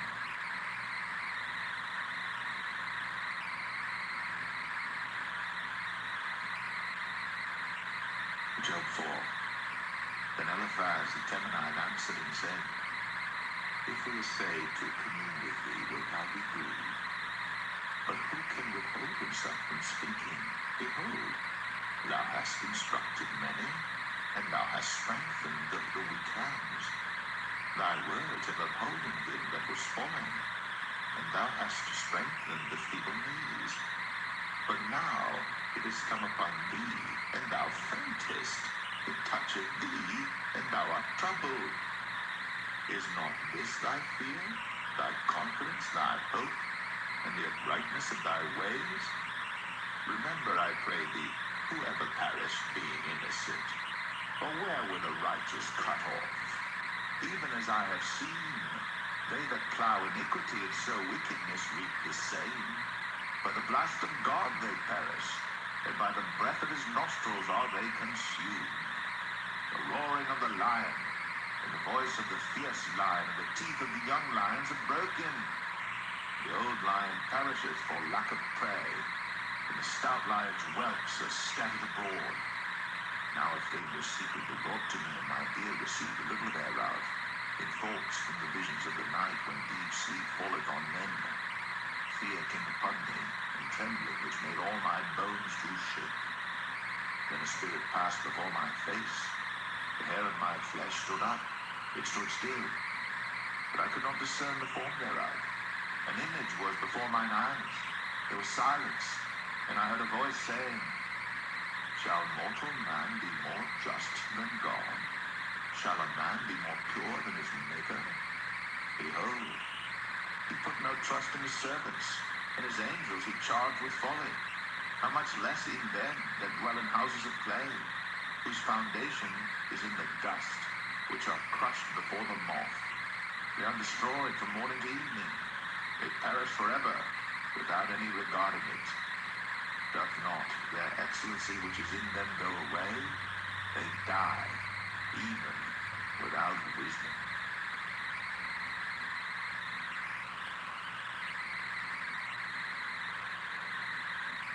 Job 5. Call now if there be any that will answer thee, and to which of the saints wilt thou turn?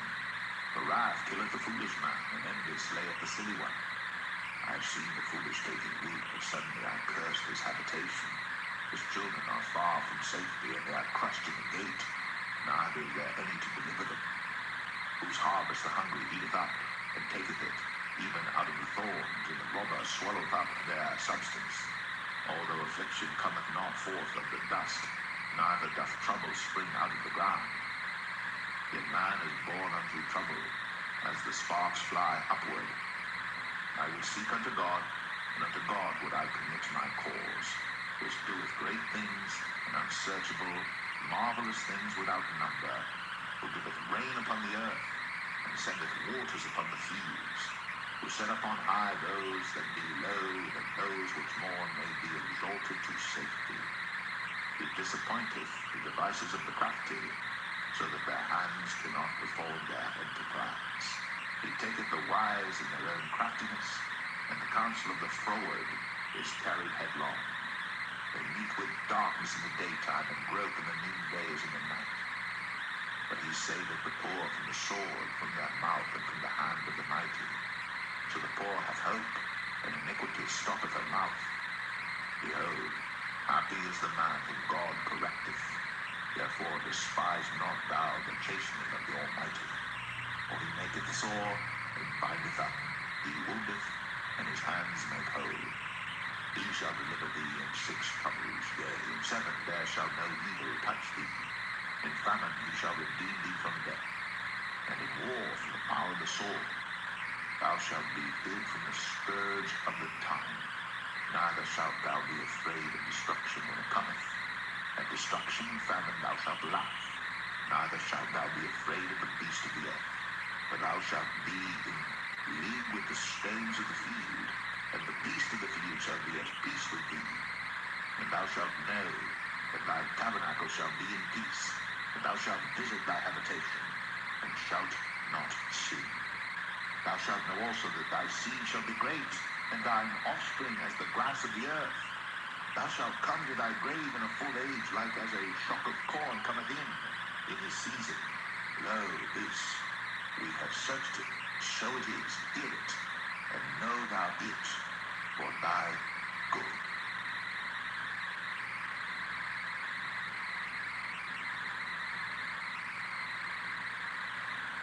Job 6. But Job answered and said, Oh, that my grief were thoroughly laid, and my calamity laid in the balances together. For now it would be heavier than the sand of the sea. Therefore my words are swallowed up. For the arrows of the Almighty are within me. The poison whereof drinketh up my spirit. The terrors of God do set themselves in array against me. Doth the wild ass bray when he hath grass, or loweth the ox over his fodder? And that which is unsavory be eaten without salt, or is there any taste in the white of an egg? The things that my soul refused to touch are as my sorrowful meat. Oh, that I might have my request, and that God would grant me the thing that I long for. Even that it would please God to destroy me, that he would let loose his hand and cut me off. Then should I yet have comfort, yea, I would harden myself in sorrow. Let him not spare, for I have not concealed the words of the Holy One. What is my strength that I should hope, and what is mine end that I should prolong my life? Is my strength the strength of stones, or is my flesh of brass? Is not my help in me, and is wisdom driven quite from me? To him that is afflicted, pity should be shown from his friend. But he forsaketh the fear of the Almighty. My brethren have dealt deceitfully as a brook, and as the stream of brooks they pass away, which are blackish by reason of the ice, and wherein the snow is hid. What time they wax warm, they vanish. When it is hot, they are consumed out of their place. The paths of their way are turned aside. They go to nothing and perish.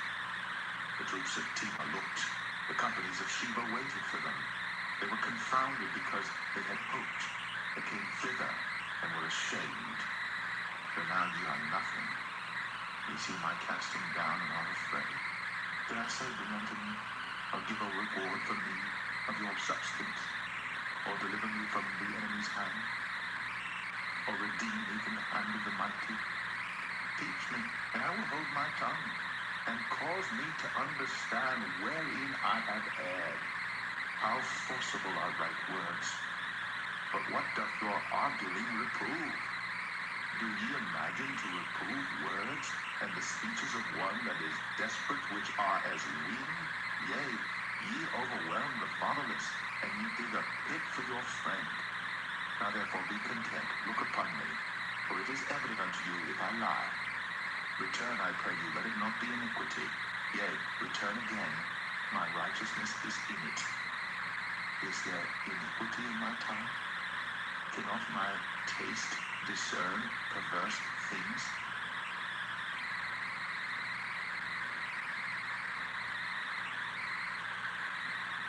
Job 7.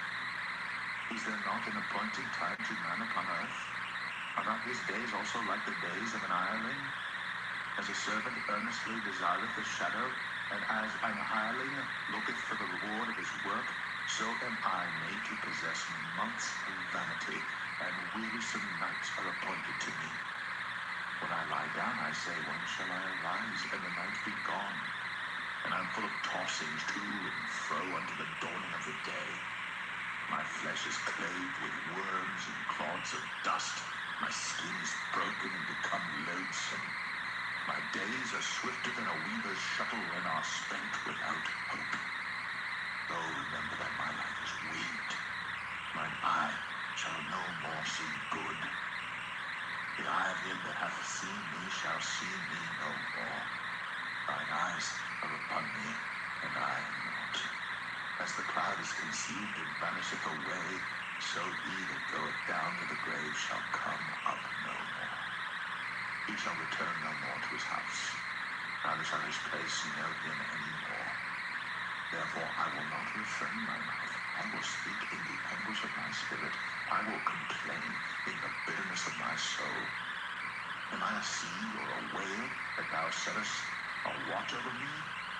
When I say my bed shall comfort me, my couch shall ease my complaint, then thou scarest me with dreams and terrifiest me through visions, so that my soul chooseth strangling and death rather than my life. I loathe it. I would not live always. Let me alone in my days of vanity. It is man that thou shouldst magnify him, and that thou shouldst set thine heart upon him, and that thou shouldst visit him every morning and try him every moment. How long wilt thou not depart from me, nor let me alone till I swallow down my spittle? I sink. What shall I do unto thee, O thou preserver of men? Why hast thou set me as a mark against thee, so that I am a burden to myself? And why dost thou not pardon my transgression and take away my iniquity? For now shall I sink in the dust, and thou shalt seek me in the morning, but I shall not be.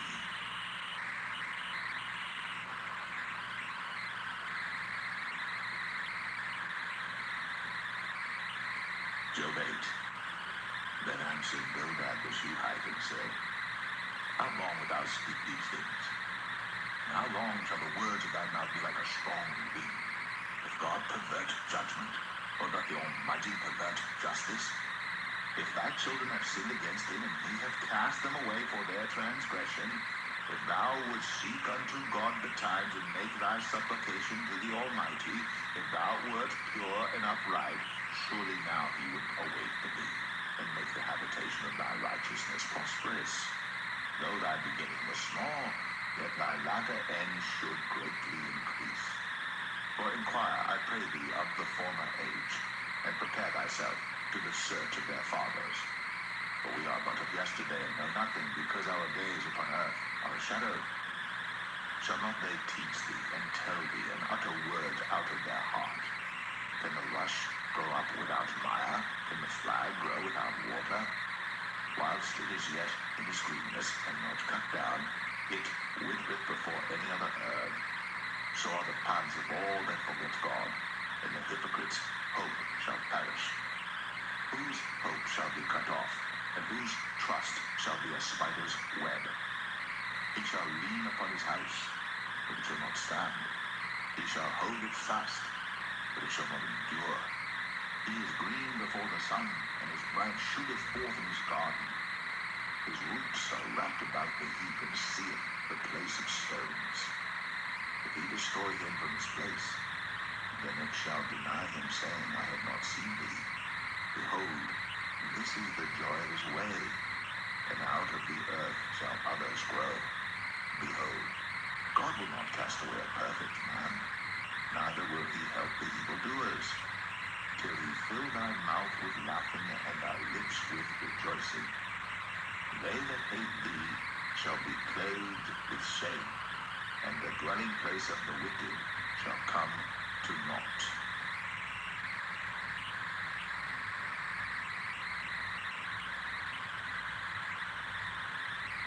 Job 9.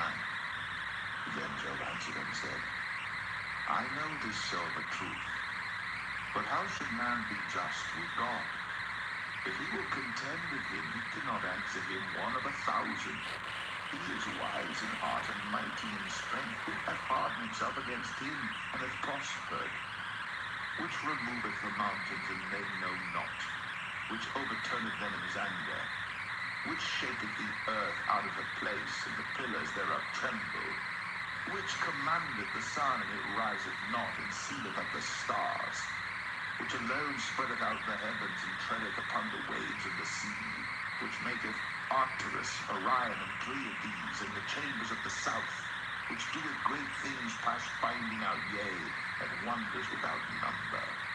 Lo, he goeth by me, and I see him not. He passeth on also, but I perceive him not. Behold, he taketh away. Who can hinder him? Who will say unto him, what doest thou? If God will not withdraw his anger, the proud helpers do stoop under him. How much less shall I answer him, and choose out my words to reason with him? Oh, though I were righteous, yet would I not answer, but I would make supplication to my judge. If I had called, and he had answered me, yet would I not believe that he had hearkened unto my voice. For he breaketh me with a tempest, and multiplieth my wounds without cause. He will not suffer me to take my breath, but filleth me with bitterness. If I speak of strength, lo, he is strong. And if of judgment, who shall set me a time to plead? If I justify myself, mine own mouth shall condemn me. If I say I am perfect, it shall also prove me perverse. Though I were perfect, yet would I not know my soul. I would despise my life. This is one thing, therefore I said it. He destroyeth the perfect and the wicked. If the scourge slay suddenly, he will laugh at the trial of the innocent. The earth is given into the hand of the wicked. It covereth the faces of the judges thereof. If not, where and who is he? Now my days are swifter than a post. They flee away. They see no good. They are passed away as the swift ships, as the eagle that hasteth to the prey. If I say, I will forget my complaint, I will leave off my heaviness, and comfort myself. I am afraid of all my sorrows. I know that thou wilt not hold me innocent. If I be wicked, why then labor I in vain? If I wash myself with snow water, and make my hands never so clean, yet shalt thou plunge me in the ditch, and mine own clothes shall abhor me. For he is not a man as I am, but I should answer him, and we should come together in judgment. Neither is there any daysman betwixt us, that might lay his hand upon us both.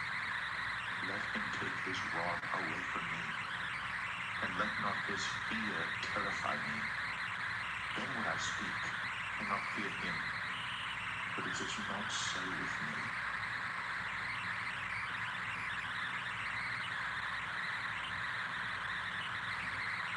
Chapter 10. My soul is weary of my life. I will leave my complaint upon myself. I will speak in the bitterness of my soul. I will say unto God, do not condemn me. Show me wherefore thou contendest with me.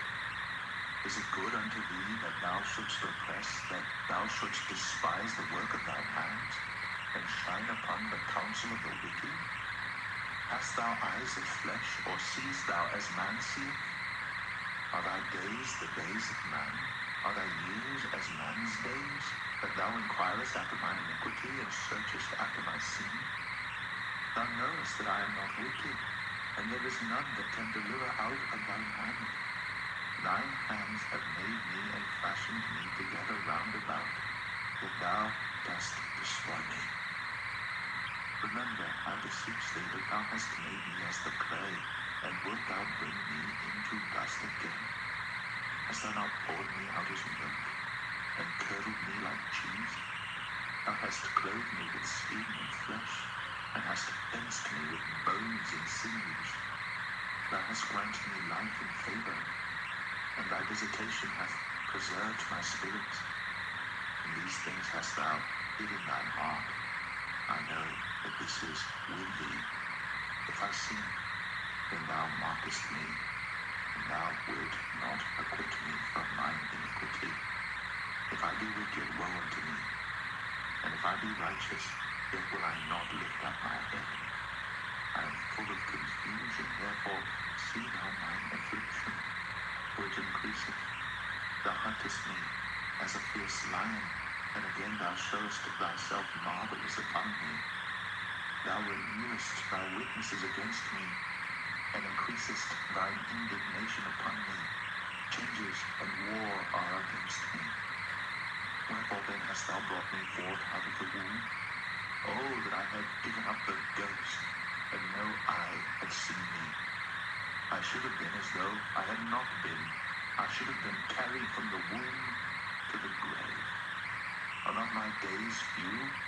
Cease then, and let me alone, that I may take comfort a little before I go whence I shall not return, even to the land of darkness and the shadow of death. The land of darkness is darkness itself, and of the shadow of death, without any order, and where the light is as darkness.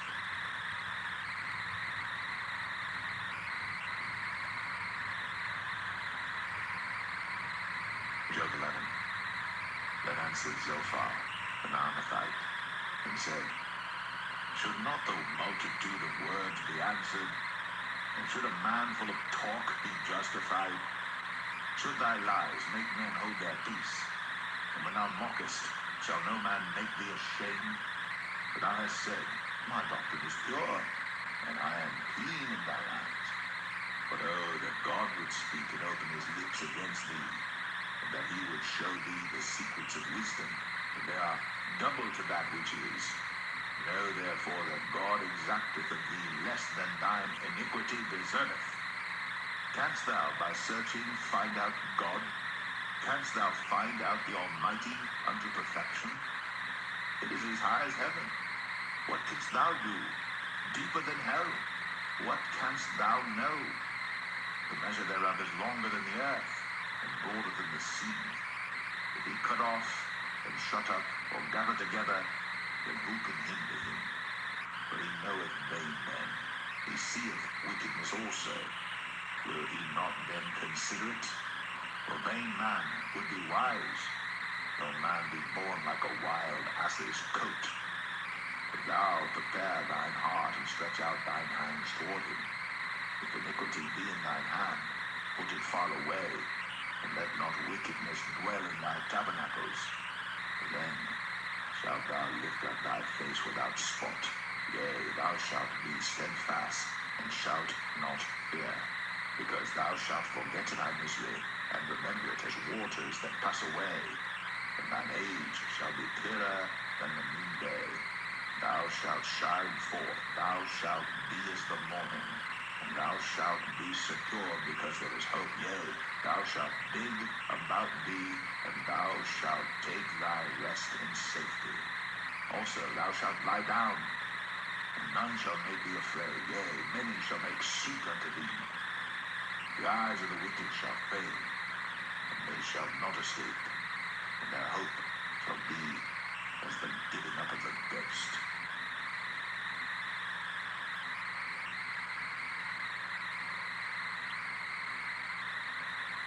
Job 12.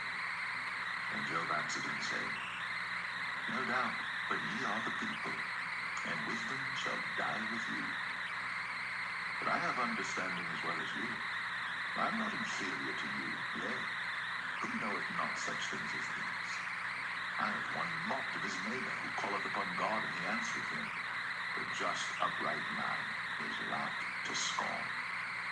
He that is ready to slip with his feet is as a lamp despised in the thought of him that is at ease. The tabernacles of robbers prosper, and they that provoke God are secure. Into whose hand God bringeth abundantly. But ask now the beasts, and they shall teach thee, and the fowls of the air, and they shall tell thee. Or speak to the earth, and it shall teach thee, and the fishes of the sea shall declare unto thee. Who knoweth not in all these that the hand of the Lord hath wrought this? In whose hand is the soul of every living thing, and the breath of all mankind?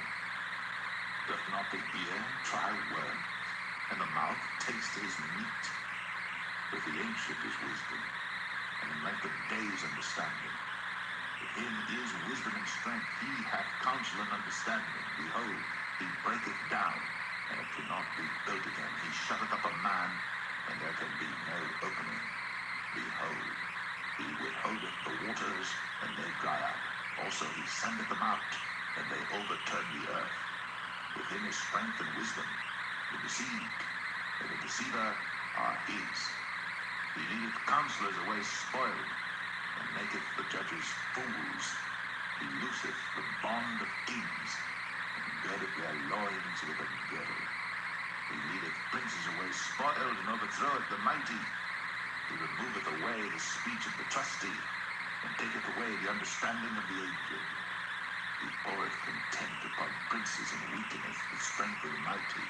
He discovereth deep things out of darkness, and bringeth out to light the shadow of death. He increaseth the nations, and destroyeth them. He enlargeth the nations, and straighteneth them again.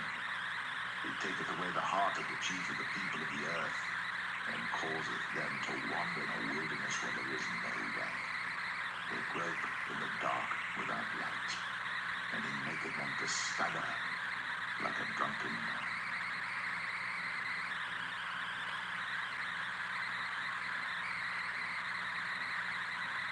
Job 13. Lo, mine eye hath seen all this, mine ear hath heard and understood it.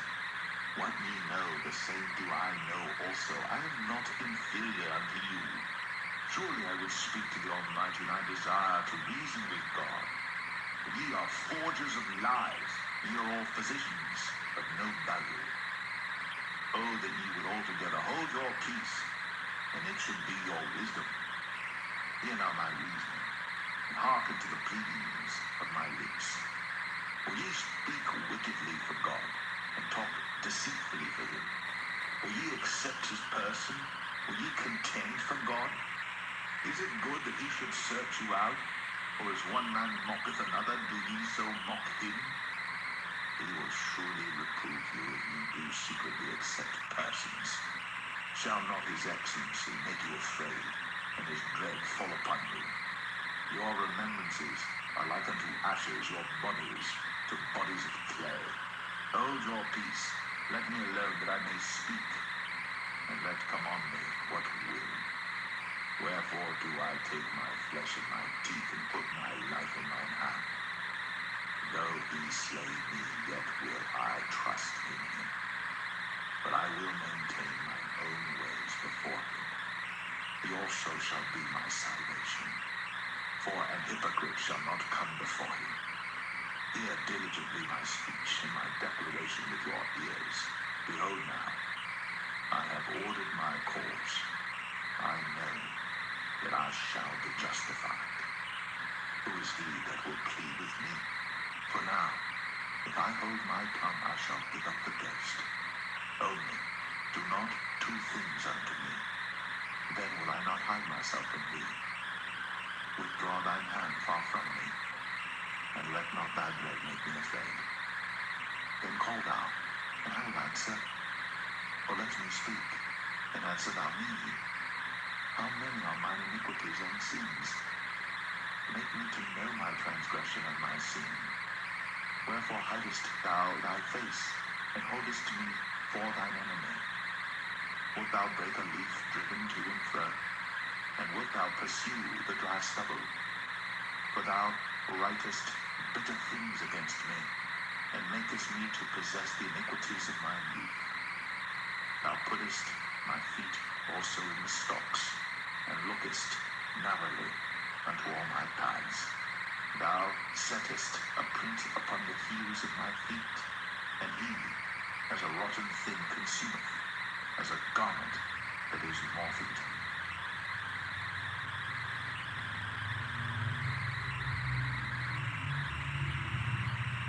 Job 14.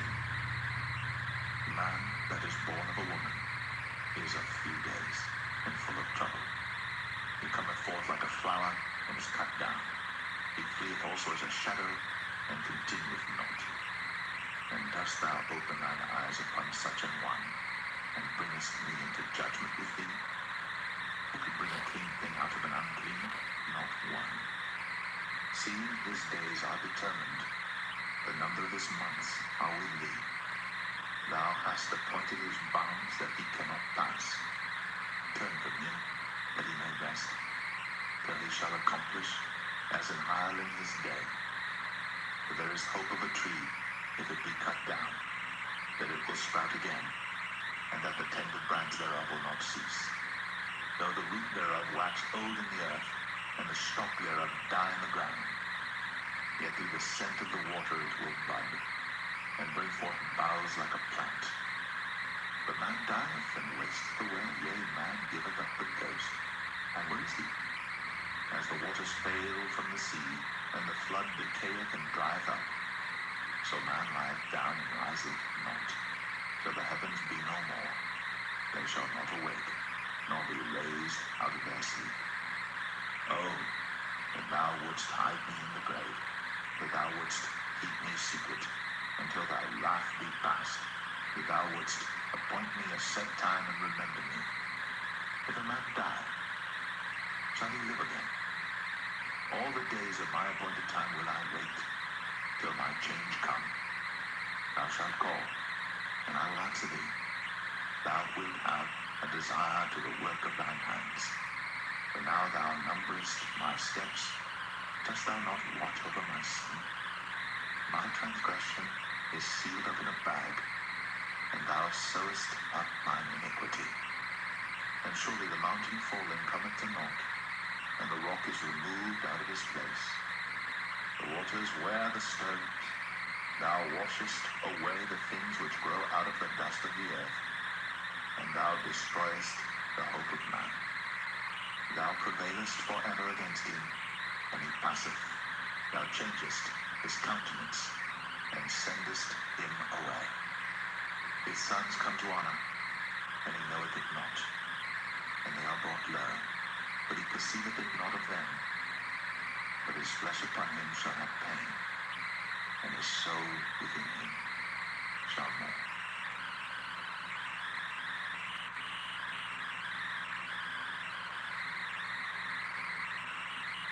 Job 15. Then answered Eliphaz the Temanite, and said, Should a wise man utter vain knowledge, and fill his belly with eased wind? Should he reason with unprofitable talk, or with speeches wherewith he can do no good? Yea, thou castest off fear, and restrainest prayer before God. For thy mouth uttereth thine iniquity, and thou choosest the tongue of the crafty. Thine own mouth condemneth thee, and not I. Yea, thine own lips testify against thee. Art thou the first man that was born, or wast thou made before the hills? Hast thou heard the secret of God, and dost thou restrain wisdom to thyself? What knowest thou that we know not? What understandest thou which is not in us? With us are both the grey-headed and very aged men, much elder than thy father. Are the consolations of God small with thee? Is there any secret thing with thee? Why doth thine heart carry thee away? And what do thy eyes wink at, that thou turnest thy spirit against God, and lettest such words go out of thy mouth? What is man that he should be clean, and he which is born of a woman that he should be righteous? Behold, he putteth no trust in his saints, yea, the heavens are not clean in his sight. How much more abominable and filthy is man, which drinketh iniquity like water? I will show thee, hear me, and that which I have seen I will declare, which wise men have told from their fathers, and have not hid it, unto whom alone the earth was given, and no stranger passed among them. The wicked man travaileth with pain all his days, and the number of years is hidden to the oppressor. A dreadful sound is in his ears. In prosperity the destroyer shall come upon him. He believeth not that he shall return out of darkness, and he is waited for of the sword. He wandereth abroad for bread, saying, Where is it? He knoweth that the day of darkness is ready at his hand. Trouble and anguish shall make him afraid. They shall prevail against him as a king ready to the battle. For he stretcheth out his hand against God, and strengtheneth himself against the Almighty. He runneth upon him, even on his neck, upon the thick bosses of his bucklers. because he covereth his face with his fatness, and maketh collops of fat on his flanks. And he dwelleth in desolate cities, and in houses which no man inhabiteth, which are ready to become heaps. He shall not be rich, neither shall his substance continue, neither shall he prolong the perfection thereof upon the earth. He shall not depart out of darkness. The flame shall dry up his branches, and by the breath of his mouth shall he go away. Let not him that is deceived trust in vanity, for vanity shall be his recompense. It shall be accomplished before his time, and his branch shall not be green. He shall shake off his unripe grape as the vine, and shall cast off his flower as the olive. For the congregation of hypocrites shall be desolate, and fire shall consume the tabernacles of bribery. They conceive mischief, and bring forth vanity, and their belly prepareth deceit.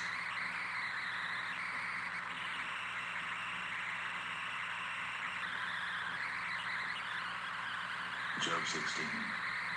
Then Job answered and said, I've heard many such things. Miserable comforters are ye all.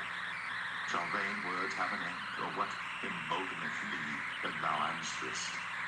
I also could speak as ye do, if your soul were in my soul's stead. I could heap up words against you and shake mine head at you. But I would strengthen you with my mouth, and the moving of my lips should assuage your grief. Though I speak, my grief is not assuaged, and though I forbear, what am I eased? But now he hath made me weary. Thou hast made desolate all my company, and thou hast filled me with wrinkles, which is a witness against me. And my leanness rising up in me beareth witness to my face. He teareth me in his wrath, who hateth me. He gnasheth upon me with his teeth. Mine enemy sharpeneth his eyes upon me. They have gaped upon me with their mouth. They have smitten me upon the cheek reproachfully. They have gathered themselves together against me. God hath delivered me to the ungodly, and turned me over into the hands of the wicked. I was at ease, but he hath broken me asunder. He hath also taken me by my neck, and shaken me to pieces, and set me up for his mark. His archers compass me round about. He cleaveth my reins asunder, and doth not spare. He poureth out my gall upon the ground. He breaketh me with breach upon breach. He runneth upon me like a giant. I have sewed a sackcloth upon my skin, and defiled my horn in the dust. My face is foul with weeping, and on my eyelids is the shadow of death. Not for any injustice in mine hands, also my prayer is pure. O earth, cover not thou my blood, and let my cry have no place. Also now, behold, my witness is in heaven, and my record is on high. My friends scorn me, but mine eye poureth out tears unto God. Oh, that one might plead for a man with God as a man pleadeth for his neighbor. When a few years are come, then I shall go the way whence I shall not return.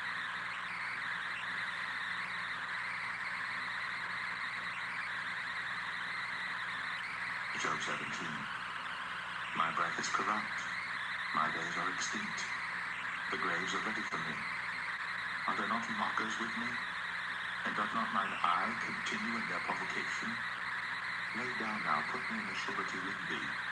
Who is he that will strike hands with me? For thou hast hid their heart from understanding. Therefore shalt thou not exalt them. He that speaketh flattery to his friends, even the eyes of his children shall fail. He hath made me also a byword of the people. At aforetime I was as a tablet. Mine eye also is dim by reason of sorrow, and all my members are as a shadow. Upright men shall be astonished at this, and the innocent shall stir up himself against the hypocrite. The righteous also shall hold on his way, and he that hath clean hands shall be stronger and stronger. But as for you all, do ye return and come now? For I cannot find one wise man among you. My days are past, my purposes are broken off, even the thoughts of my heart. They change the night into day, light is short because of darkness. If I wait, the grave is mine house. I have made my bed in the darkness. I have said to corruption, thou art my father. To the worm, thou art my mother and my sister. And where is now my hope? As for my hope, who shall see it? They shall go down to the bars of the pit, when our rest together is in the dust.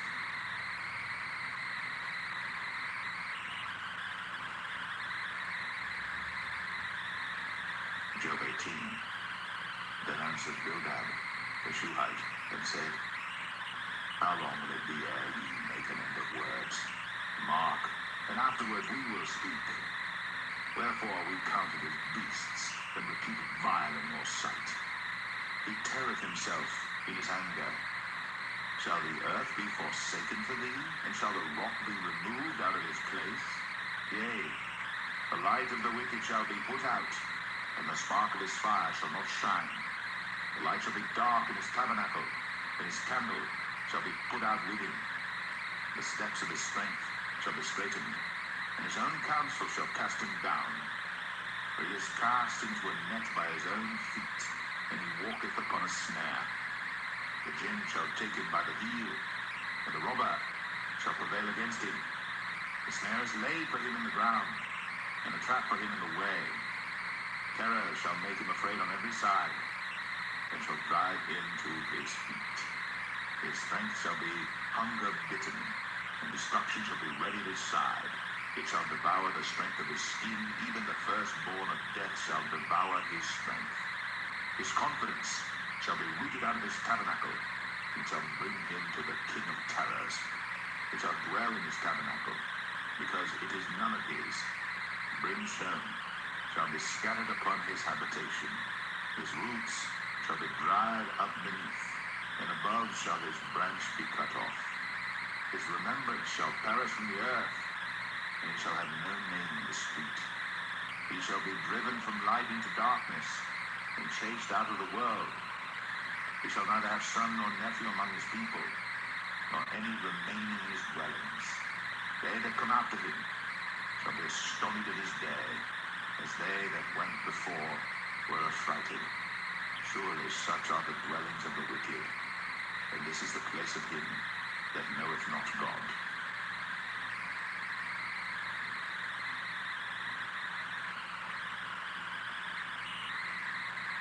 Job 19.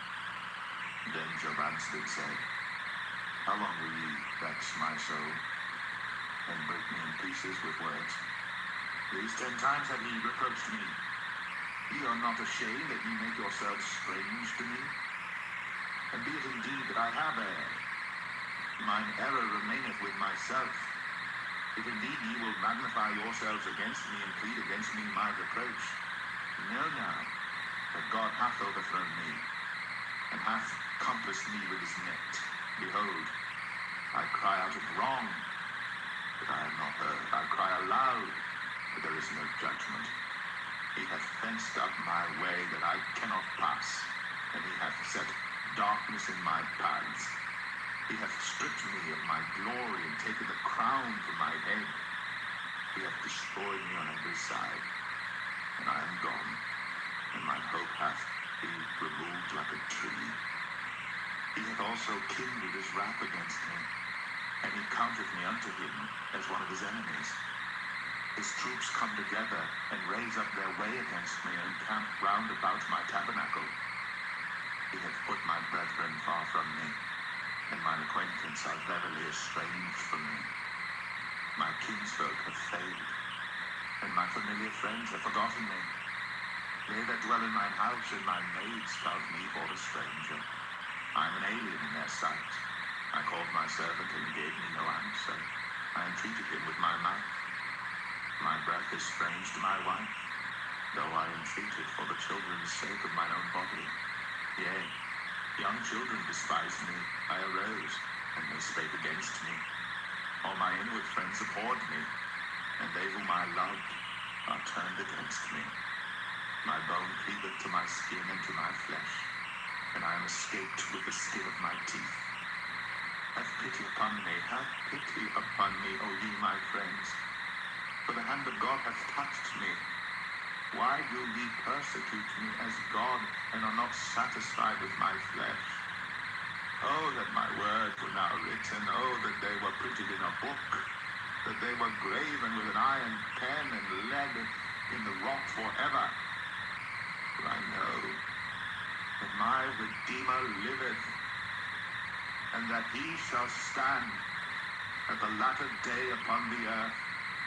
And though after my skin worms destroy this body, yet in my flesh shall I see God, whom I shall see for myself, and mine eyes shall behold, and not another, though my reins be consumed within me.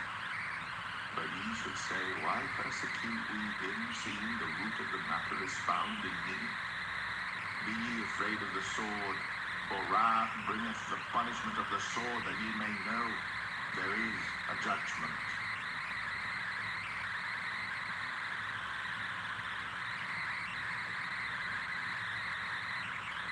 Job 20.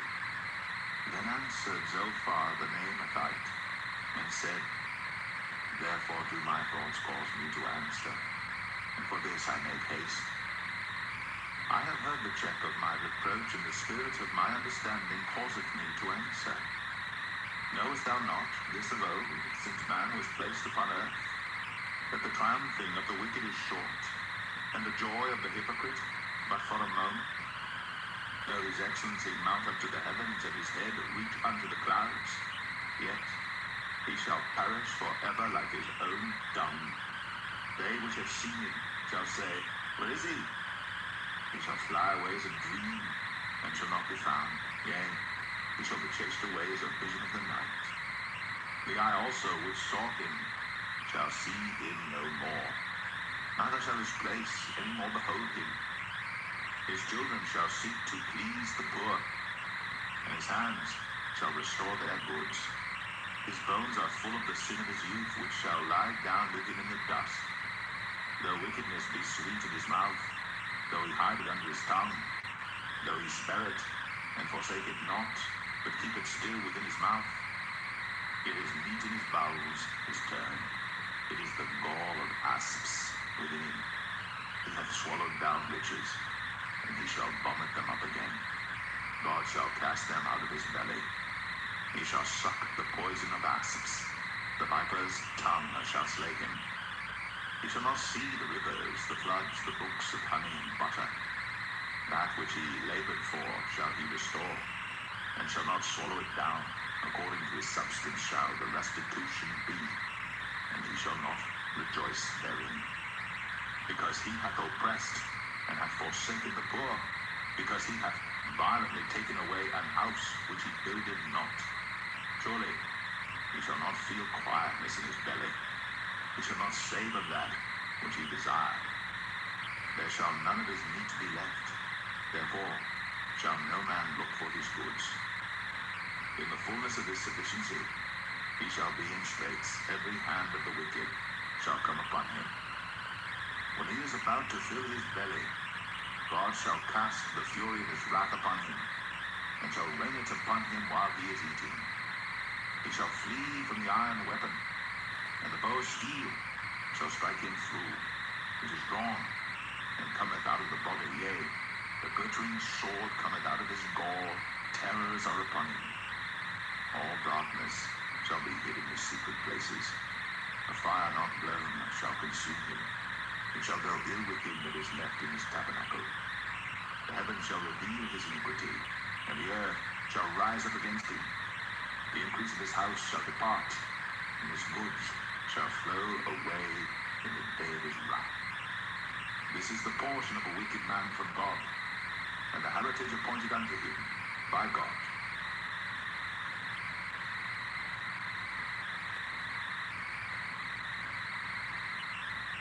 Job 21. But Job answered and said, hear diligently my speech, and let this be your consolations. Suffer me that I may speak, and after that I have spoken, walk on. As for me, is my complaint to man? And if it were so, why should not my spirit be troubled? Mark me, and be astonished, and lay your hand upon your mouth. Even when I remember, I am afraid, and trembling taketh hold on my flesh. Wherefore do the wicked live, become old, yea, are mighty in power? Their seed is established in their sight with them, and their offspring before their eyes. Their houses are safe from fear. Nay, there is the rod of God upon them. Their bull gendereth and faileth not. Their cow calveth, and casteth not her calf. They send forth their little ones like a flock, and their children dance. They take the timbrel and harp, and rejoice at the sound of the organ. They spend their days in wealth, and in a moment go down to the grave. Therefore they say unto God, Depart from us, for we desire not the knowledge of thy ways. What is the Almighty that we should serve him? And what profit should we have if we pray unto him? No, their good is not in their hand. The counsel of the wicked is far from me. How oft is the candle of the wicked put out, and how oft cometh their destruction upon them? God distributeth sorrows in his anger. They are as stubble before the wind, and as chaff that the storm carrieth away. God layeth up his iniquity for his children. He rewardeth him, and he shall know it. His eyes shall see his destruction, and he shall drink of the wrath of the Almighty. For what pleasure hath he in his house after him, when the number of his months is cut off in the midst? Shall any teach God knowledge, seeing he judgeth those that are high? One dieth in his full strength, being wholly at ease and quiet. His breasts are full of milk, and his bones are moistened with marrow. And another dieth in the bitterness of his soul, and never eateth with pleasure. They shall lie down alike in the dust, and the worms shall cover them. Behold, I know your thoughts, and the devices which ye wrongfully imagine against me. For ye say, Where is the house of the prince? And where are the dwelling places of the wicked? Have ye not asked them that go by the way, and do ye not know their tokens, that the wicked is reserved to the day of destruction? They shall be brought forth to the day of wrath. Who shall declare his way to his face, and who shall repay him what he hath done? Yet shall he be brought to the grave, and shall remain in the tomb. The clods of the valley shall be sweet unto him, and every man shall draw after him, as there are innumerable before him. How then comfort ye me in vain, seeing in your answers there remaineth falsehood?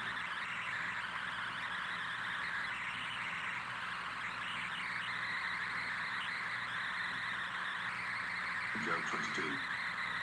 Then Eliphaz the Temanite answered and said, Can a man be profitable unto God, as he that is wise may be profitable unto himself?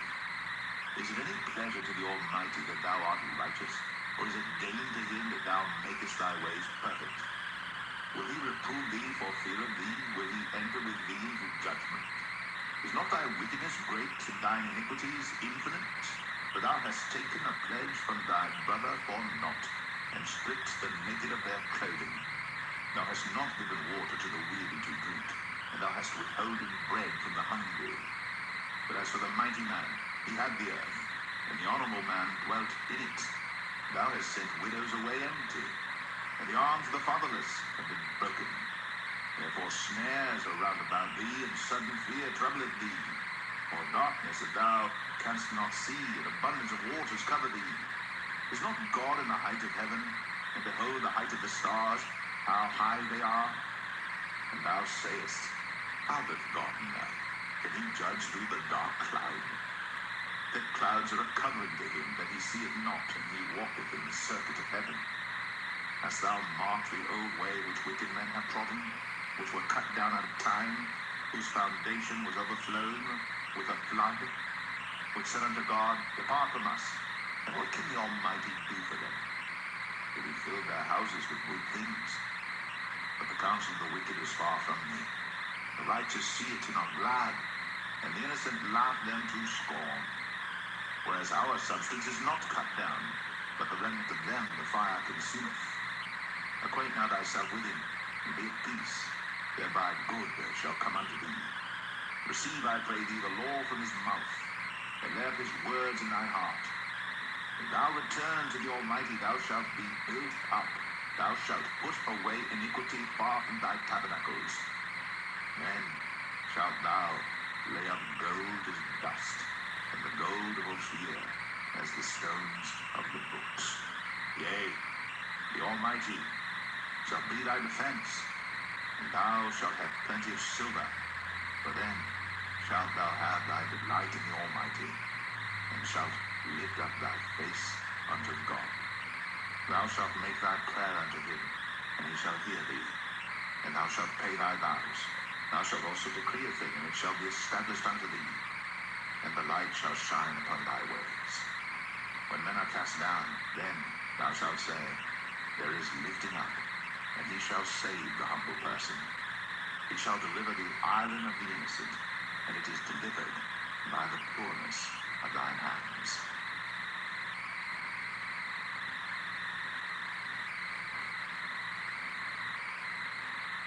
Job 23. Then Job answered and said, even today is my complaint bitter. My stroke is heavier than my groaning. Oh, that I knew where I might find him, that I might come even to his seat. I would order my cause before him and fill my mouth with arguments. I would know the words which he would answer me, and understand what he would say unto me. Would he plead against me with his great power? No, but he would put strength in me. There the righteous might dispute with him, so I should be delivered forever from my judge. Behold, I go forward, but he is not there, and backward, but I cannot perceive him. On the left hand where he doth work, but I cannot behold him. He hideth himself on the right hand, that I cannot see him, but he knoweth the way that I take. When he hath tried me, I shall come forth as gold. My foot hath held his steps. His way have I kept, and not declined. Neither have I gone back from the commandment of his lips. I have esteemed the words of his mouth more than my necessary food. But he is in one mind, and who can turn him? And what his soul desireth, even that he doeth. For he performeth the thing that is appointed for me, and many such things are with him. Therefore am I troubled at his presence. When I consider, I am afraid of him. For God maketh my heart soft, and the Almighty troubleth me, because I was not cut off before the darkness, neither hath he covered the darkness from my face.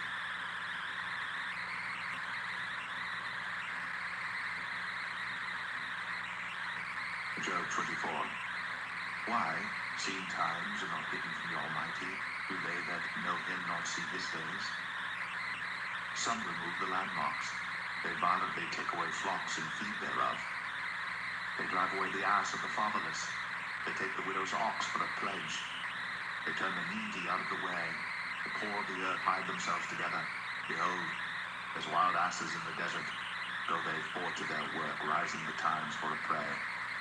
The wilderness yieldeth food for them, and for their children. They reap every one his corn in the field, and they gather the vintage of the wicked. They cause the naked to lodge without clothing, that they have no covering in the cold. They are wet with the showers of the mountains, and embrace the rock for want of a shelter. They pluck the fatherless from the breast, and take a pledge of the poor. They cause them to go naked without clothing, and they take away the sheaf from the hungry, which make oil within their walls, and tread their wine presses and suffer thirst. Men groan from out of the city, and the soul of the wounded crieth out. Yet God layeth not folly to them. They are of those that rebel against the light. They know not the ways thereof, nor abide in the paths thereof. The murderer rising with the light killeth the poor and needy, and in the night is as a thief. The eye also of the adulterer waiteth for the twilight, saying, no eye shall see me, and disguiseth his face. In the dark they dig through houses which they have marked for themselves in the daytime. They know not the light, for the morning is to them even as the shadow of death. If one know them, they are in the terrors of the shadow of death. He is swift as the waters, their portion is cursed in the earth. He beholdeth not the way of the vineyards. Drought and heat consume the snow waters, so doth the grave those which have sinned.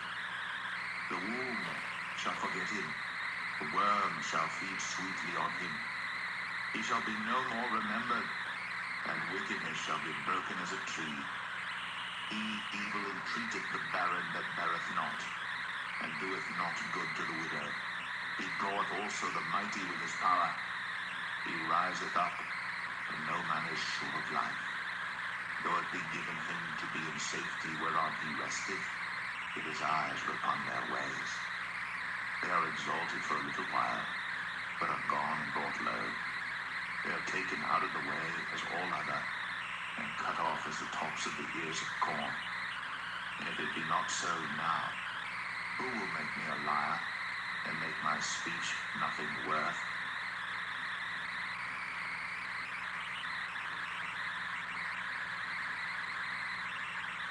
Job 25. Then answered Bildad the Shuhite and said, Dominion and fear are with him. He maketh peace in his high places. Is there any number of his armies? And upon whom doth not his light arise? How then can man be justified with God? Or how can he be clean that is born of a woman? Behold, even to the moon, and it shineth not. Yea, the stars are not pure in his sight. How much less man that is a worm, and the Son of Man, which is a worm.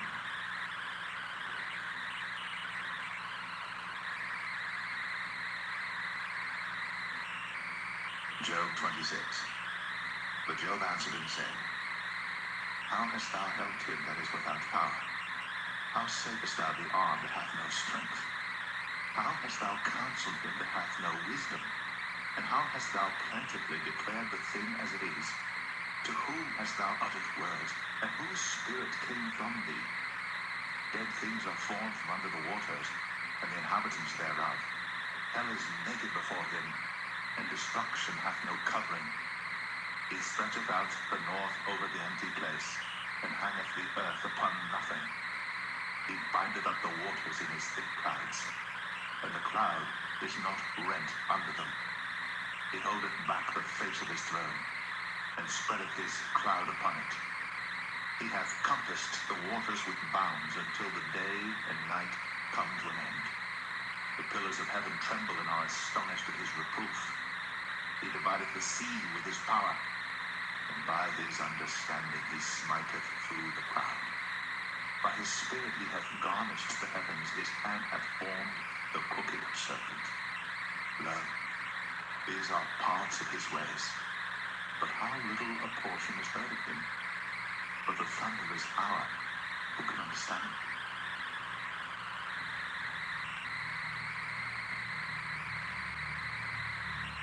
Job 27. Moreover, Job continued his parable and said, As God liveth, who hath taken away my judgment, and the Almighty, who hath vexed my soul? All the while my breath is in me, and the Spirit of God is in my nostrils, my lips shall not speak wickedness, nor my tongue utter deceit. God forbid that I should justify you. Till I die will I not remove mine integrity from me. My righteousness I hold fast, and will not let it go. My heart shall not reproach me so long as I live. Let mine enemy be as the wicked, and he that riseth up against me as the unrighteous. For what is the hope of the hypocrite, though he hath gained, when God taketh away his soul? Will God hear his cry when trouble cometh upon him? Will he delight himself in the Almighty? Will he always call upon God? I will teach you by the hand of God. That which is with the Almighty will I not conceive. Behold, all ye yourselves have seen it. Why then are ye thus altogether vain?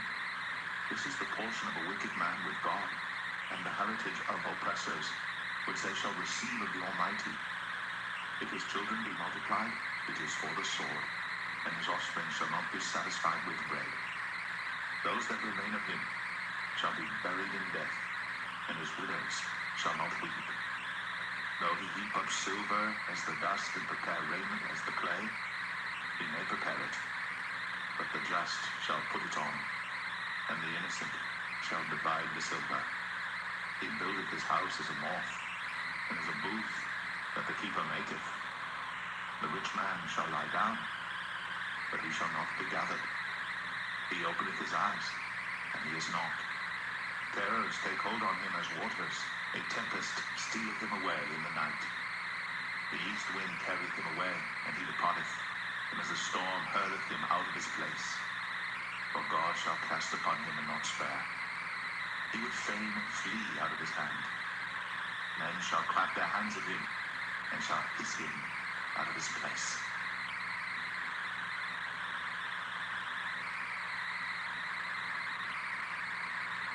Job 28. Surely there is a vein for the silver, and a place for gold where they refine it. Iron is taken out of the earth, and brass is molten out of the stone. He setteth an end to darkness, and searcheth out all perfection. The stones of darkness, and the shadow of death. The flood breaketh out from the inhabitant, even the waters forgotten of the foot. They are dried up, they are gone away from men. As for the earth, out of it cometh bread, and under it is turned up as it were fire. The stones of it are the place of sapphires, and it hath dust of gold. There is a path which no fowl knoweth, and which the vulture's eye hath not seen. Lions, whelps have not trodden it, nor the fierce lion passed by it. He putteth forth his hand upon the rock. He overturneth the mountains by the roots. He cutteth out the rivers among the rocks, and his eye seeth every precious thing. He bindeth the floods from overflowing, and the thing that is hid bringeth he forth to light. But where shall wisdom be found? And where is the place of understanding? Man knoweth not the price thereof, neither is it found in the land of the living. The depth saith, it is not in me, and the sea saith, it is not with me. It cannot be gotten for gold, neither shall silver be weighed for the price thereof. It cannot be valued with the gold of Ophir, with the precious onyx or the sapphire. The gold and the crystal cannot equal it, and the exchange of it shall not be for jewels of fine gold. No mention shall be made of coral or of pearls, for the price of wisdom is above rubies. The topaz of Ethiopia shall not equal it, neither shall it be valued with pure gold. Whence then cometh wisdom, and where is the place of understanding? Seeing it is hid from the eyes of all living, and kept close from the fowls of the air. Destruction and death say, we have heard the fame thereof with our ears. God understandeth the way thereof, and he knoweth the place thereof. For he looketh to the ends of the earth, and seeth under the whole heaven, to make the weight for the winds, and he weigheth the waters by measure. When he made a decree for the rain, and a way for the lightning of the thunder, then did he see it, and declare it. He prepared it, yea, it searched it out. And unto man he said, behold, the fear of the Lord, that is wisdom, and to depart from evil is understanding.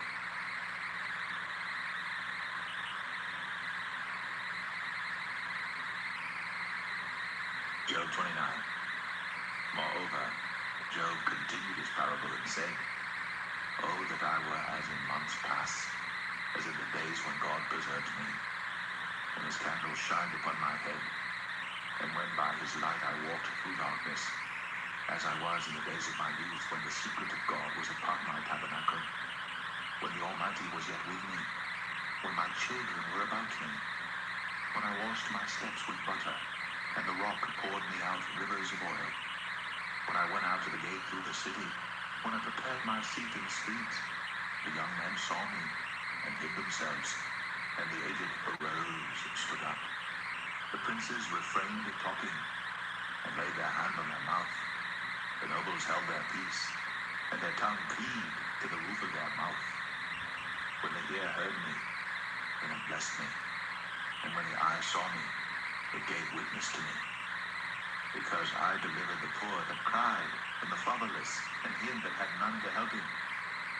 The blessing of him that was ready to perish came upon me, and I caused the widow's heart to sing for joy. I put on righteousness, and it clothed me. My judgment was as a robe and a diadem. I was eyes to the blind, and feet was I to the lame. I was a father to the poor, and the cause which I knew not I searched out. And I brake the jaws of the wicked, and plucked the spoil out of his teeth. Then I said, I shall die in my nest, and I shall multiply my days as the sand. My root was spread out by the waters, and the dew lay all night upon my branch. My glory was fresh in me, and my bow was renewed in my hand. Unto me men gave ear, and waited, and kept silence at my counsel. After my words they spake not again, and my speech dropped upon them. And they waited for me as for the rain, and they opened their mouth wide as for the latter rain. If I laughed on them, they believed it not. In the light of my countenance they cast not down. I chose out their way, and sat chief, and dwelt as a king in the army, as one that comforteth the mourners.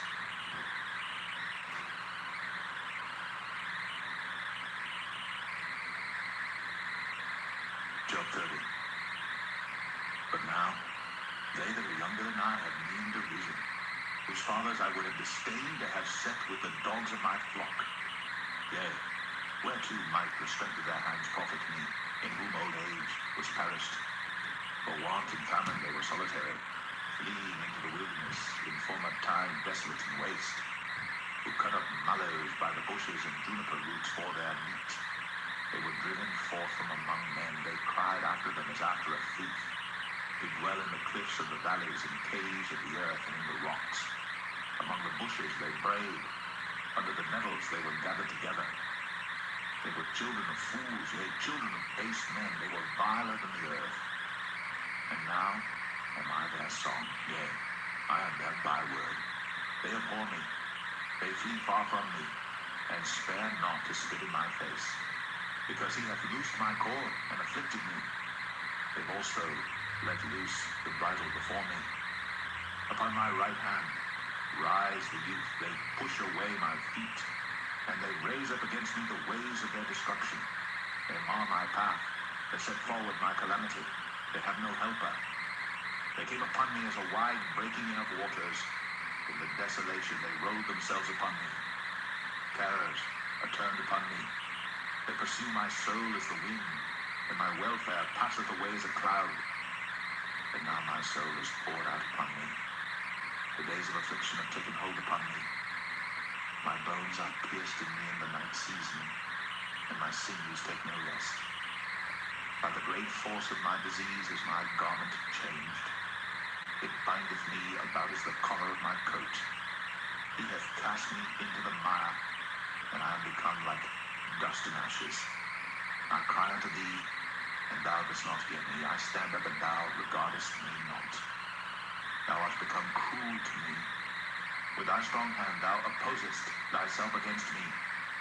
Thou liftest me up to the wind. Thou causest me to ride upon it, and dissolvest my substance. For I know that thou wilt bring me to death, and to the house appointed for all living. Howbeit, he will not stretch out his hand to the grave, though they cry in his destruction. Did not I weep for him that was in trouble? Was not my soul grieved for the poor? When I looked for good, then evil came unto me. And when I waited for light, there came darkness. My bowels boiled and rested not. The days of affliction prevented me. I went mourning without the sun. I stood up, and I cried in the congregation.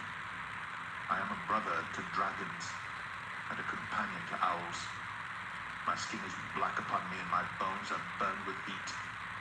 My harp also is turned into mourning, and my organ into the voice of them that weep.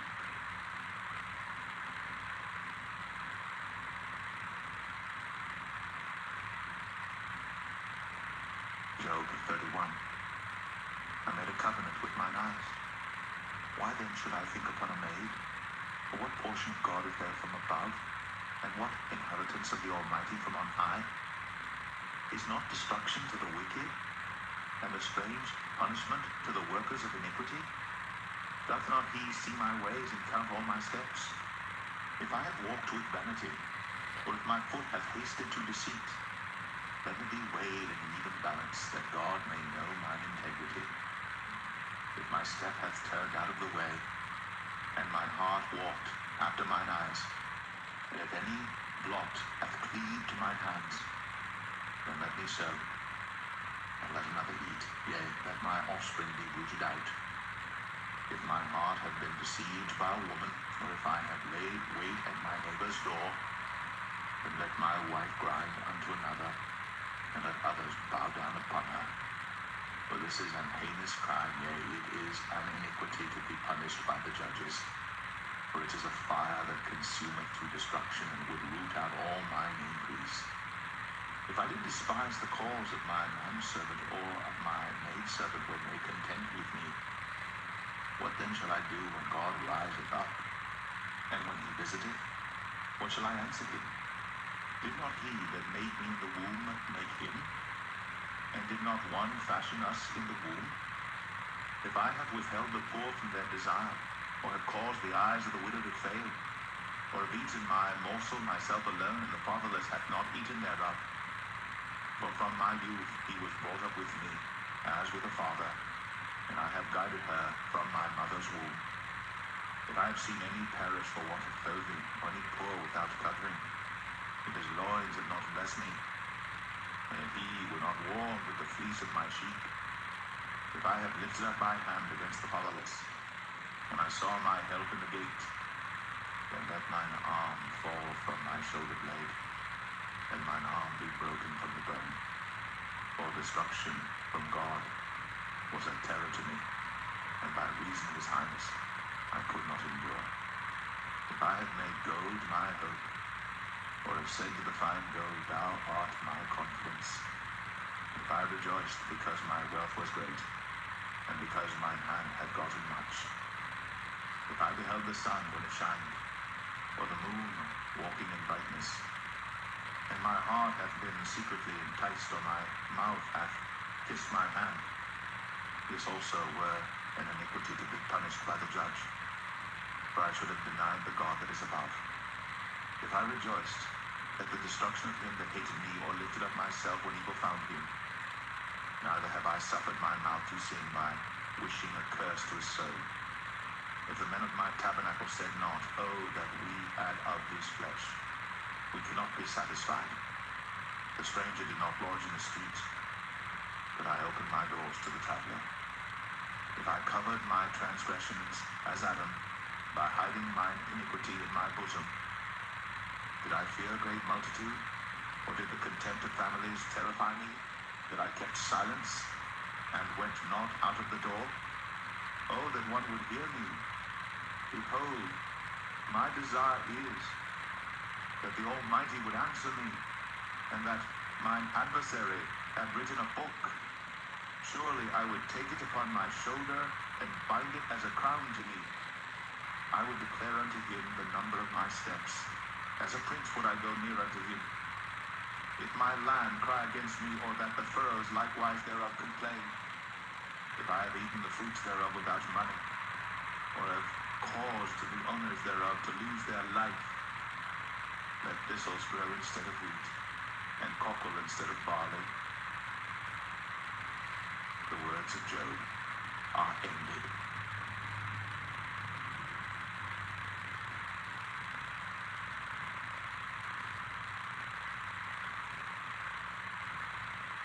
Job 32. So these three men ceased to answer Job, because he was righteous in his own eyes. Then was kindled the wrath of Elihu, the son of Barachel the Buzite, of the kindred of Ram. Against Job was his wrath kindled, because he justified himself rather than God. Also against his three friends was his wrath kindled, because they had found no answer, and yet had condemned Job.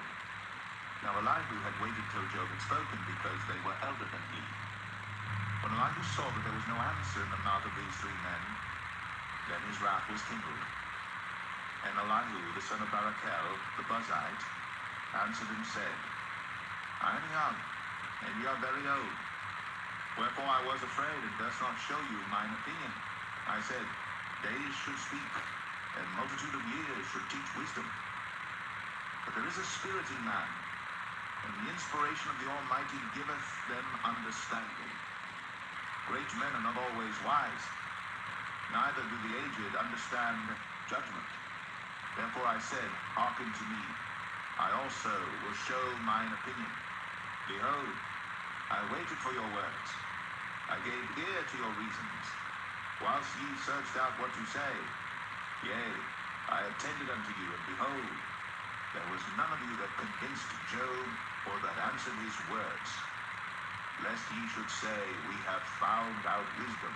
God thrusteth him down, not man.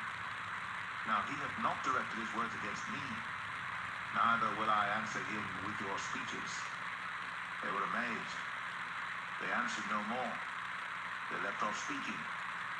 When I had waited, for they spake not, but stood still, and answered no more, I said, I will answer also my part. I also will show mine opinion.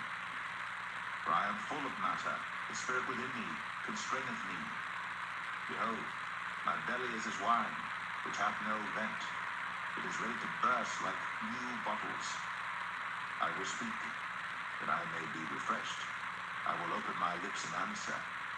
Let me not, I pray you, accept any man's person, neither let me give flattering titles unto man. For I know not to give flattering titles, and so doing my Maker would soon take me away.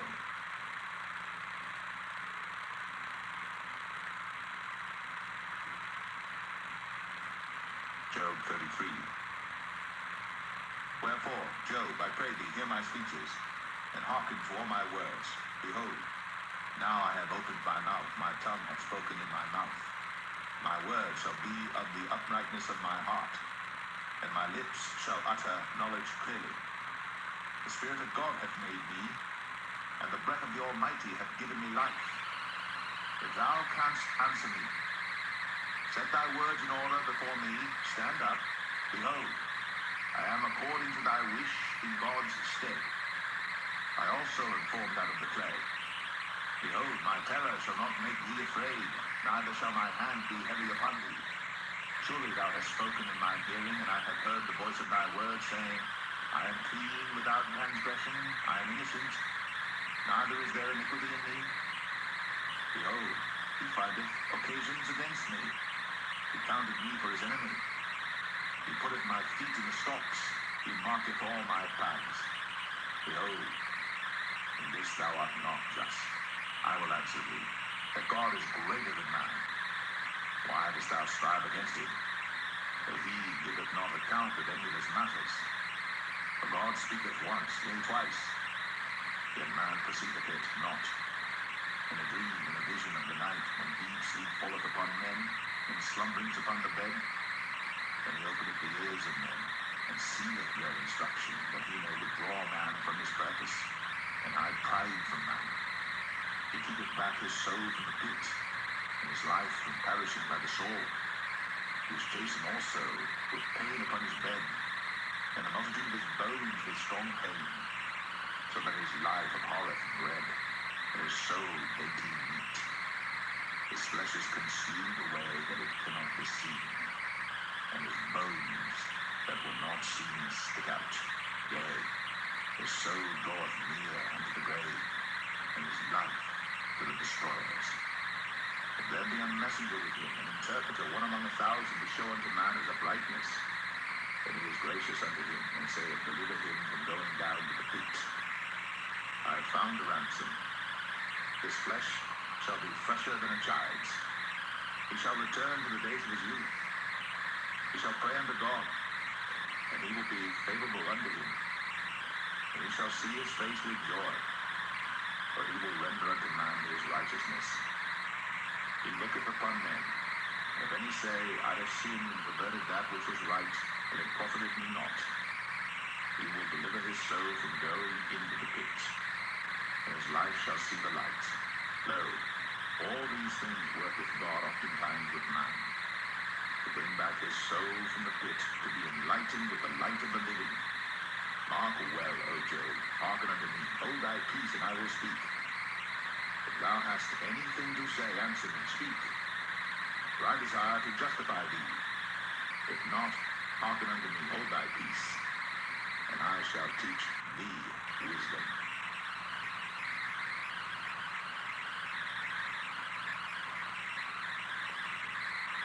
Job 34. Furthermore, Elihu answered and said, Hear my words, O ye wise men, and give ear unto me, ye that have knowledge. For the ear trieth words, as the mouth tasteth meat. Let us choose to us judgment, let us know among ourselves what is good. For Job hath said, I am righteous, and God hath taken away my judgment. Should I lie against my right? My wound is incurable without transgression. What man is like Job, who drinketh up scorn like water, which goeth in company with the workers of iniquity, and walketh with wicked men? For he hath said, It profiteth a man nothing that he should delight himself in God. Therefore hearken unto me, ye men of understanding, far be it from God that he should do wickedness, and from the Almighty that he should commit iniquity. For the work of a man shall he render unto him, and cause every man to find according to his ways. Yea, surely God will not do wickedly, neither will the Almighty pervert judgment. Who hath given him a charge over the earth, or who hath disposed of the whole world? If he set his heart upon man, if he gather unto himself his spirit and his breath, all flesh shall perish together, and man shall turn again unto dust. If now thou hast understanding, hear this, hearken to the voice of my words. Shall even he that hateth right govern? And wilt thou condemn him that is most just? Is it fit to say to a king, Thou art wicked, and to princes, Ye are ungodly? How much less to him that accepteth not the persons of princes, nor regardeth the rich more than the poor? For they all are the work of his hands. In a moment shall they die, and the people shall be troubled at midnight, and pass away, and the mighty shall be taken away without hand. For his eyes are upon the ways of man, and he seeth all his goings. There is no darkness, nor shadow of death, where the workers of iniquity may hide themselves. For he will not lay upon man more than right, that he should enter into judgment with God. He shall break in pieces mighty men without number, and set others in their stead. Therefore he knoweth their works, and he overturneth them in the night, so that they are destroyed. He striketh them as wicked men in the open sight of others, because they turned back from him, and would not consider any of his ways. So that they cause the cry of the poor to come unto him, and he heareth the cry of the afflicted. When he giveth quietness, who then can make trouble? And when he hideth his face, who then can behold him? Whether it be done against a nation or against a man only, that the hypocrite reign not, lest the people be ensnared. Surely it is meet to be said unto God, I have borne chastisement, I will not offend any more. That which I see not, teach thou me. If I have done iniquity, I will do no more. Should it be according to thy mind, he will recompense it, whether thou refuse, or whether thou choose, and not I. Therefore speak what thou knowest. Let men of understanding tell me, and let a wise man hearken unto me. Job hath spoken without knowledge, and his words were without wisdom. My desire is that Job may be tried unto the end because of his answers for wicked men. For he addeth rebellion unto his sin. He clappeth his hands among us, and multiplied his words against God.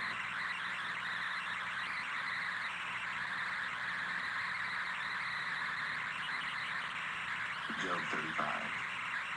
Elihu spake moreover and said, Thinkest thou this to be right, that thou saidst, My righteousness is more than God's? For thou saidst, What advantage will it be unto thee? And what profit shall I have, if I be cleansed from my sin? I will answer thee, and thy companions with thee. Look unto the heavens, and see, and behold the clouds which are higher than thou. If thou sinnest, what doest thou against him? For if thy transgressions be multiplied, what doest thou unto him? If thou be righteous, what givest thou him? Or what receiveth he at thine hand? Thy wickedness may hurt a man as thou art, and thy righteousness may profit the Son of Man. By reason of the multitude of oppressions, they make the oppressed to cry.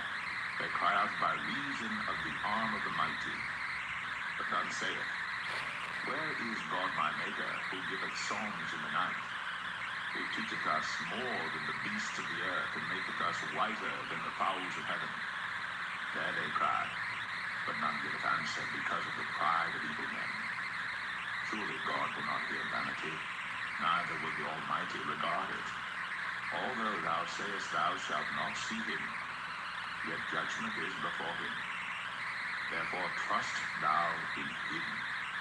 But now, because it is not so, he hath visited in his anger, yet he knoweth it not in great extremity. Therefore doth Job open his mouth in vain. He multiplieth words without knowledge.